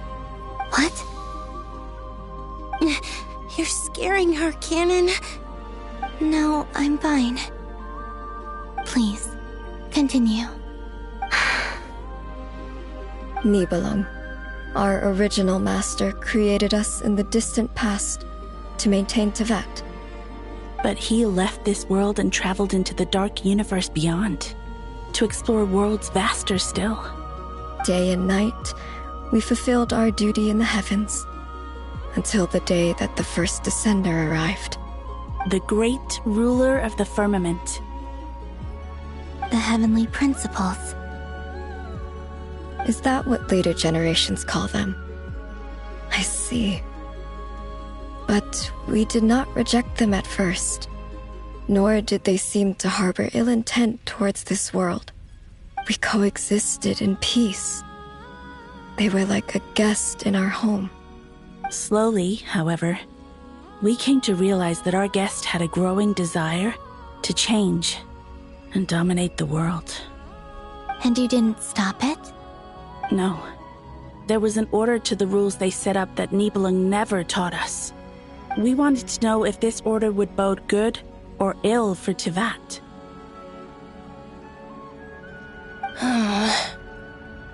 All right. Canon and I wanted to know. Sonnet was against it from the outset. Later, we discovered that this great ruler of the firmament bore an almost paranoid hostility toward the desire of certain life forms to seek power. Or perhaps they feared them. They would even cast down celestial nails as manifestations of their power, to punish the civilizations of the world below. Only this was far beyond mere punishment. Right. Their rules brought order, but the price people paid for merely testing the limits of those rules was far too great. I did everything in my power to help the punished escape catastrophe, but still, too many lives were lost. The ancestors of the Frost Moon Scions were some of the ones you helped. But just when we had decided to take countermeasures, the Dragon King, Nibelung, returned. And so began the War of Funerary Flame. So, that's the name the world gave that war in the future. Well, who won in the end? As far as I know, the Heavenly Principles won, although it came at a great cost. They remained in Tevat, where they continue to rule to this day. And the world's original master, the Dragon King Nibelung, was destroyed. And what of the moons? Are there still 3 moons in Tevat's skies? You can tell us the truth, Columbina. We know we are but remnants of a bygone age. We are prepared for the answer. Only the Frost Moon remains. But it has been cast beyond the false firmament by the Heavenly Principles. The eternal and iridescent moons were both shattered during the war. So death finally came for us in the end. Sonnet. But you're still here, aren't you? A moon goddess cannot live without her moon, Columbina. She's right. That's why I began to disappear. Because the frost moon is cut off by the false sky. How much worse it would have been if it were outright destroyed. Our souls may endure within this lunar palace, but if our moons are destroyed, then we shall disappear the moment we depart from it. I'm sorry. There's no need to apologize to us, dear sister. If anything, we owe the world an apology. If only we'd decided to act sooner, rather than arguing amongst ourselves. All the more reason not to spend this time in regret and repentance. Instead, we should focus our efforts on how we might help our future sister. Sorry? Don't you see, Columbina, your story is not yet over. Is that not why you are here?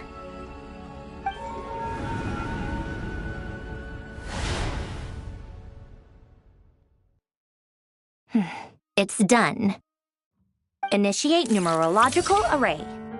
Continue running primary process. Calculate the world's fate through extrapolation. And identify nodes of potential change. Secondary process, scan for moons. Still 4. The number of moon marrows hasn't changed. Wait, let me think. Is it possible that there's something I've been misunderstanding about the moons all along? Variables. Variables in the world. I know where potential variables within the world come from. So what about the moons? Are there any variables there? Like their life or death, for instance. What if being alive or dead makes no difference to a moon? But that's so strange. Even immortal gods can die. Why would the moons alone be? Wait! I've got it! If alive or dead is considered a variable, we might have had this wrong the whole time. No one ever said that a moon marrow equals a living moon. We just made that assumption ourselves. Initiate secondary process. Scan again. This time filtering out interfering perimeter, moon marrow. I don't care if they're natural or artificial. Get them out of my search results! Why? It says 3 moons still exist in Tibet, even after excluding the moon marrows. But we know for a fact that 2 of them are dead. Redo the scan. Narrow the results to living moons and real moons. No, scrap that. Narrow it down to moons that have lunar authority and remain alive. Why? Why is it still 3? What is this, Columbina? Has the world lied to us? Or are you the one pulling the wool over our eyes?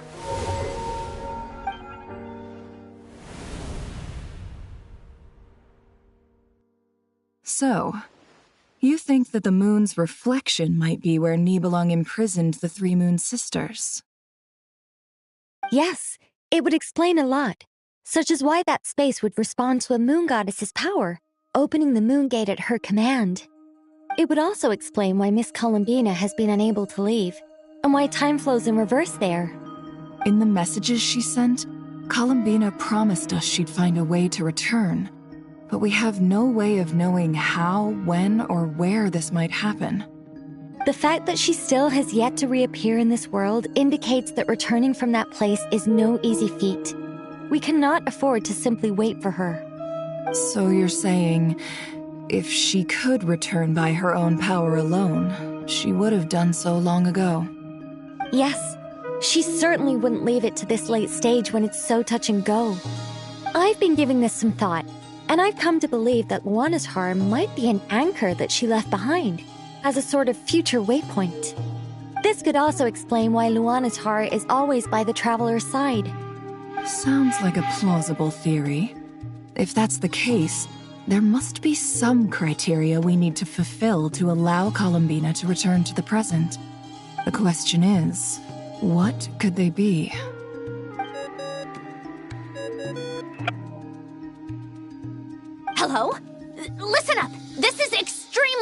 important.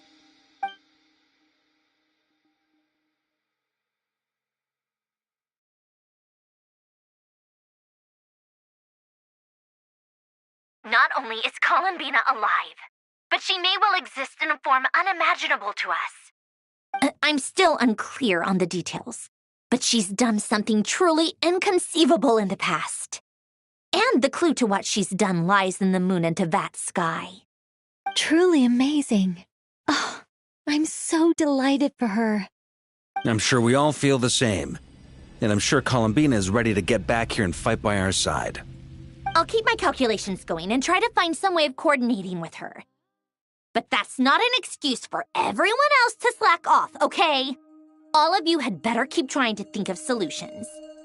How can the dead moon still live? And Luanatar...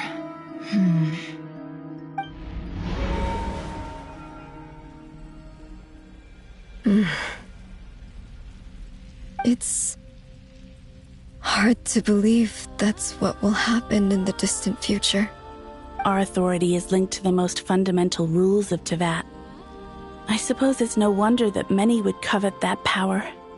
I didn't realize that when you said friends, you meant people who live down in Tevat. That's so lovely. I always wanted to go down there and have some fun. Have you ever tried leaving this prison? Of course.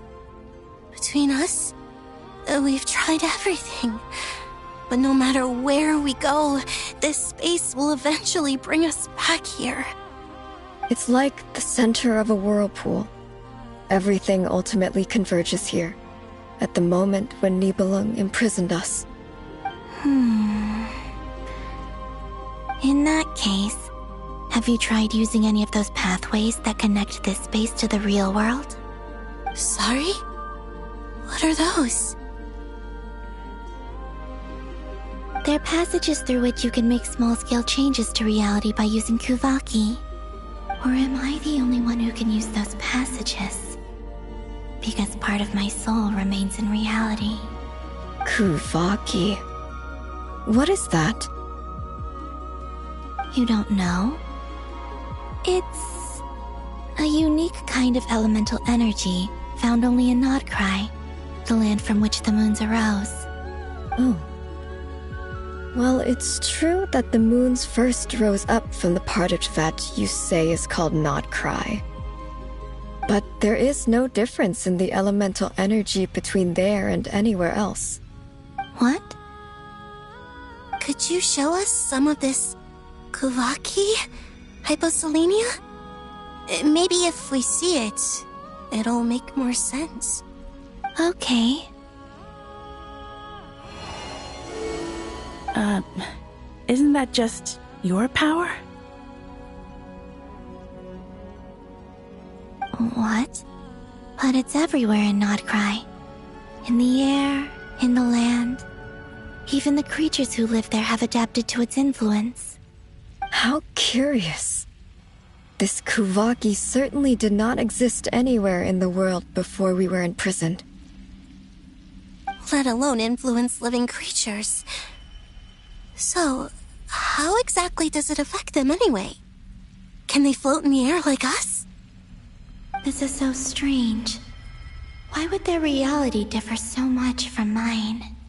Columbina, you're looking for more than just a way out of here, aren't you? Yes. If I am to help my friends, I will need tri-lunar authority on par with that of our foe. You mean... you'll need our power? This sounds extremely risky. The three moons' powers are not mutually compatible. Concentrating them into one goddess will be a very painful process. And if anything goes wrong, it could tear you to pieces. I know. But I'm willing to take that risk. Even so, let's say we successfully transfer our authority to you. How will you take it outside this prison? Nibelung constructed this realm specifically to prevent us from using our powers to interfere in his war. No moon goddess can leave this place alive. What if I don't leave alive?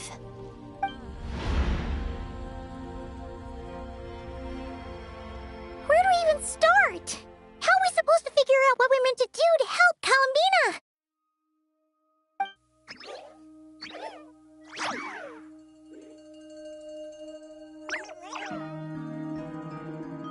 Columbina, what do you need from us?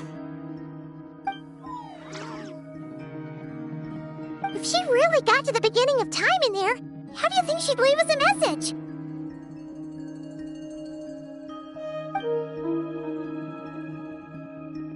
You don't think she'd write it down on a stone tablet somewhere in the hopes that we'd find it, do you? Seems unlikely. Columbina may not talk a lot, but she thinks deeply about issues like this. Let's review what we know. This is the Columbina who fought alongside us against the Reykir of Solnari, and with whom we celebrated Moon Prayer Night. She knows our personalities, our ways of doing things, even our unique strengths and abilities. So, if she wanted to tell us something from a long, long time ago, what would she do? Oh.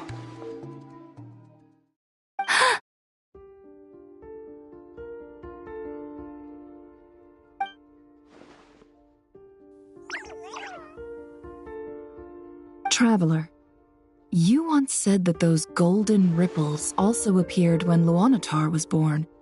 What if Columbina left Luanatar here, not just as an anchor to the real world, but for some other purpose?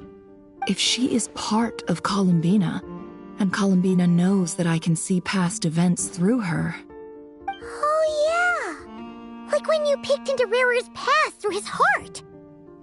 Nefer, wait! If you're right about this, and you can really see past events through Luanatar, your eyes, they'll... Oh, I know. Looking at Rerir's past in Conria was already enough of a strain on my eyes. Looking this far back into the past, it'll surely blind me. But it's our only chance. This is the only way. Boss. We spoke about this once, a long time ago. Do you remember what I said, Yehoda? The day I lose my sight, the Curatorium of Secrets will be yours to run. But... What's wrong? I'd be overjoyed if I were you. This day's come a lot earlier than either of us expected. I need to know you'll honor our agreement, Yehoda. Promise me. Yes, Boss Neff. I promise. Are you sure you don't want some time to think this through? What is there to think through? I should have gone blind after our battle with Rerir. Frankly, it's almost criminal that I got away with it for this long. Then at least let me take some precautions on your behalf. And if you really do lose your sight, I'll visit your office every day and make sure you're well looked after. Oh, please, anything but that. I was actually ready to go through with this. Are you trying to scare me into backing out? As if I could ever scare you. I'll assume you're just joking to calm your nerves. All right, enough chit-chat. Let's do this.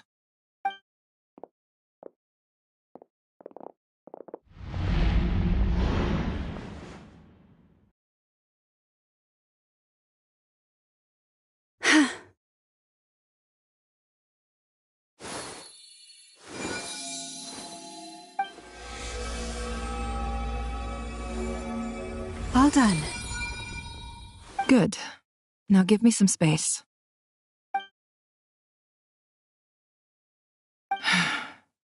Come on then, little one. Show me what happened in the past.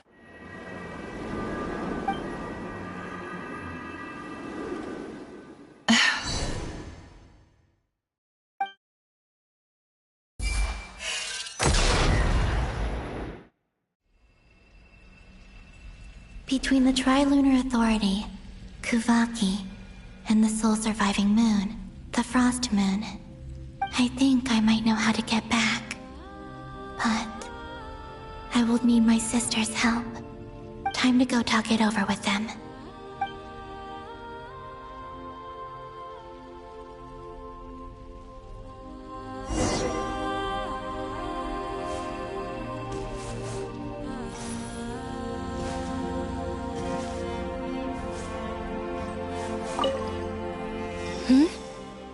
Have you decided what to do? I hope it's not too dangerous. You really scared me when you said that thing about not leaving here alive. Come on, let's go find the other two.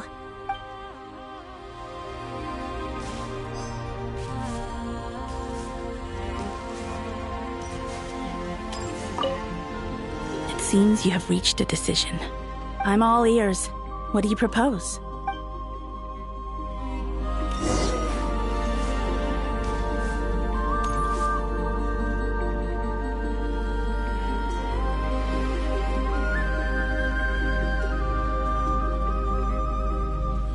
Have you figured it out, Columbina?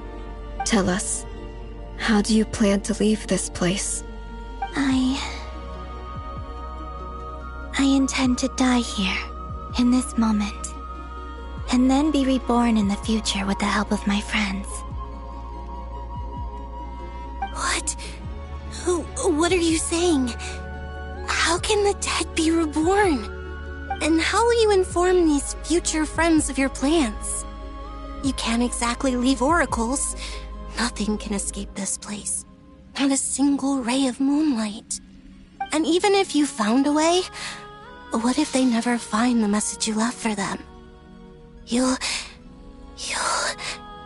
No, that won't happen. Come again?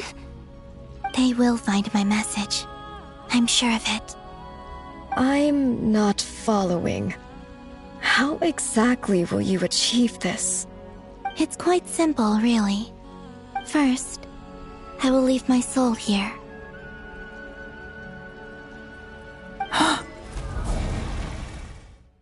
I see it.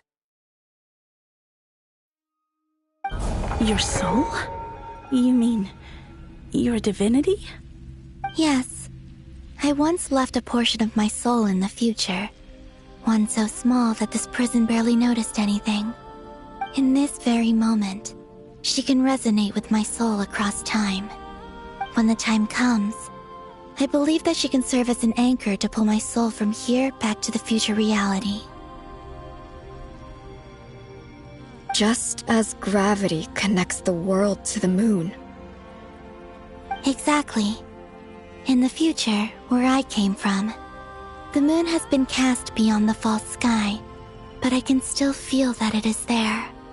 In a similar way, I can feel a connection to the soul fragment I left behind even now. My friends can use it to detect my presence. But how do you just leave your soul here? Is that even possible? On my way here, I met an ordinary mortal who entered this place long before I did. Her body is long gone, but her soul remains. And before that, I encountered an old enemy whose entire soul survives here intact, while the power that once corrupted his body has faded away. So, perhaps this space is specifically designed to imprison divinity and authority, but not the physical body.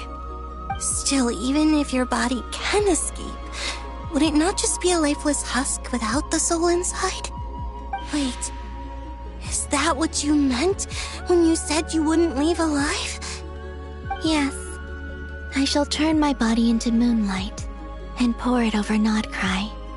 That power shall protect the land and quietly blend into it, awaiting my soul's return in the future.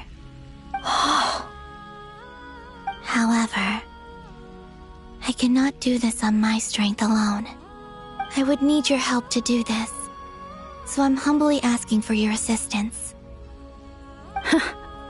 Oh, dear sister, you need not be so formal. As I said before, we are but remnants of a bygone age. You, on the other hand, were born alone in that distant future, and you have walked a long and lonesome road since then. How could I bear to let your story end here in this dungeon? Don't forget, we are your sisters, your family.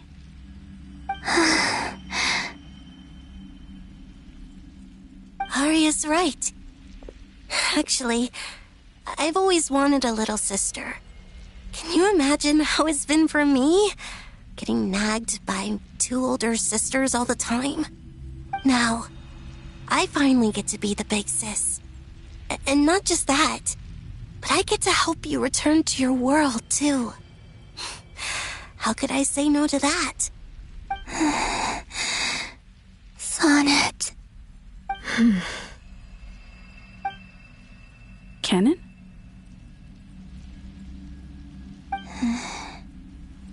I'm sorry. I know this is a bold request. The Frost Moon is rightfully yours, and it remains intact.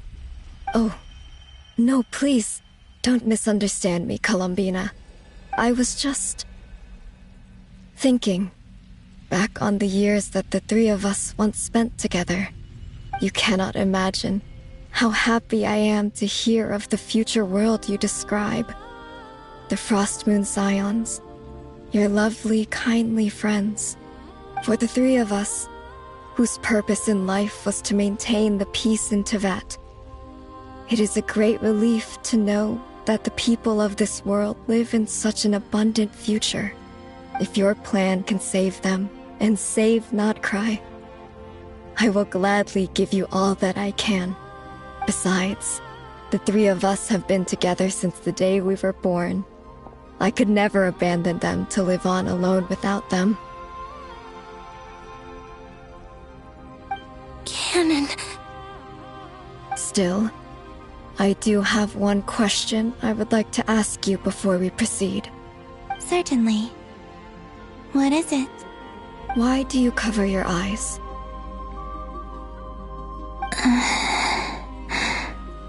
Yeah, I was curious about that too. But it seemed personal, so I didn't want to intrude.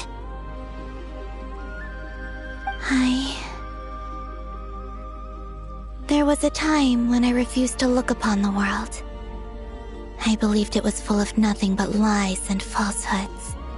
I wished to hide my feelings, seal my heart, until I could return to my true home.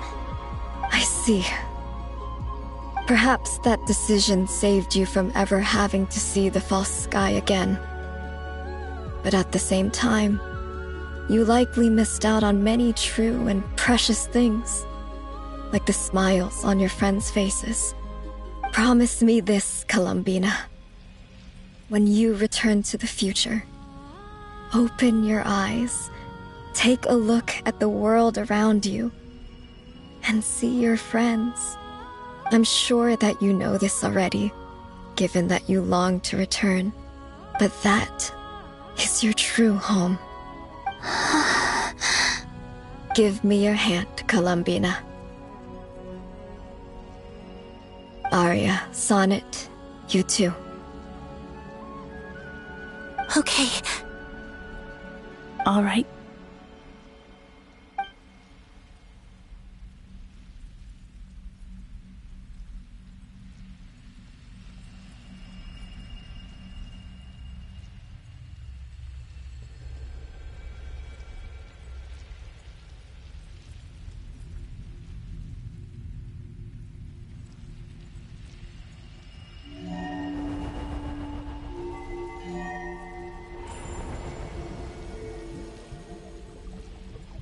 We once were the song sung for eternity, but now it is you who must continue to sing. We once were the tides in the great river of time, but now we subside, and you arise. We were the messengers of madness and inspiration. But now, the lies have faded, and your truth must endure. We are souls awaiting the sun. You must return to be with those who smile when they see your face.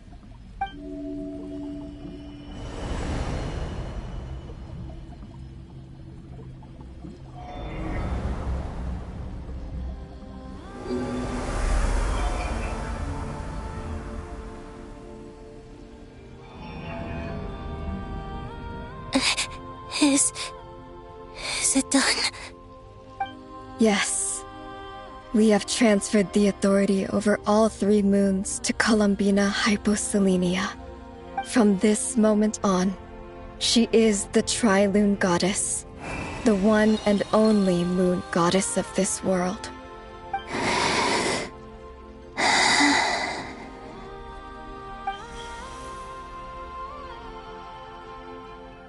Thank you. Thank you, my sisters. Now go, and do what you believe is right, Columbina Hyposelenia. Be aware that we cannot grant you the power of the 3 moons beyond these prison walls. The conflict that arose over their remains following our disappearance will still take place. I understand. Sisters, oh, my body. It feels... Now that we have given up our power and authority, our bodies are merely mortal shells. This prison is dissolving them as we speak. It's okay, Sonnet. The end must come for every god, just as it does for every human. That's all this is. The final destination of our lives. Canon and I will be by your side the whole way. We have one final request, Columbina. Could you use the 3 moons' power to send us back into the real world? Now that we have lost our powers, I doubt this space will seek to hold us further. It's just... we would like to spend our final moments together in the only place we ever called home. Of course. Gladly.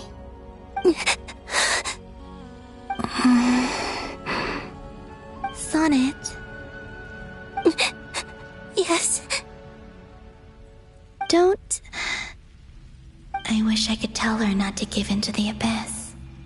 Not to be afraid. But is this really what I should say at this moment? Don't forget. I'm so glad to have a big sister like you.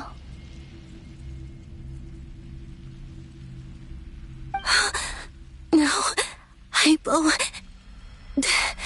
Thank you. I'm okay. I'm not afraid. As long as my sisters are with me, I won't be afraid.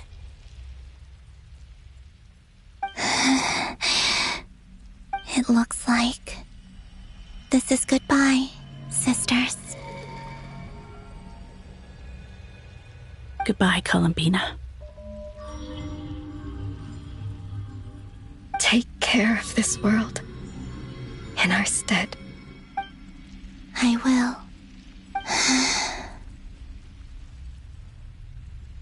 And now, it's time for me to bid farewell to my body, too.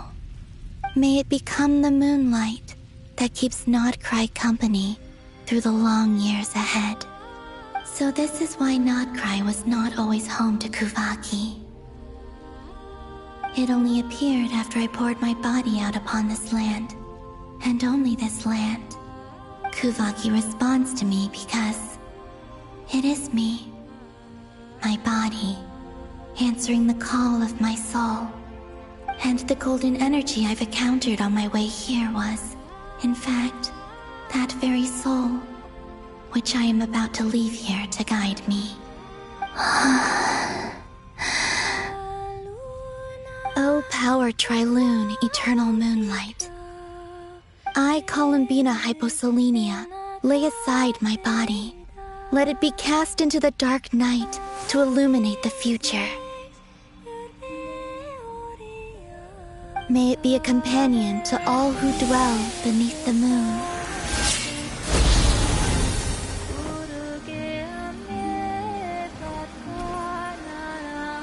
Until the time comes for me to return home.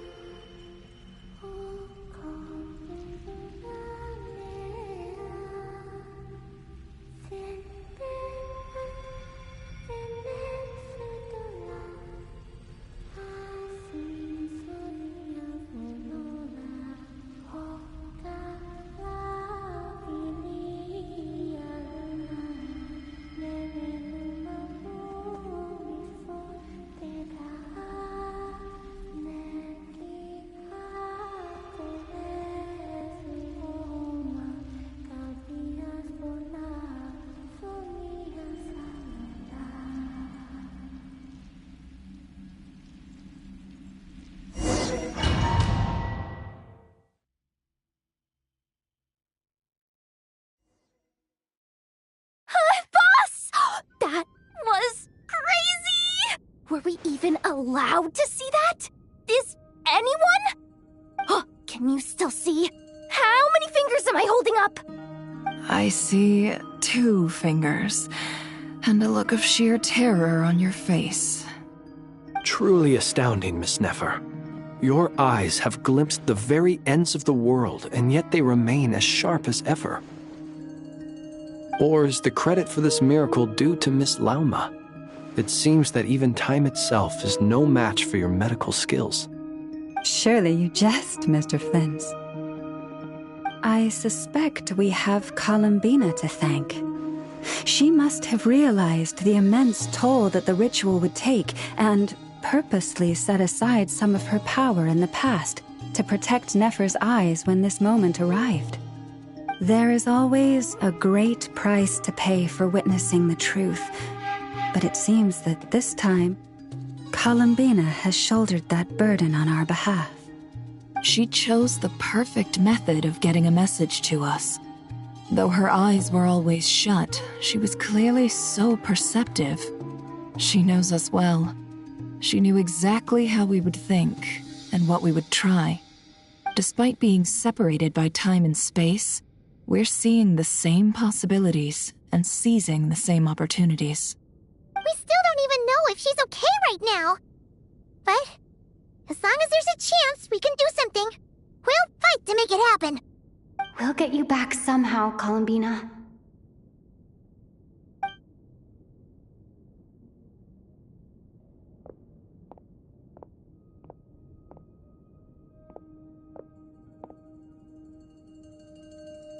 Well, based on the information we now have, let's figure out our next moves. Thanks to these gentlemen, we have a much clearer picture of the situation with Dottore. The civilian population has been moved to safety, so we no longer need to hold back. Miss Androne, how are the calculations going? So far, so good. I'll keep seeing how far I can push the system, though. Can't have Hatman being powered down for nothing. There's still a long road ahead. Where should we begin?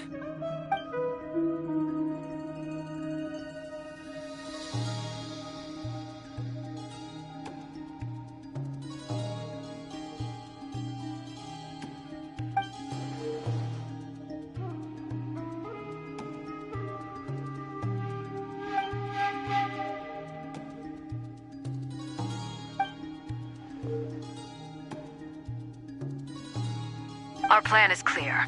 Time is short, so let's get moving. There's just never enough time, is there? Time is the bane of my existence. Ugh. Anyway, I'm gonna get back to work. All right, we'll do our part too. Yeah.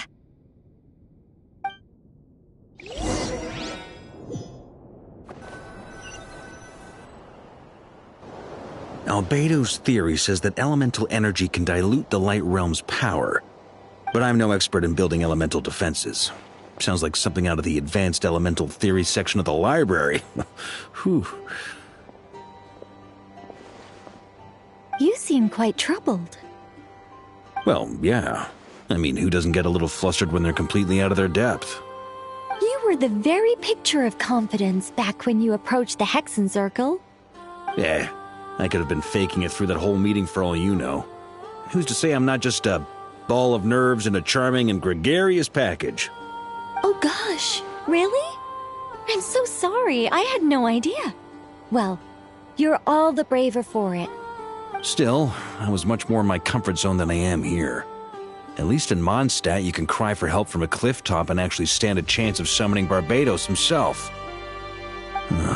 Things have never looked bleaker than they do now. If we don't pull this off, Tevet's doomed, isn't it? Oh, you think so? Actually, yes. Yes, it probably is. It's a shame. Don't put too much pressure on yourself. Tevat has faced annihilation many times in the past, but it also gave us you, didn't it? Hey, don't give me that. It's not like I'm anyone special. I disagree. Every human born in this world is special. We angels have always believed that. In that case, this humble human being has a big favor to ask of you. I thought you might say that. I'm sure Alice, in her great wisdom, sent you here precisely to help us in this difficult time, yes? Well, that has less to do with her wisdom and more to do with my power. Of course, of course. Well, the thing is, these elemental defenses we're about to build, I don't think it's a question of if they'll fail, but when. Durin's findings from his patrols make it clear that Dottore is constantly expanding his territory. First it was his lab, then the design bureau, and now this. It's not realistic to completely stop him encroaching on the rest of Nagrai. Rather, our goal should be to stall him for as long as possible. If Miss Sandroni's calculations are correct, well, they're the closest thing to certainty we have in this situation, so let's assume they are. Anyway, her calculations suggest that our best hope for victory lies in Miss Columbina's return. It's up to us to slow Dottore's advance and buy time for her to make a return. Are you asking me to help you with building the defenses? No. I'd like you to prepare for what comes next. When he eventually reaches us, we will have to fight him. You were an angel once and a mage now. I'm asking you to lend us your protection. Oh. Can I take it that you're triggering the terms you fought for during our three-way talks? Well, technically those terms were about protecting Mondstadt. But if you're happy to agree to the change in location, then yes, let's do that. You're cashing in on this much sooner than I'd imagined. Well, yeah. The way things are going, I might not get another chance. Very well. The mages have heard the knight's plea, and we will respond. To tell the truth, Alice and I had already discussed how we might help you all, so I didn't come empty-handed. I always like to be prepared.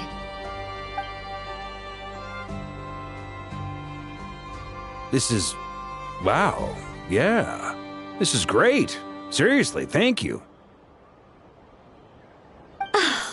It's been many long years since I had a chance to dazzle humanity with a little divine intervention.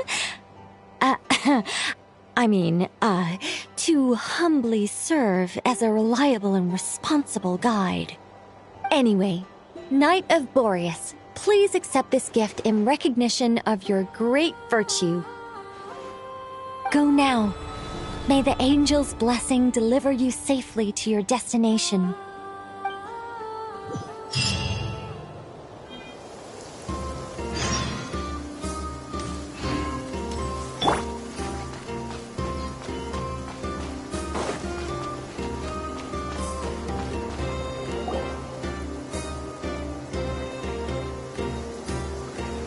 You're here. Sandroni! How are things going? Glad you asked. You two are about to become the first people to lay eyes upon my masterpiece.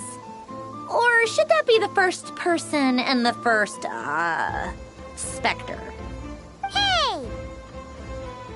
Whatever. Come, feast your eyes on this. Wow! We've never seen something like this before. This meter displays the progress of my formula. Currently, it's still making the most important connections.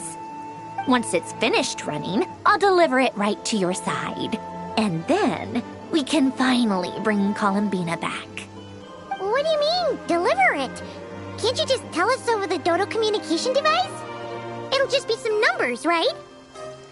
Ugh, you're such a greenhorn. This isn't the kind of formula you solve in math class. It's a highly complex algorithm capable of constructing a framework of rules. Whatever. We'll be here all day if I start trying to explain it. All you need to know is the formula must be completed before we can bring Columbina back.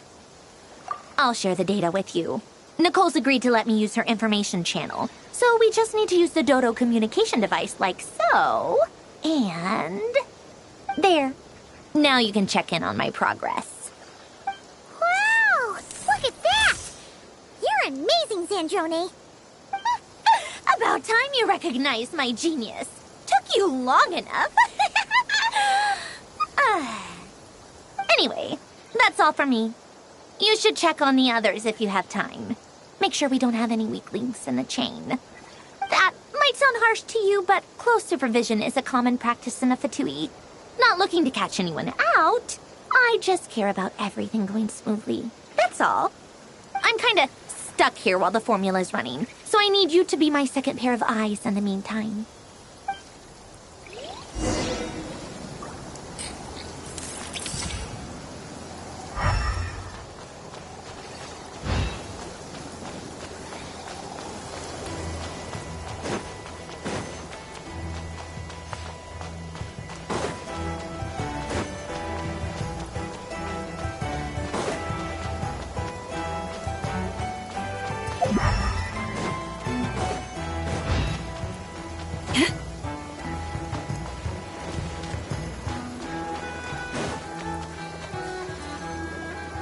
Thankfully, Miss Nicole has come to our aid. Nasha Town is now looking very well defended. Golden Flame. Yes, that's Nicole's power, all right. Based on the latest message from Grandmaster Varka, it sounds like they've reached an agreement. The situation should be more stable with her assistance. Everyone will have at least some degree of protection. Albedo! Durin! Hello there, you two. Are you well rested? That's good to hear. As per the plan, Albedo and I will be in charge of Nasha Town. As Dottoro's energy field expands, it's creeping ever closer in that direction. But we will do our best to hold our position. We fought side by side many times before, and always with great success. I believe this time will be no different. So don't worry about us. Focus on fighting Dottore.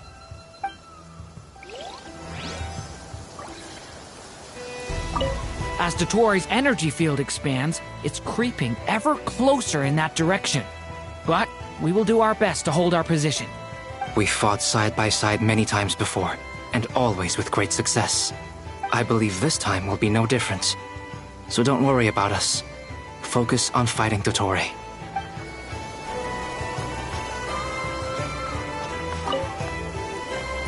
Traveler, Paimon, a pleasure to see you both. How's everything coming along? Fairly well, if I do say so myself. Personally, I am ready to confront Dottore head-on. Ooh, you sound much more serious than usual.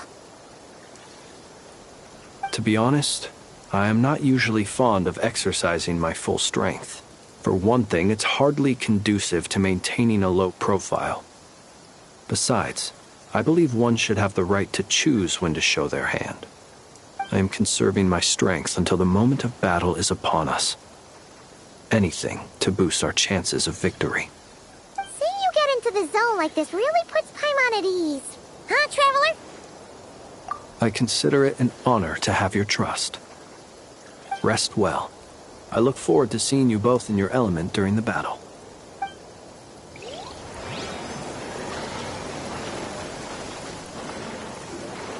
Yes, Miss Moonchanter? What are you staring at? You always address me in the strangest ways. Lady Moonchanter 1 minute, Miss Moonchanter the next. Yes, and? Are either of those incorrect?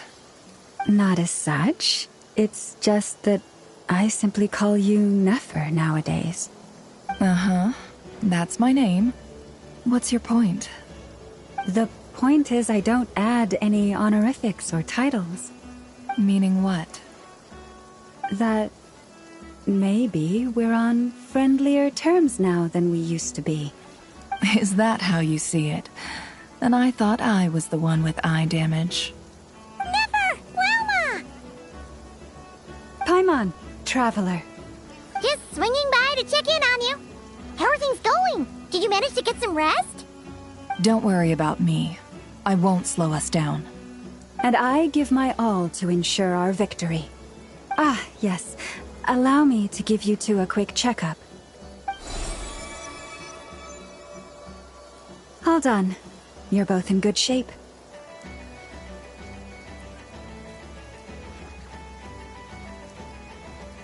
You're welcome. You'll have your work cut out for you in this battle against Dottore. so make sure to get some rest in first. Paimon will keep an eye on her. Don't you worry. I'm glad to hear it. Take good care of yourself, too, Paimon. Sure thing.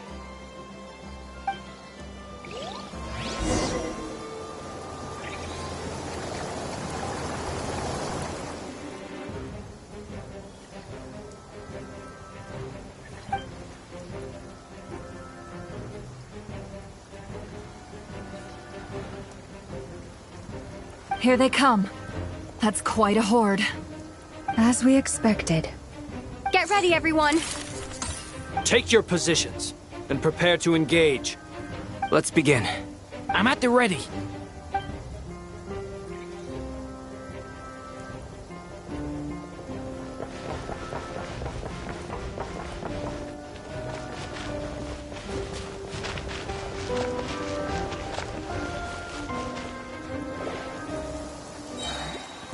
One waste of time. It's your skull! Go! Wipe out! The long sleep beckons. Close your eyes. Observe. Run while you still can. There's nowhere to hide. It's a grave situation. Do you fear the dark? Another one. 5. Steady now. Close your eyes. Pretty strong.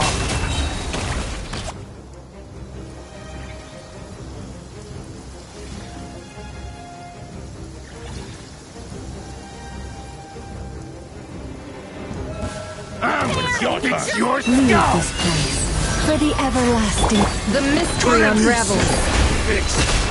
These creatures cannot stand against us. Oh, fighting tough. Just don't let your guard down.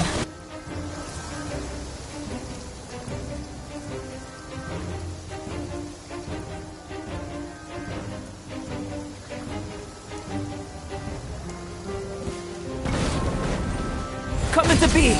Feel this ancient power. Decay! New life! Stay back!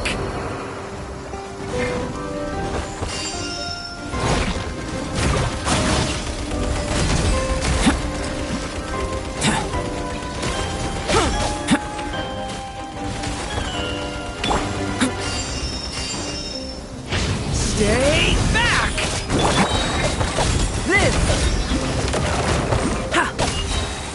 That was easier than I thought. Naturally. What do you mean? Is it because as created beings go, we're of a higher level than them? Very good. You want...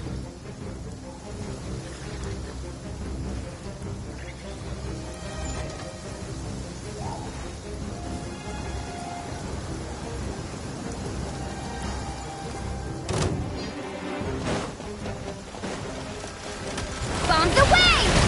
Ha! By the frostmoon of old. Seek within. There's nowhere to hide. People have always used fire to drive away wild beasts. Wouldn't a lantern work just as well? You read my mind, my dear friend. I was just about to say that. All right then, dear friend. Bring the light.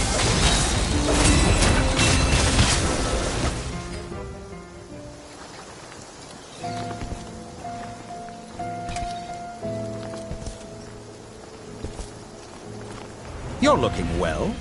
I trust you've had a good couple of days. Dottore. It's actually a good thing, in my view. If the subjects of my experiment were to die prematurely, it would throw quite a wrench in the works. And so, I must thank you all for your resilience. We are no longer on the same level, but you are nonetheless worthy of my respect. A creator god should be merciful and gracious after all. And in any case, it is only right that before I end your lives, the world is informed of the arrival of their new god.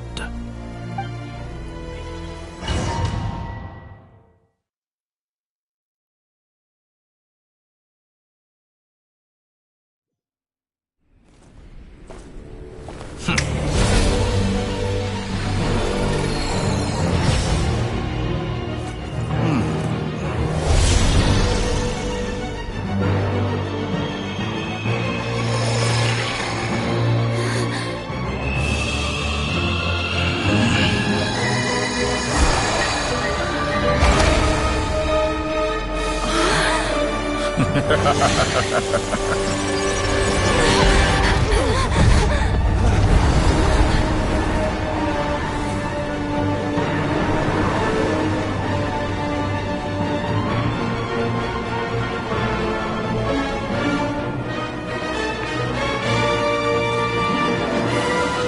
experiment begins.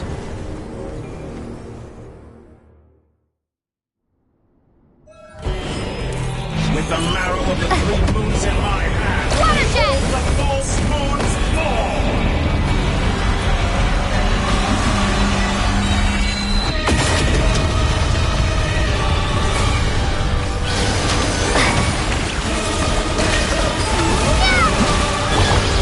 One heart, we pray. Forest? The long sleep beckons. Pathetic. Observe. The deception ends here. No more lies. Found. Entropy bends to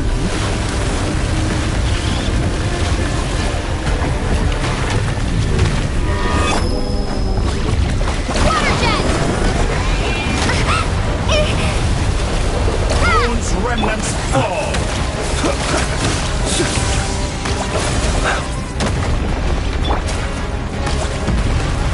The first, like an ant in my palm. I've been moved inside another space, and it's sealed off. Looking at the structure of it, it seems like the Torre intends to trap us here. There's no exit. Our endurance is about to be put to the test.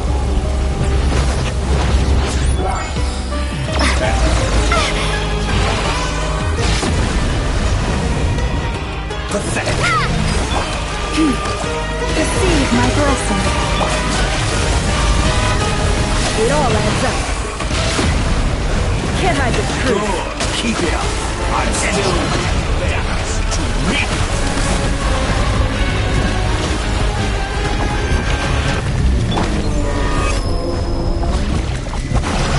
Lush as the moon. No more lies. Reverse. Seek within. Can't hide the truth. It all falls into place. I thought you dodged that. No more lies. With the marrow of the 3 moons in my hand, behold the false moons fall!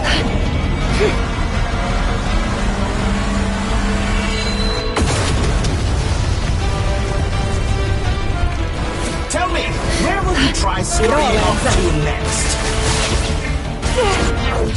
Looks like Dottore has opted for a divide and conquer strategy. But we will not allow him to triumph. Now, I shall pray for our victory.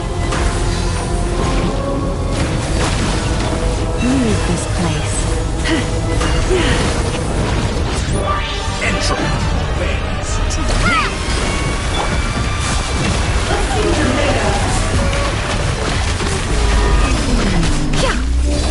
Good, keep it up. Did you honestly think that would hit me?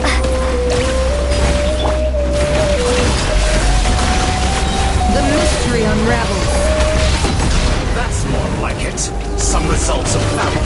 You cannot face me.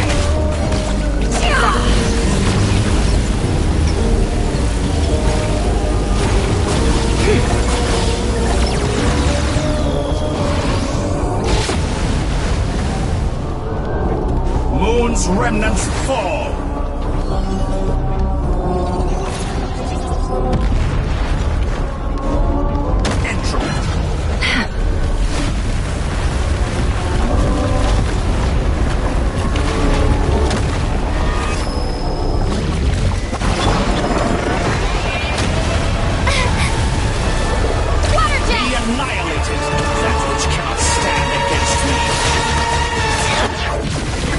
this supposed to be? A knockoff version of the space Columbina got trapped in?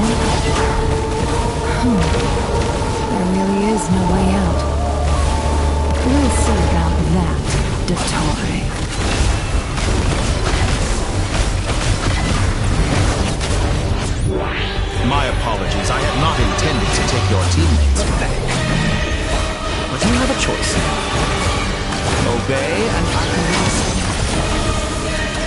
excellent deal if you ask me.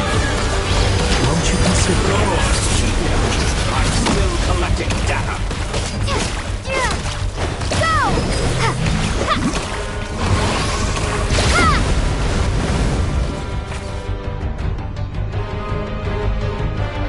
I'm aware you've been working on some little tricks to surprise me with, but it appears that none of them have come to fruition. My guess would be that you're trying to bring Columbina back. But then, where is Sandrone? Or are you trying to buy time for her? I always found their friendship to be a curious phenomenon. Two highly incongruent personalities, and yet they share a deep connection. Speaking of Columbina, I once saw her as like a younger sister. We got along quite amicably while she was with the Fatui. But then one day she suddenly decided she would refuse to take part in any further experiments. To this day, I truly don't understand what I could have done to upset her so much. It's such a pity. I could have had a sister, a family. But alas, she grew to dislike me. You're not fit to be family to her. That I can't deny. So many people, all obsessed with playing out the same tired old dramas. This world is rotten to the core. And then there's you. You had every opportunity to reach the right conclusion. The thought of killing you off like this? But I maintain that I approached you in good faith, so I will offer you another chance. Will you work with me? You have until I count to 10 to make your choice. 1, 2, 3. Not in a million years.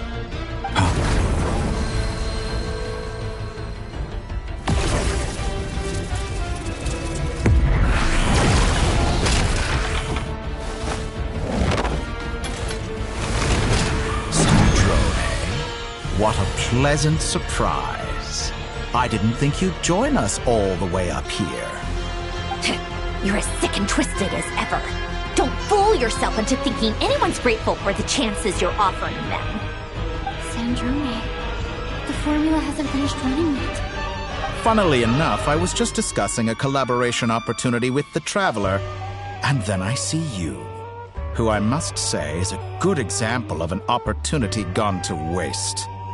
Gone to waste? I said that everyone would get one chance, and you've used yours to march right back into the lion's den. So yes, it's an utterly wasted opportunity. And what makes you think I believe a word that comes out of your mouth? I was planning on disposing of your little formula after wrapping up more urgent business here.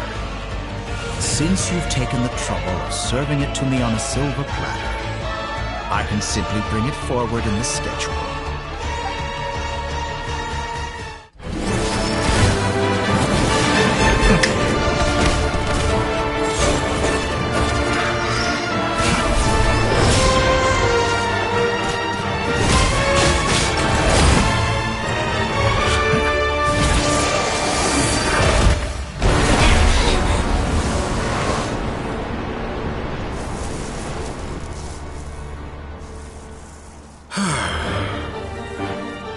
Is this your life's work?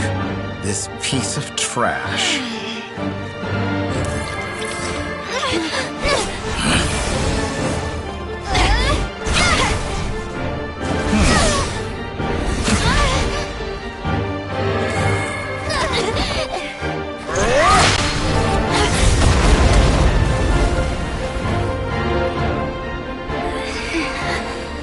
Your formula runs too slowly, Sandrone. You put your hope for success on others instead of fighting dirty. That is why you have failed. Now, whom should I slay first? Any volunteers?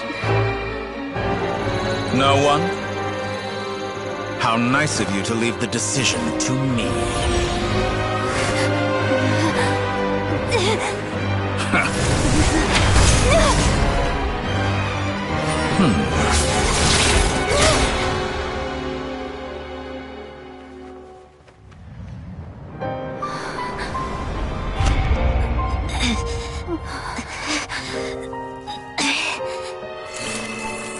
Oh, how unexpected. Sandrone, any last words for me, comrade?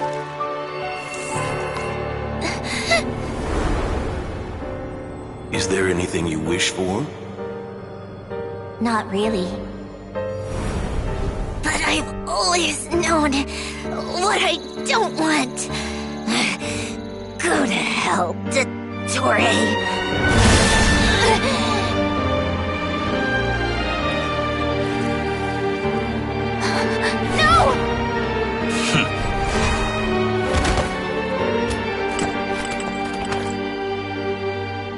And now, you have failed.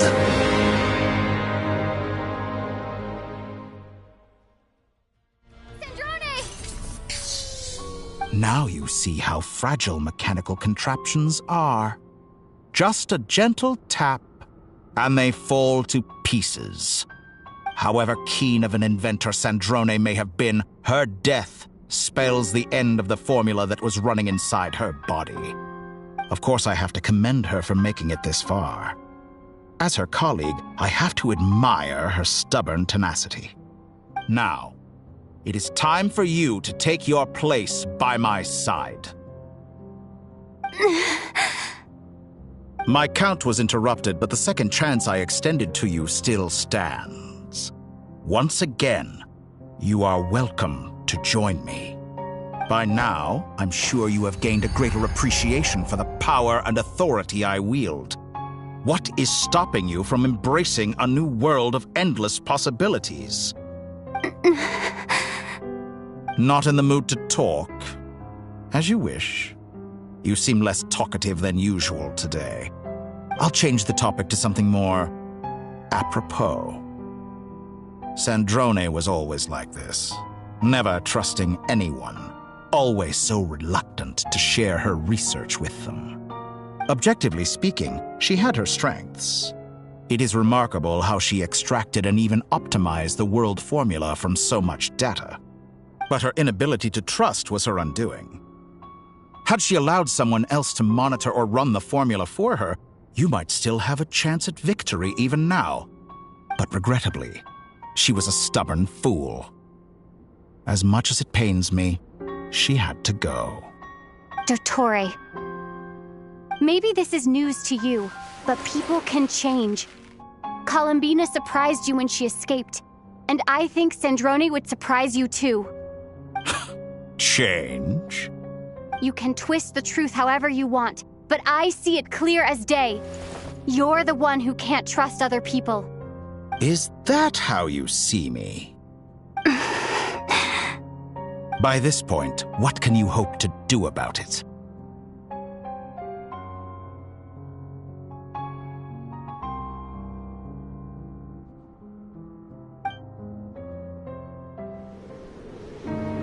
It is pointless to fight on. You've already lost. Wrong. You can't win this, Dottore.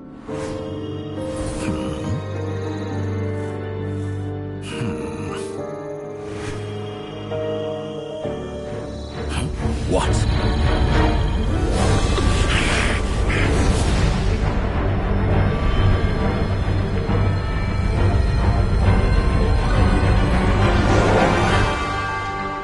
My formula can get us 90% of the way. It will connect you to Columbina. Then, I will bring the formula's output to the Traveler's side. For the last 10%, do whatever it takes. Just bring the moon down.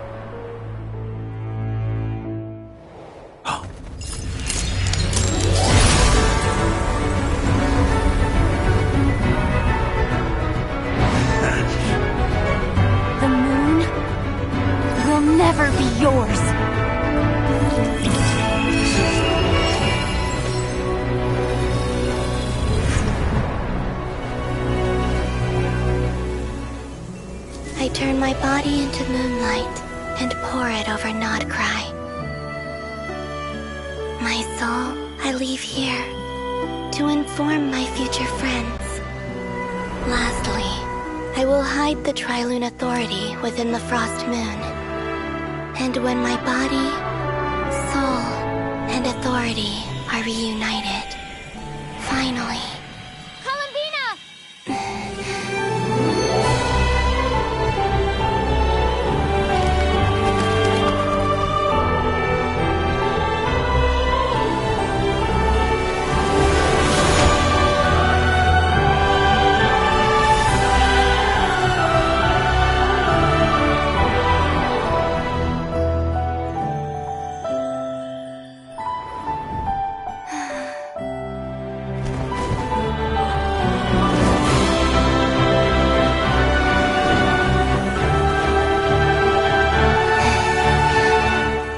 It's been too long. I'm back.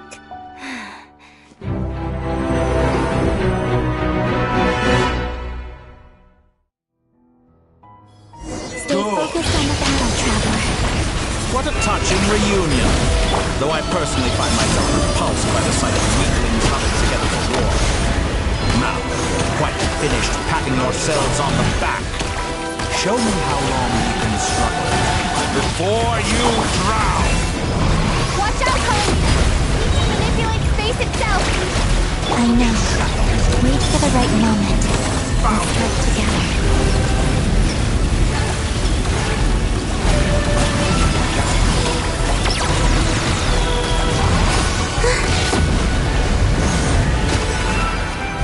Entropy bends to me.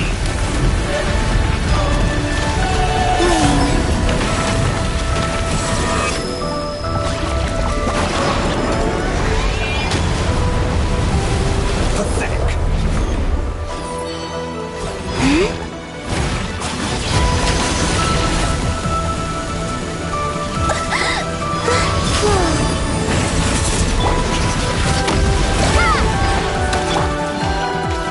Enough!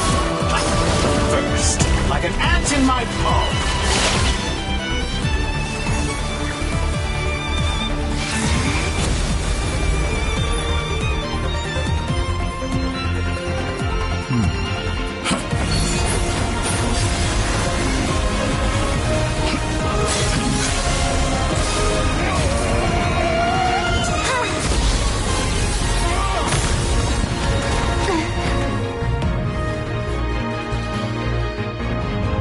I grant you the new moon's blessing.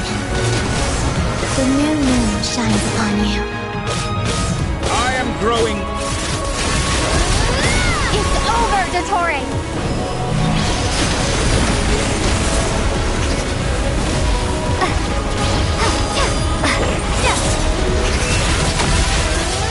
Time to pick.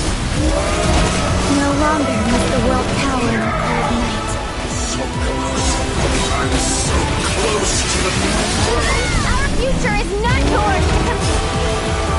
Let the moonlight dispel the darkness. World!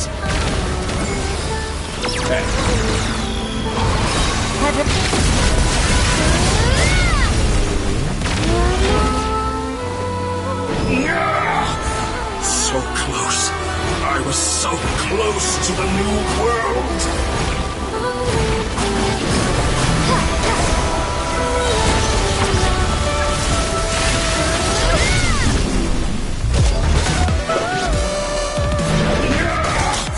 So close.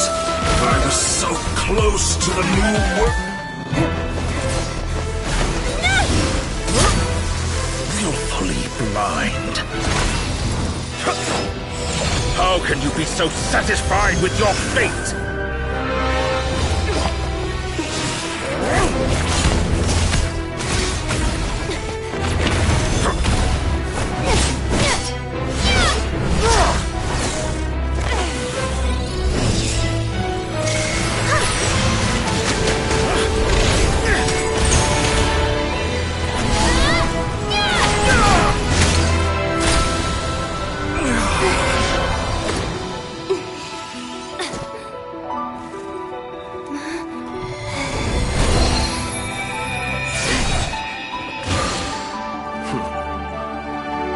This battle was never about fate. It's about friends, family, and the home you stole from them. So dull. Only the weak rely on each other for comfort. You shall see. Once I transcend fate, you will be nothing but fodder for my grand experiment! That will never happen.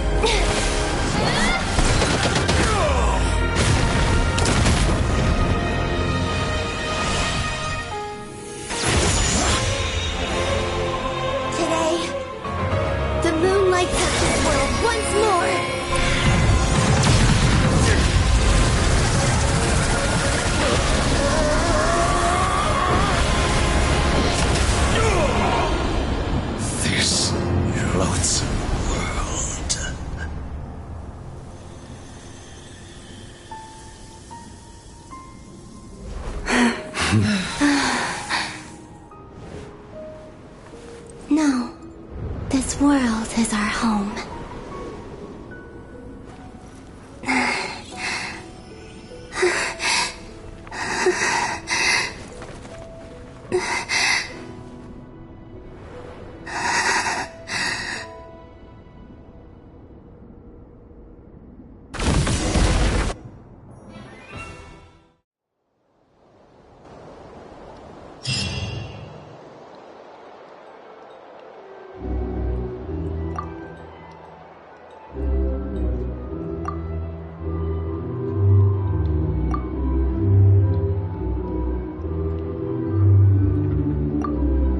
Doing it wrong. The moon looks like this now. What are you trying, children? The new moon, Mom! It looks different than before, doesn't it? Also... Can I go buy a sugar sculpture today? Please? Just one?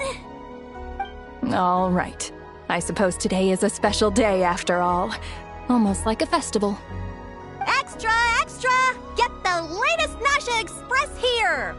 Post-disaster report! Nasha Town reborn beneath a new moon!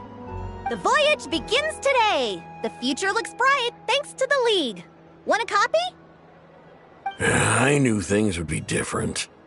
But I didn't think that would include the moon. They say a new moon goddess has been born. A new moon goddess? Who's saying that? The Frost Moon Scions? I guess so. I'm not too clued up on the details. As far as I'm concerned, the moon's still in the sky and it's business as usual. Hey, since we've come all this way, shall we grab ourselves a free meal while we're here?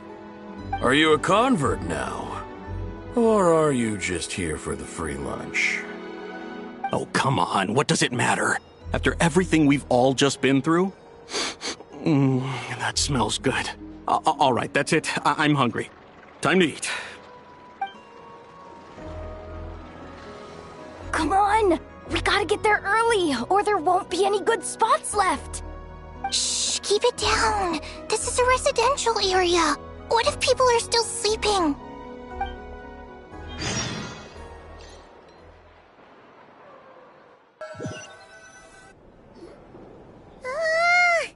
Why is it so noisy outside? It's okay.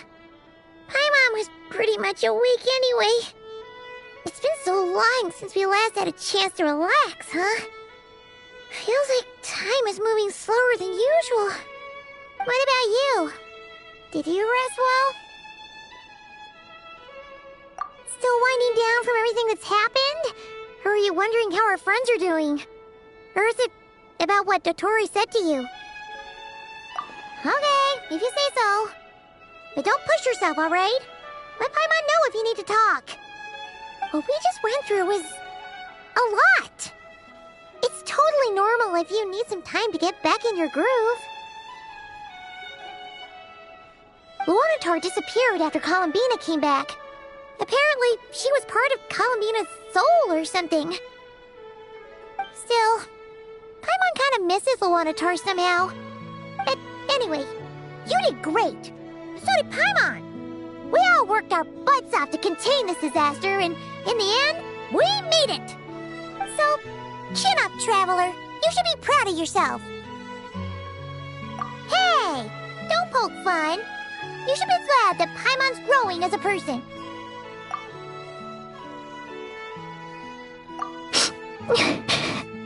Paimon didn't think you'd mention it. You have no idea how anxious Paimon was. She was worried sick about you. Well, if you really want to show Paimon you're sorry, you're gonna need to make it up to her. You better be ready to splash out on a lavish meal.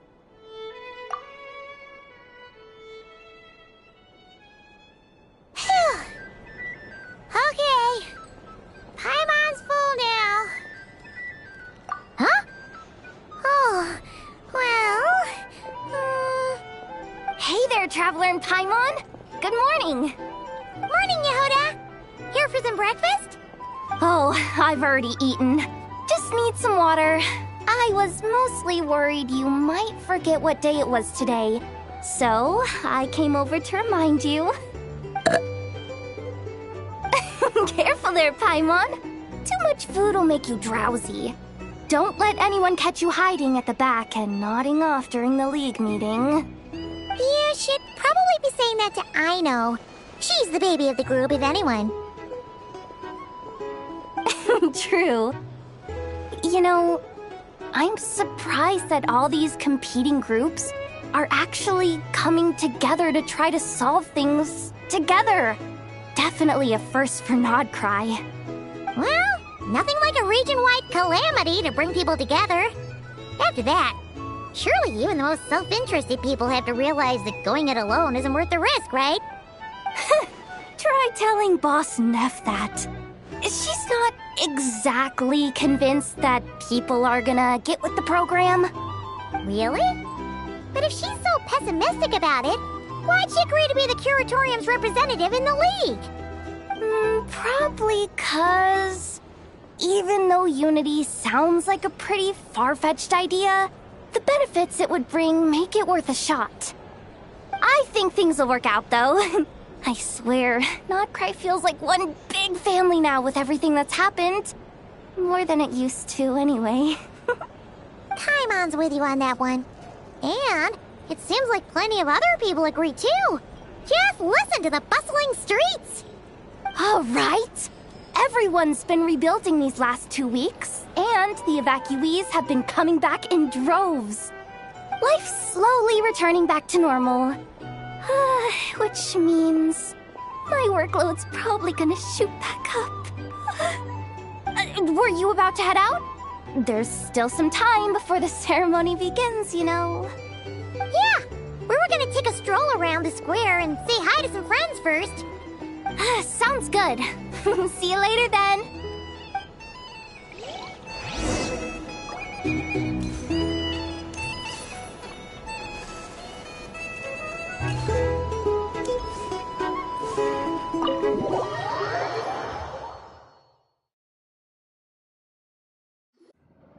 Please accept today's boon. Have a nice day. Are Paimon's eyes deceiving her? Or is that Inefa handing out food for the Frost Moon Scions? Hello there. Would you like a feast of the moon, along with some snacks of the day? So, what's new, Inefa? It was only a few days ago when we last saw you, but it looks like you've joined the Frost Moon Scions in that time. And Aino too? What are you talking about, Paimon? We're just here to help, duh. In the wake of the disaster, it's all hands on deck. We responded to Lama's request for support. At times like these, the smallest good deed can inspire others and help them through the hard days ahead. And we're using eggs and heating tubes to make that a reality, in true Krumkake Crab Shop style! enough! Did you hear that? The Traveler said I did good. The Traveler! That's because it's true, I know. Proposal. If you can resist eating today's dessert, I will provide you with compliments, too. No way!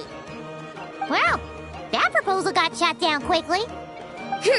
I need something to get me through the hard times too, you know. Mom! Yes, dear. Go right ahead. Excuse me.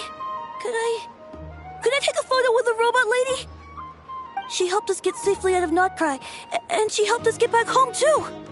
She's the best. Of course she is. And since I'm the whiz kid who built her, that makes me even better than best, right?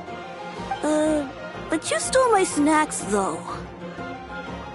Oops. Shall we move to the open space near the center? The view there is better. Thank you! Aren't you the better pick for this job, Flint? You underestimate yourself yet again, Master Ilua. Not at all. I rarely come by Nasha Town. I don't know any of the big shots here. All in good time. Socializing is a step-by-step journey. But you're much further ahead on that road, aren't you? You're not seeing the full picture. You know the truth now. My friends do not understand my habits. There is no question about it. The Lightkeepers need a representative in the League. Someone who is upright, cares about other people, and can realize their self-worth through group action. You say it like you wouldn't make the cut.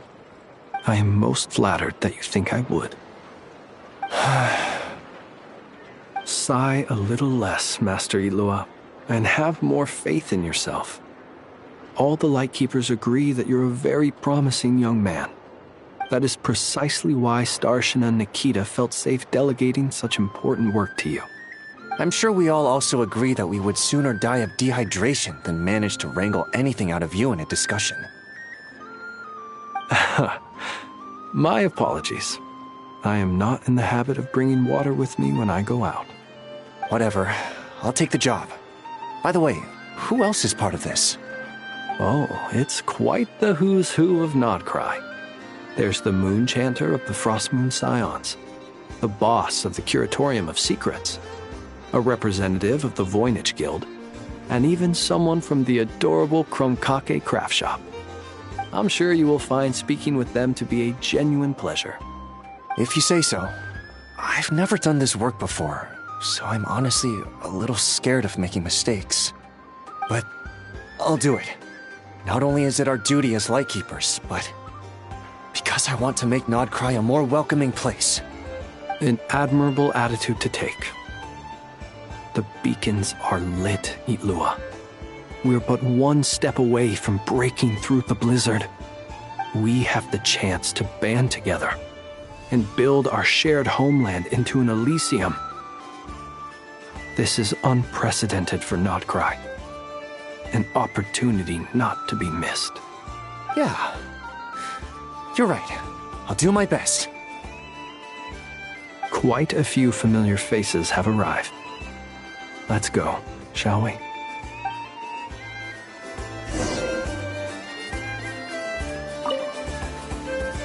You look so cool when you fly, Miss Robot, and when you use your spear, too! And even though you took my snacks, it's pretty cool that you could build stuff like this. You've got so many inventions. It's amazing! Also... Micah, we need to go now. 1 second! Please take this Feast of the Moon, as well as some snacks. Share them with your mother and your lovely family.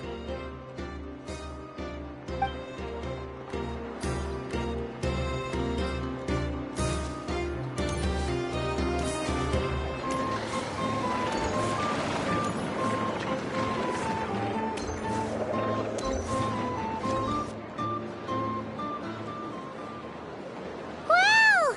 Everyone's here! You seem well rested. I know no one's asked, but I'm sure you all want to know, so let me just say, we're doing great. Thanks. Well, great, but not perfect. Starting to lose my mind from boredom. Can't drink a drop of alcohol while I'm waiting for my wounds to heal. I'm sure you had a sneaky swig or two. Wait, how'd you find out? I'm sure you must be missing Mondstadt after all these years away, Grandmaster. Yeah, you could say that again. Every time I get news from Mondstadt, it makes me want to go back and see the place for myself. Honestly, once things are wrapped up here, I think it'll be time to head back home. Hey, looks like someone's taking the stage. Can everyone see okay? Anyone need a boost? I'll just listen from the back. It's fine. You're taking this pretty seriously, huh, Durin? Well, it's not every day that I get the chance to see how people speak in official settings. Soak it up like a sponge. I'll make sure you get a chance to practice for yourself later down the line. Actually, I know just the thing. You can debrief the Knights of Favonius for me. Mr. Varka, are you forgetting that I'm not a Knight of Favonius? I can knight you. Any particular title you'd like? Is he joking? I really can't tell. You'll have to figure this one out for yourself. It'll be a good learning experience. It is my honor to host the opening ceremony for the League, and to have this opportunity to speak to you all in my capacity as Voynich Guild representative. Could this person also have been pushed onto the big stage by the real big shots? Guess I'm not the only one then. We come here today, having weathered the trials and hardships of yesterday, and having learned from them the importance of unity and cooperation. All right, here we go.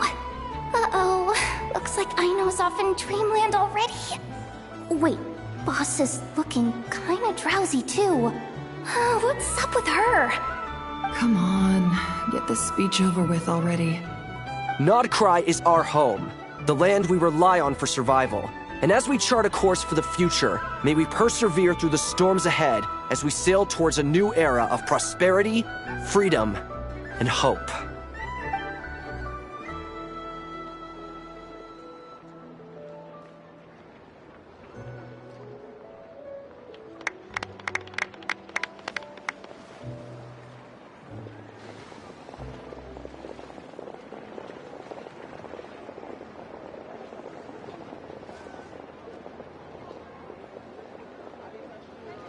Looks like we'll have more opportunities to travel in the future. I'm sure you'll cope, Lady Moonchanter, given how fleet of foot you are.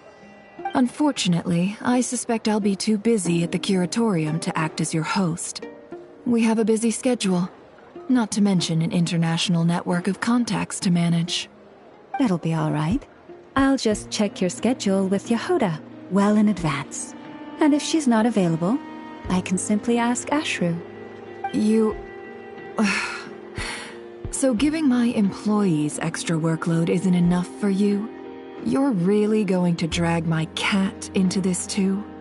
I thought you'd approve. Aren't you forever increasing your employees' workloads? That's a bold statement. Are all the Frostmoon Scions feeling more audacious now that your moon goddess has returned? Columbina's return has brought joy to all who care about her. That includes both you and me. As for the Frostmoon Scions, we are learning how to thrive independently, without relying on the moon goddess. It is up to us to make our home a more livable place. Joining the League is one of the steps we are trying towards that end. I like the word try. It's nice and non-committal. You can opt out at any time and still say you tried. You don't see a bright future for the Frostmoon Scions? Or did you mean the League? I'm just not as optimistic as you. The Frostmoon Scions should count themselves lucky that they have a leader as stubborn and enterprising as you. But Nod Cry's a big place, with all kinds of people. Most of them don't enjoy answering to a leader, or even listening to reason. Well, that's where you and your methods come in. Unless the Curatorium of Secrets is only here for appearances. For now, yes. And that won't change until this venture becomes worth my while. What would make it worth your while? Getting out more than I put in. Right now, I'd barely break even, but I'll grant that it's a good start for Nod Cry. Then maybe it's worth a try. All right, you can stop now. Or do I have to join the Frost Moon Scions before you'll get off my back? You'd be very welcome to join us. Hey, you two! Congrats on all your hard work! What are you chatting about? Nefer was trying to dissuade me from adding to her employees' workload. Also, she's considering joining the Frost Moon Scions. Sorry, what? Your conversations are always the most interesting. Would you two care to join me for some tea before heading to your next destination?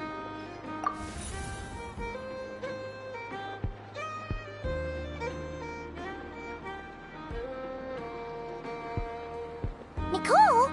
Wait, where are you?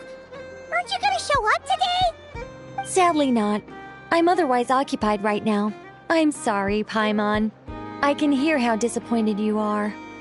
If it's any consolation, let me say that how things appear on the surface is a far cry from what they are at their core.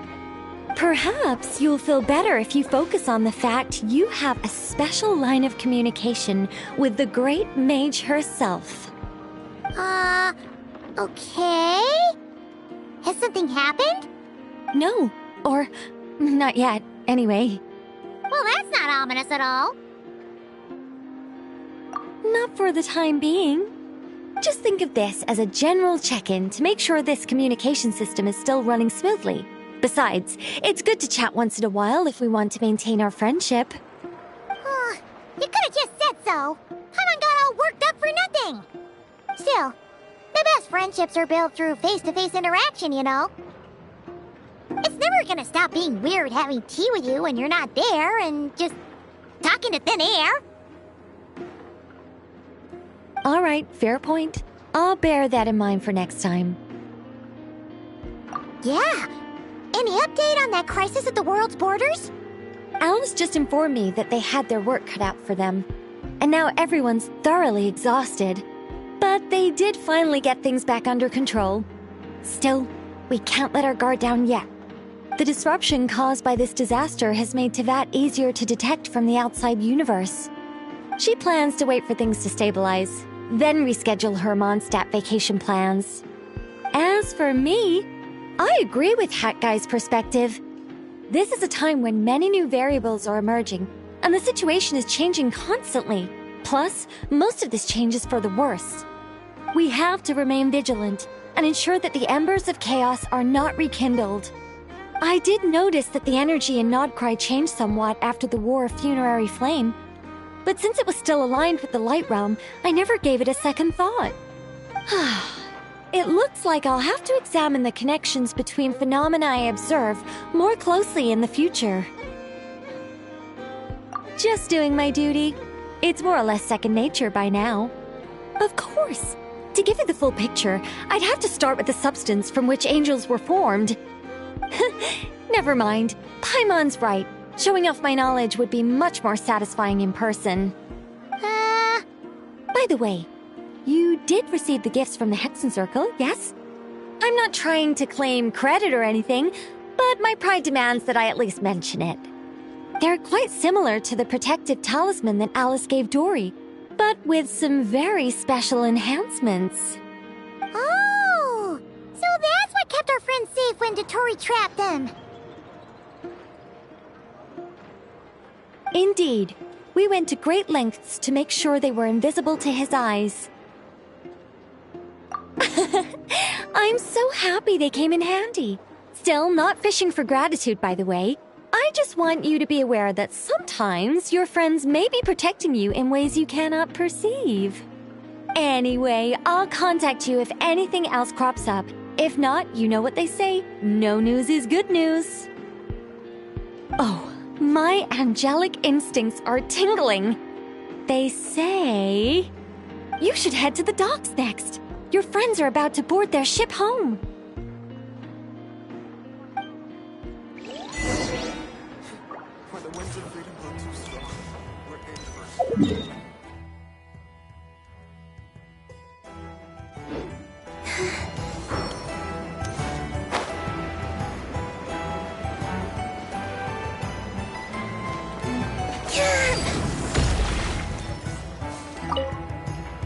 We'll be staying in Notcry for a while longer, to wrap some things up for Grandmaster Varka. Sure, no problem. Do you miss home? To be honest, I do. I know the Grand Master's been away from Mondstadt for much longer, but for me, this is the longest I've been away from home in my life. If there's anything you'd like to say to your friends back home, I'm sure Varka would be happy to write it down in a letter for you. There's no need. I prefer talking face to face. Seeing their expressions and reactions, it makes me feel at ease.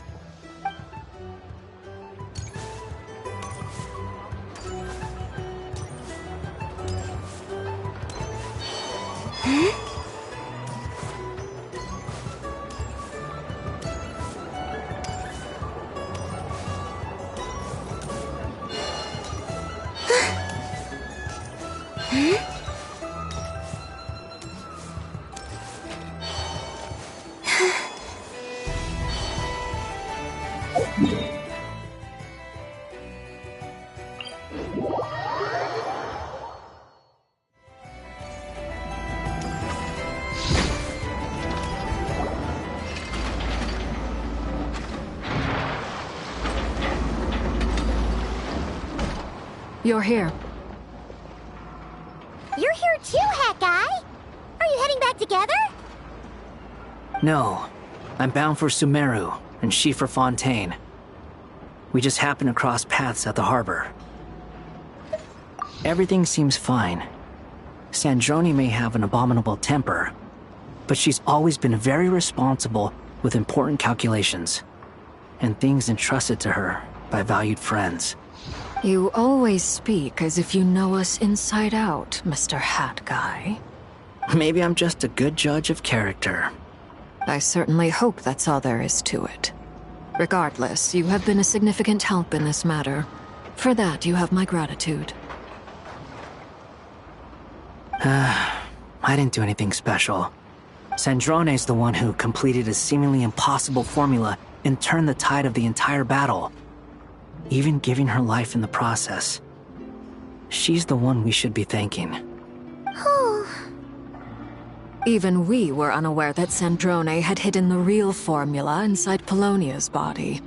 She managed to fool Dottore into thinking the formula was running in her system by installing an identical-looking decoy within her. She probably realized that she didn't have the strength to stop Dottore. But this way, she could at least get him to lower his guard. She always worked like that. Always had a backup plan.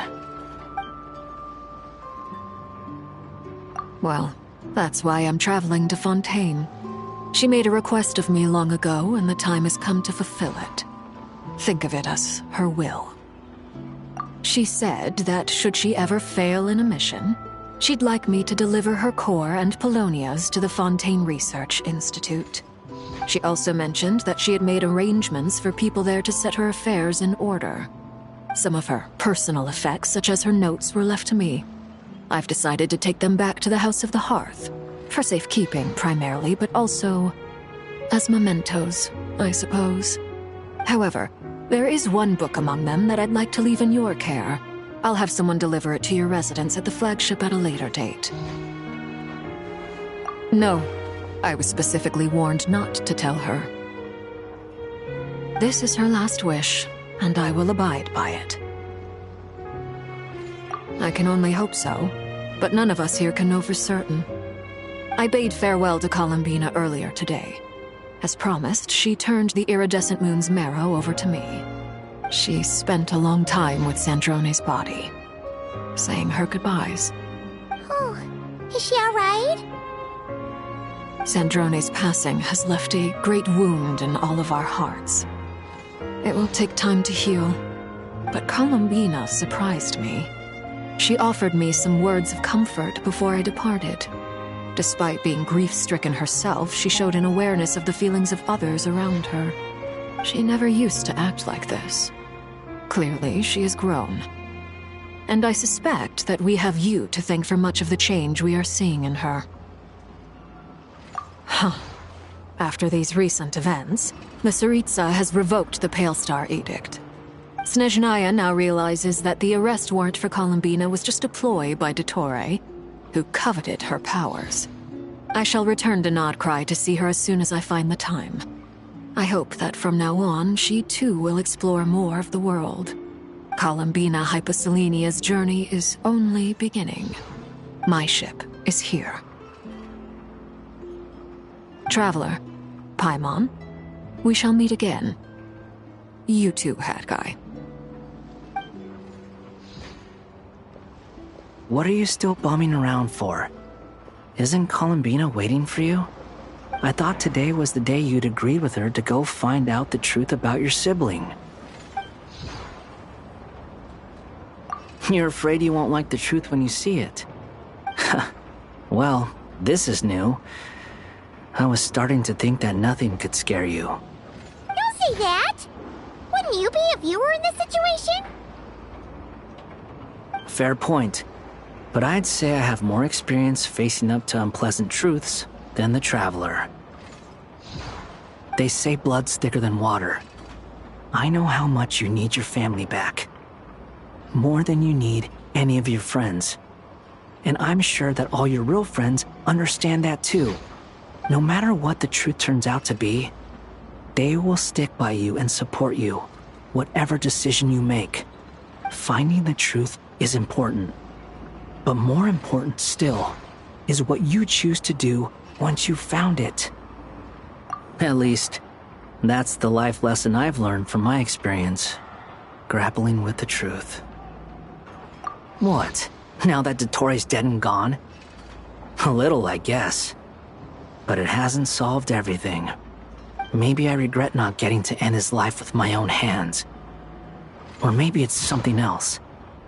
But for whatever reason, I still feel like I have a chip on my shoulder. Either way, I'm going back to Sumeru. Lesser Lord Kusanali is gonna need help dealing with all the chaos Dottore left in his wake. Not just from this incident, but everything he did in the past, too. You should continue with your journey, as you've always done. Who knows?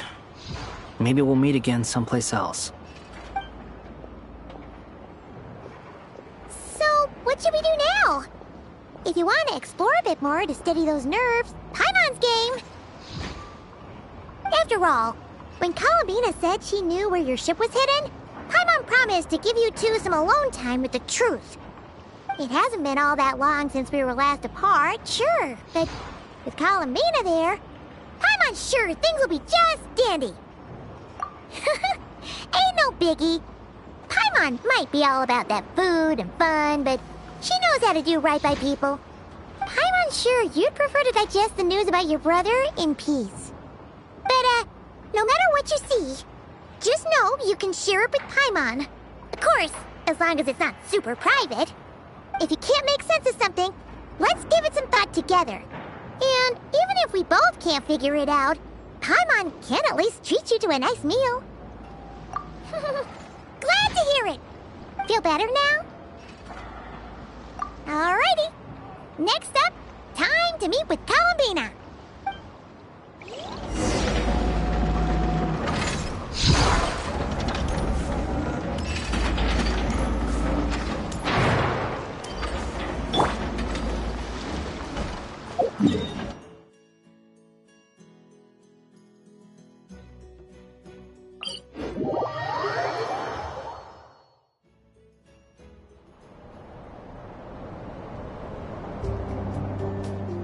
Columbina, can't quite believe we're meeting out here. We've gotten used to walking over to Silver Moon Hall whenever we go see you. Well, you're still welcome to go there whenever you want to see me.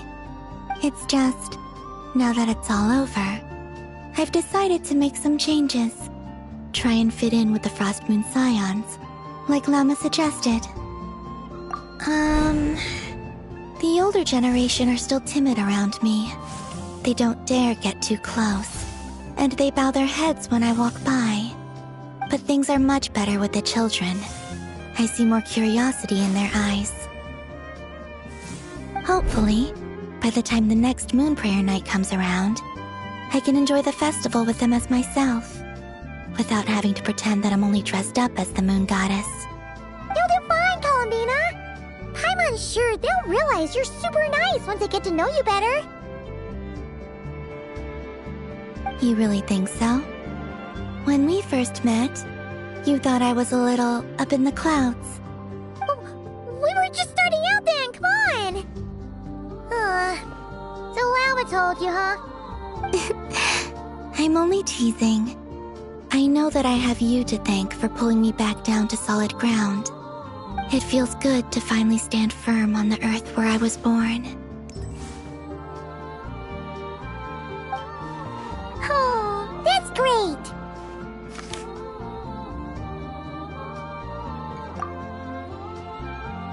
Thank you. I'll make sure not to lose it this time. Well then, are you ready? Ether, what happened to our spaceship back then? Why did you leave? It's time to learn the truth at last. I'm ready as I'll ever be. Good. Then let me open the way for you.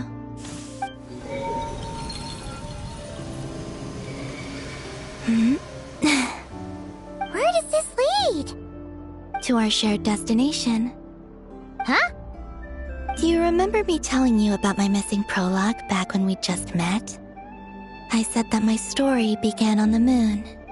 But while I was inside the moon's reflection, I realized that my prologue was really hidden in the future. I just had yet to discover it at that point. The story of the time before I was born was in fact the story of my distant future. It's truly fascinating. But when I obtained the Trilunar Authority and returned to our present reality, I sensed something I hadn't expected. Your prologue. So you mean... Yes, your spaceship. All this time, it has been hidden on the Frost Moon, which lay beyond the sky. The great ruler of the firmament. The heavenly principles. Wait, them? Why would they do that? I don't know. Perhaps your ship contains something that is incompatible with Tevat. Or something that cannot be known. Oh, did I pick a bad time to say this? I know it must have been hard to work up the courage to do this. Maybe I should have waited until you were on the moon, with no chance to back out. That would have been kind of mean, you know.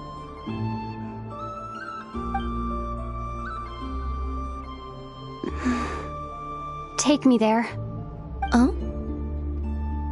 Whatever is hiding in that ship, it belongs to me and Ether. Those memories belong to us. No one else has the right to decide whether I should or shouldn't know about it. Not even the heavenly principles. Very well. Then let's go. You two take care, alright? And don't forget to come back soon! Rest assured, Paimon. We will. Traveler, after you. Thinking about the story that we'll find hidden on the moon? Yes. And hoping that it has a happy ending. Stories like that don't exist, you know? You don't believe in happy endings? I don't believe in endings.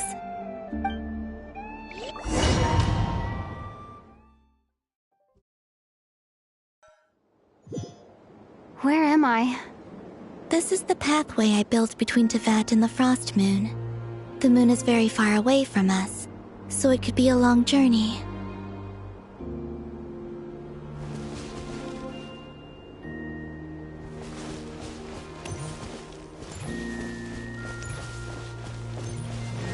After I obtained the Trilunar Authority, I unwittingly saw past events from many of my friends' lives. One was Lauma. She was so young when they chose her to be the Moon Chanter. From then on, the Frost Moon Scions looked to her to bring messages from their goddess. But, for better or worse, I had left Hisi Island before she was ever born. It was not until much, much later that she met me. I think it's for the best. Because of the way things turned out, you had the opportunity to become friends. You're right. In that sense, I think we were both very lucky.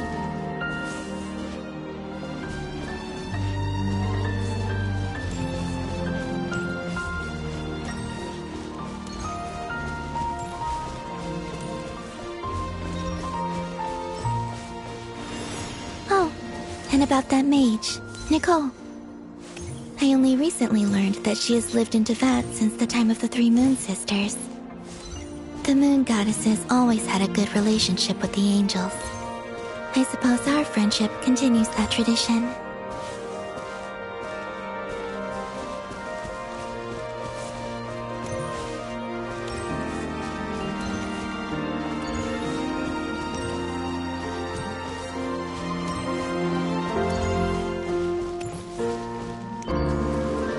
And then there's Sandrone. I never knew that much about her, beyond the fact that she was created by someone called the Lord Artificer. She, too, suffered for a long time before joining the Fatui.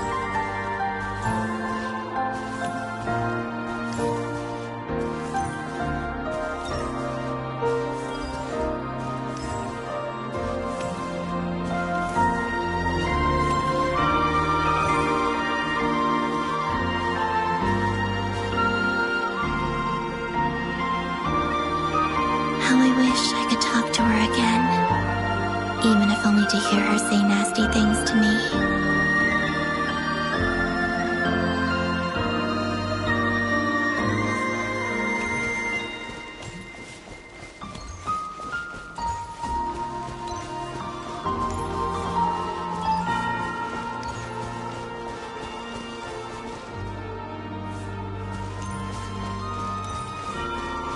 Also, I saw your sibling's story.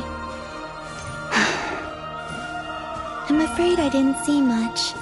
It seems that he rarely came to the surface, where the moonlight shines.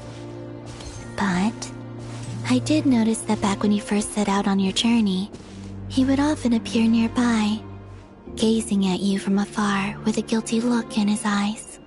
Ether. Let us speak no more of the past. I probably shouldn't reveal so much about my friends. It's not my place. Let the moonlight carry us forth. We are very close now.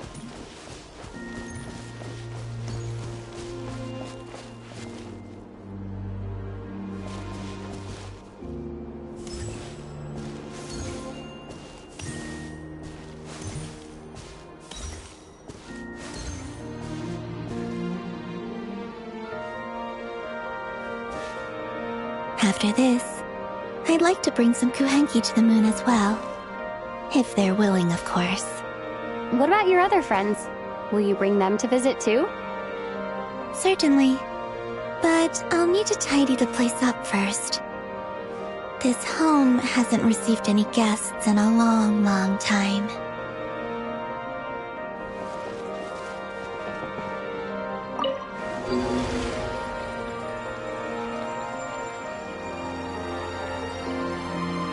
I remember writing something similar with you on Moon Prayer Night. I believe it was called Dodoko's Whirligig. Yes, that was it. You asked me if I was afraid to return to the moon, and I said that I was.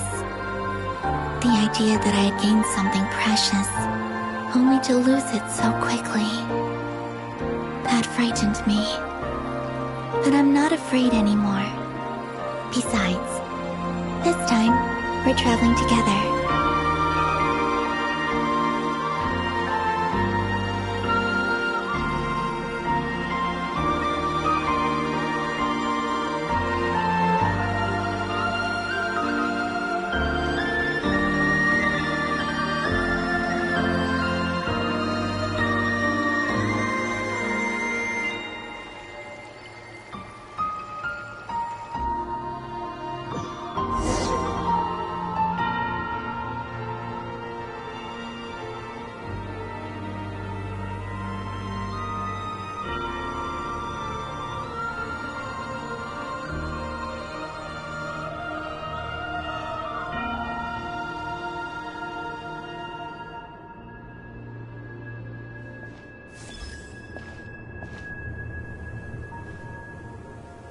We're here.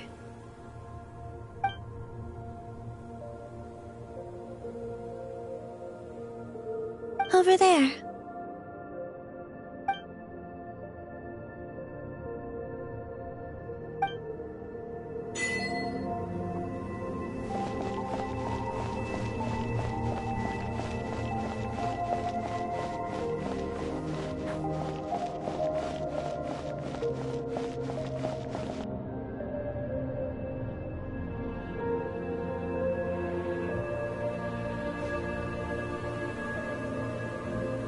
Our spaceship. It's huge. I suppose that the moon is the only place one could hide it. It'll be alright. Huh? The way you feel in this moment, I went through it too, on Moon Prayer Night. The door was right in front of me, but I struggled to find the courage to step through. Solitude for me once meant living a life in which even I was absent. Before I met you, that was the only life I knew. But that night, solitude meant throwing away the life I had gained after meeting all of you. Columbina. Go. Retrieve the part of your life that was once lost. Trust me, you will lose nothing by doing so. Look, Teyvat is right there. All of our friends are down there, waiting for us. You're right. Thanks, Columbina.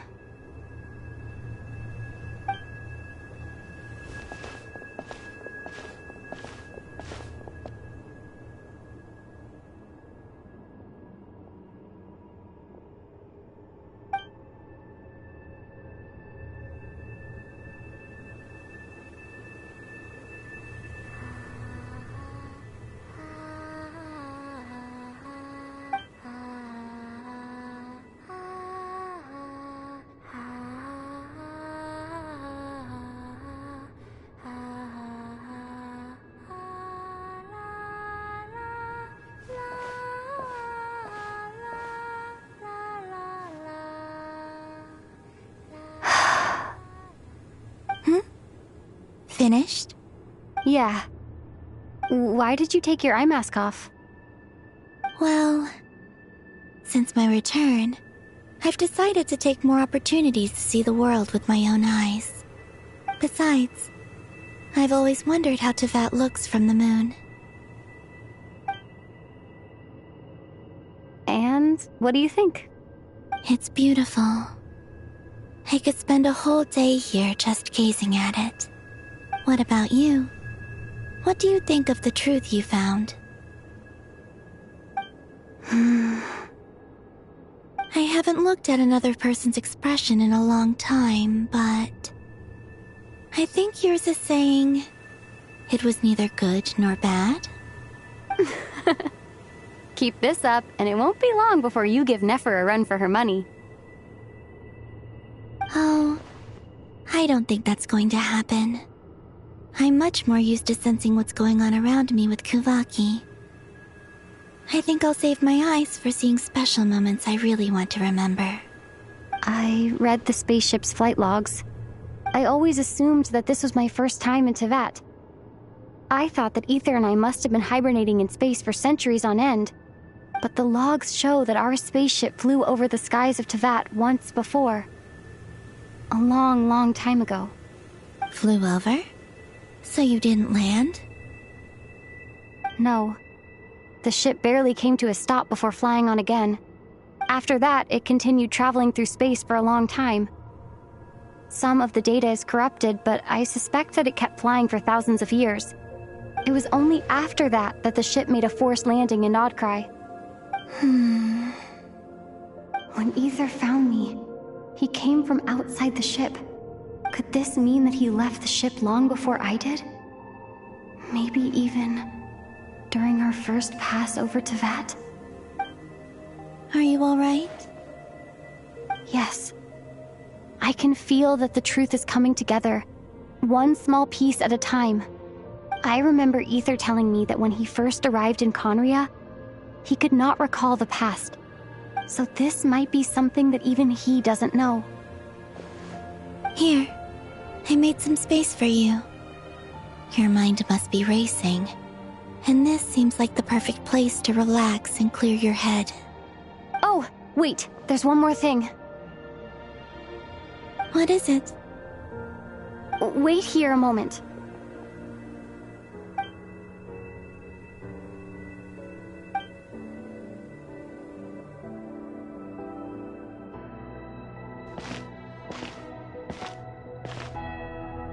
Hey, Columbina.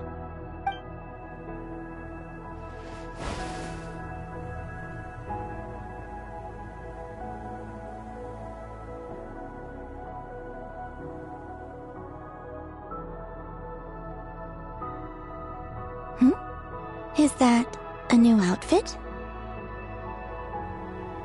An old one, technically. It's been in a cabinet inside the ship this whole time. It's a matching pair with Ether's. He always liked this set more.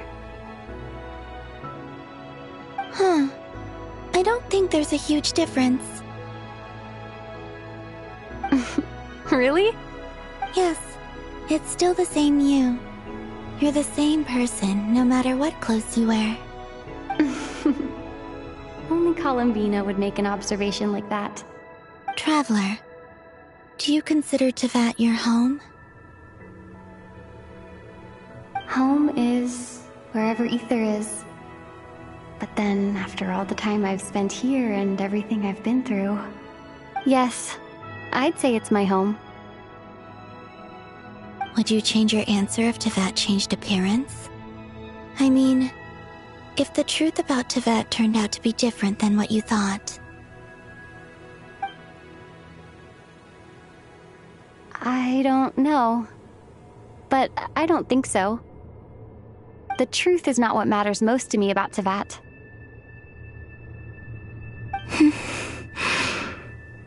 When I was first born, I longed for a home.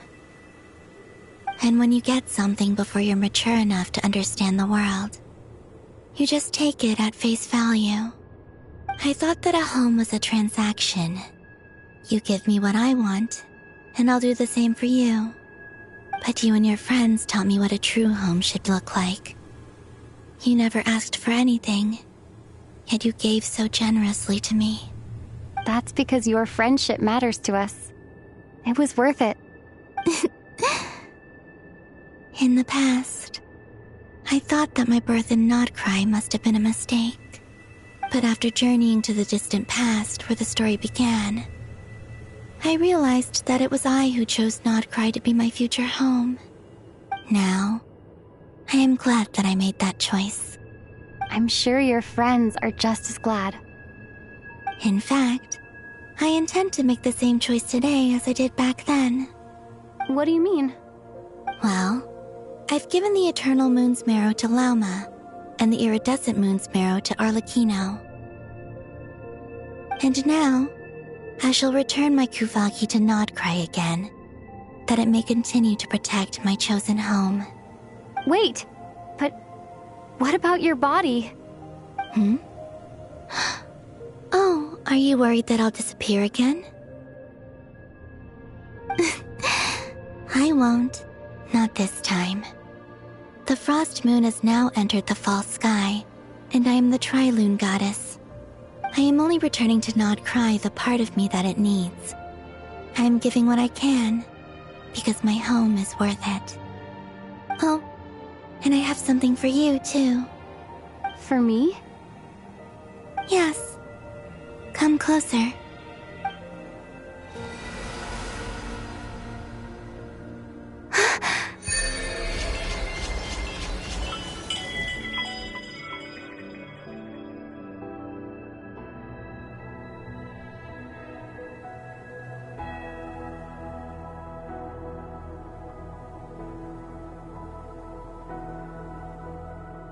What was that? I lifted some of the restrictions this world placed on you. I trust this will help in your future adventures. My power. It feels like it's grown. I can use the elements more freely now. Thank you. This will be a great help. You're welcome.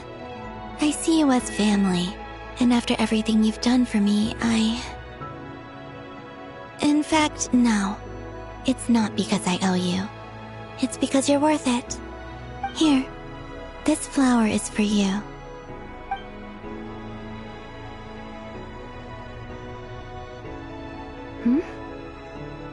Isn't this a moon prayer blossom? Yes. Don't worry. You will never see these flowers lose their color again. I'm finally discovering the joy of giving. How I wish I'd learned this sooner. Hey, better late than never. What are you thinking about now? Why don't you take a guess? You get 1 shot. I don't think I'll get it in one guess. But I'm sure it's a happy thought. That's kind of a sneaky answer. I can't say you got it wrong. Down into that, the moon seems so far away. I felt it might always lie beyond my reach. But on the moon, everything feels so close by. The haze that once enshrouded the skies has finally been dispersed. I feel like a traveler on a winter's night, starting a new chapter in my tale by the warmth of a bonfire. I don't have a lot of luggage, but I do have a lot of hope for the future. Well, what's next? Next? To start with, I want to stay here just a little longer. After that, let's return home and continue our journey.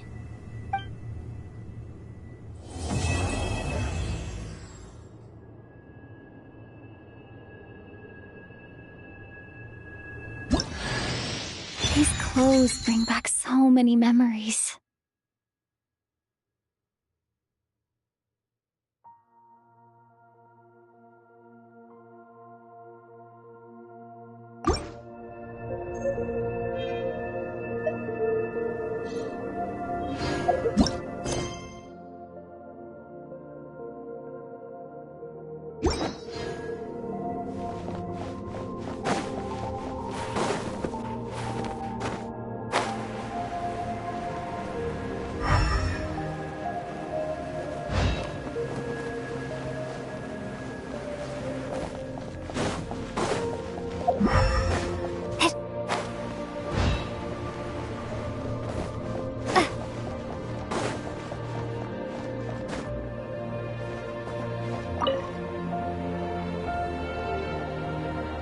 The journey goes on, for you and for me.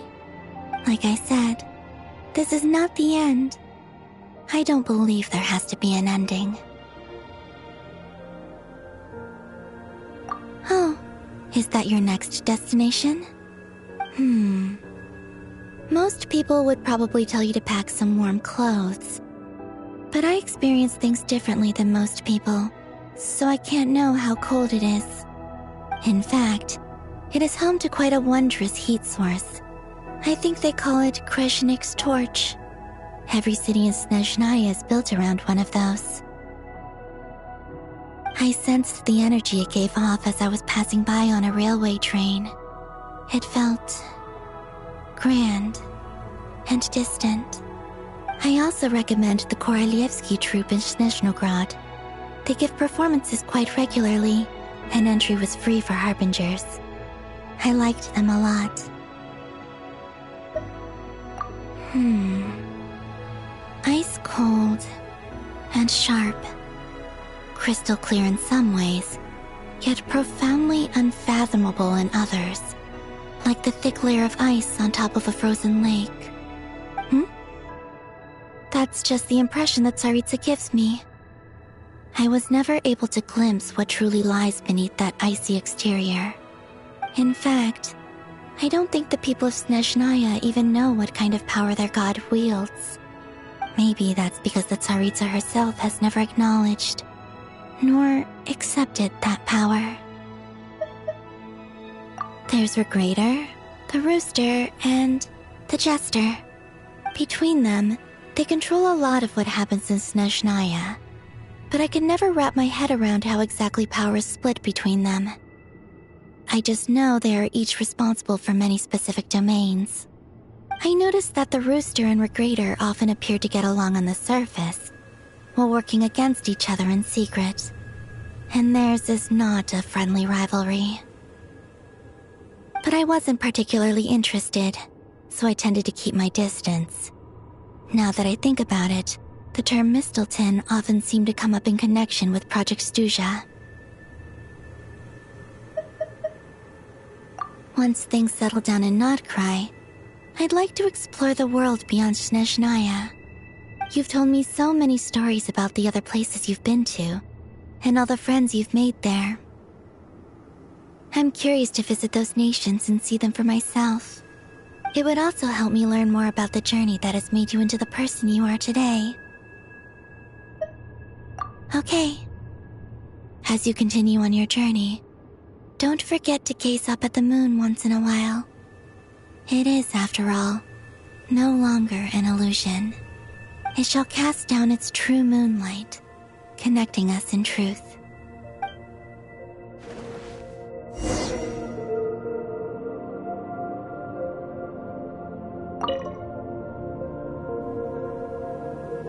The journey goes on, for you and for me. Like I said, this is not the end. I don't believe there has to be an ending. Okay. As you continue on your journey, don't forget to gaze up at the moon once in a while. It is, after all, no longer an illusion. It shall cast down its true moonlight, connecting us in truth.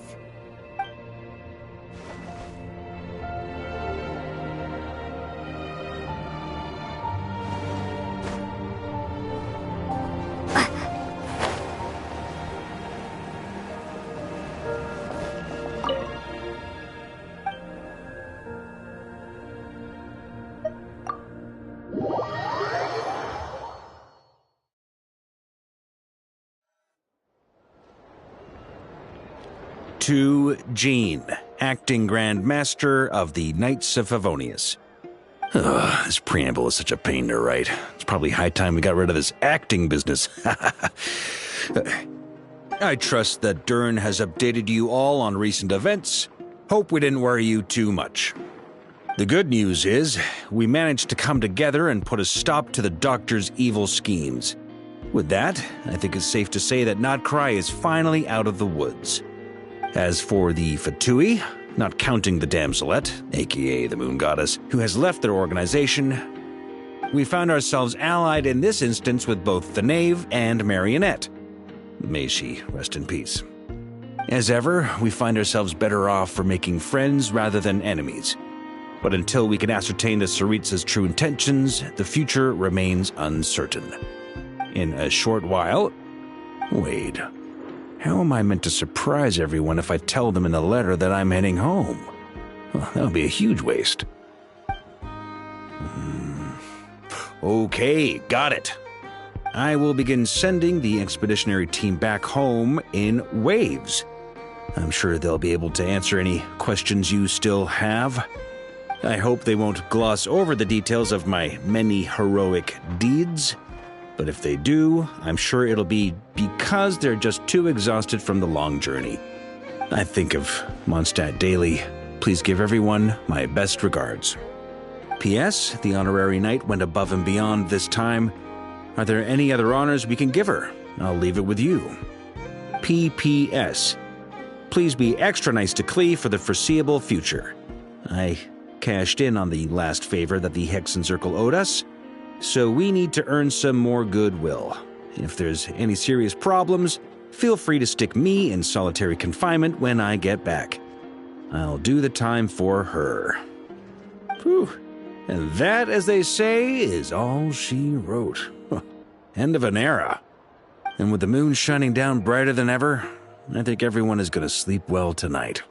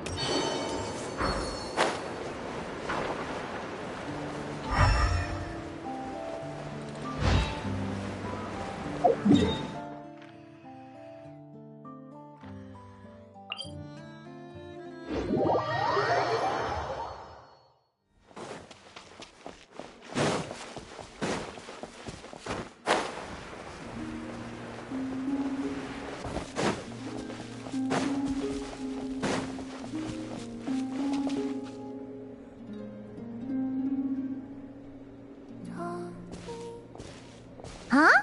Where's Columbina? Paimon doesn't see her anywhere. Over here. Oh! What are you doing all the way up there? Come join me. What are we getting ourselves into this time?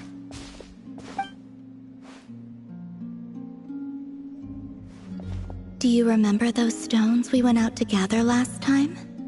Last time? Oh, you mean the ore that glows after absorbing Kuvaki? Correct. Well, after that, the Guhenki gathered some more, and I sorted them into 2 types. Darker ones and lighter ones. Darker ones and lighter ones? But why? To play moon chess, of course. What's moon chess? Oh, you've never played? I see. Ever since seeing the grids the children of the Frost Moon Scions draw on the ground, I've always wanted to try it out. But I've never had anyone to play it with. Well, what are the rules? It'll be easier if I just show you.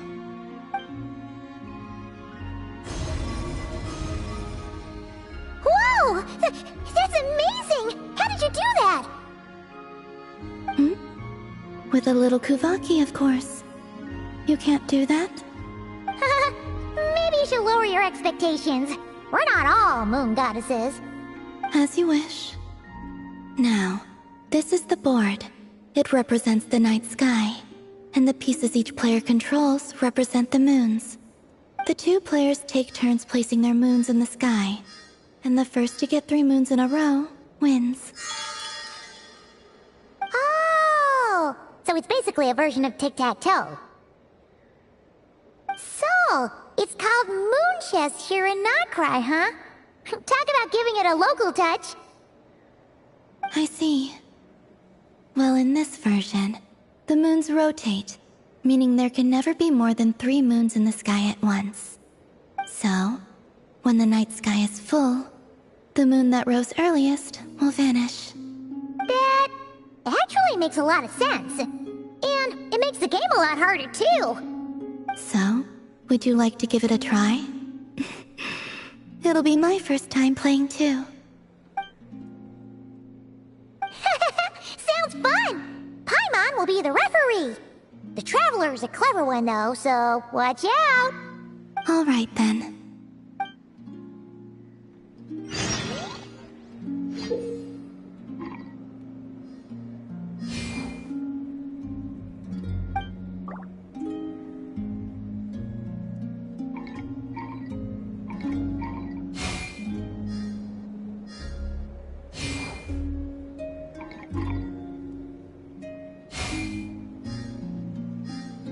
Perhaps like this.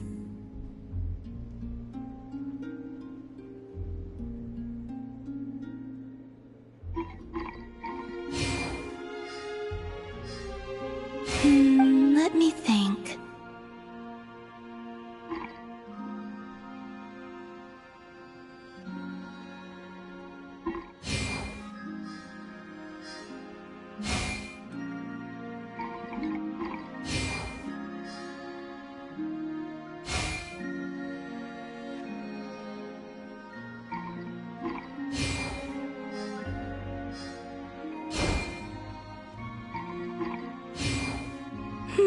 Your moons are aligned.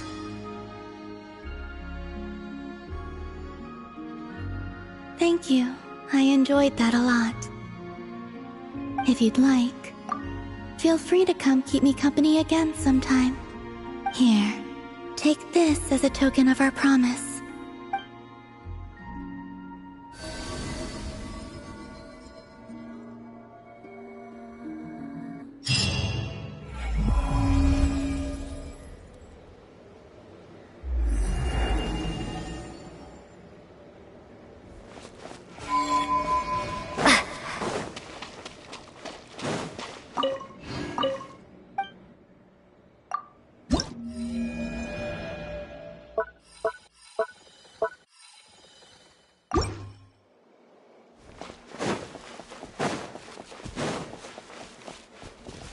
The 3 moons.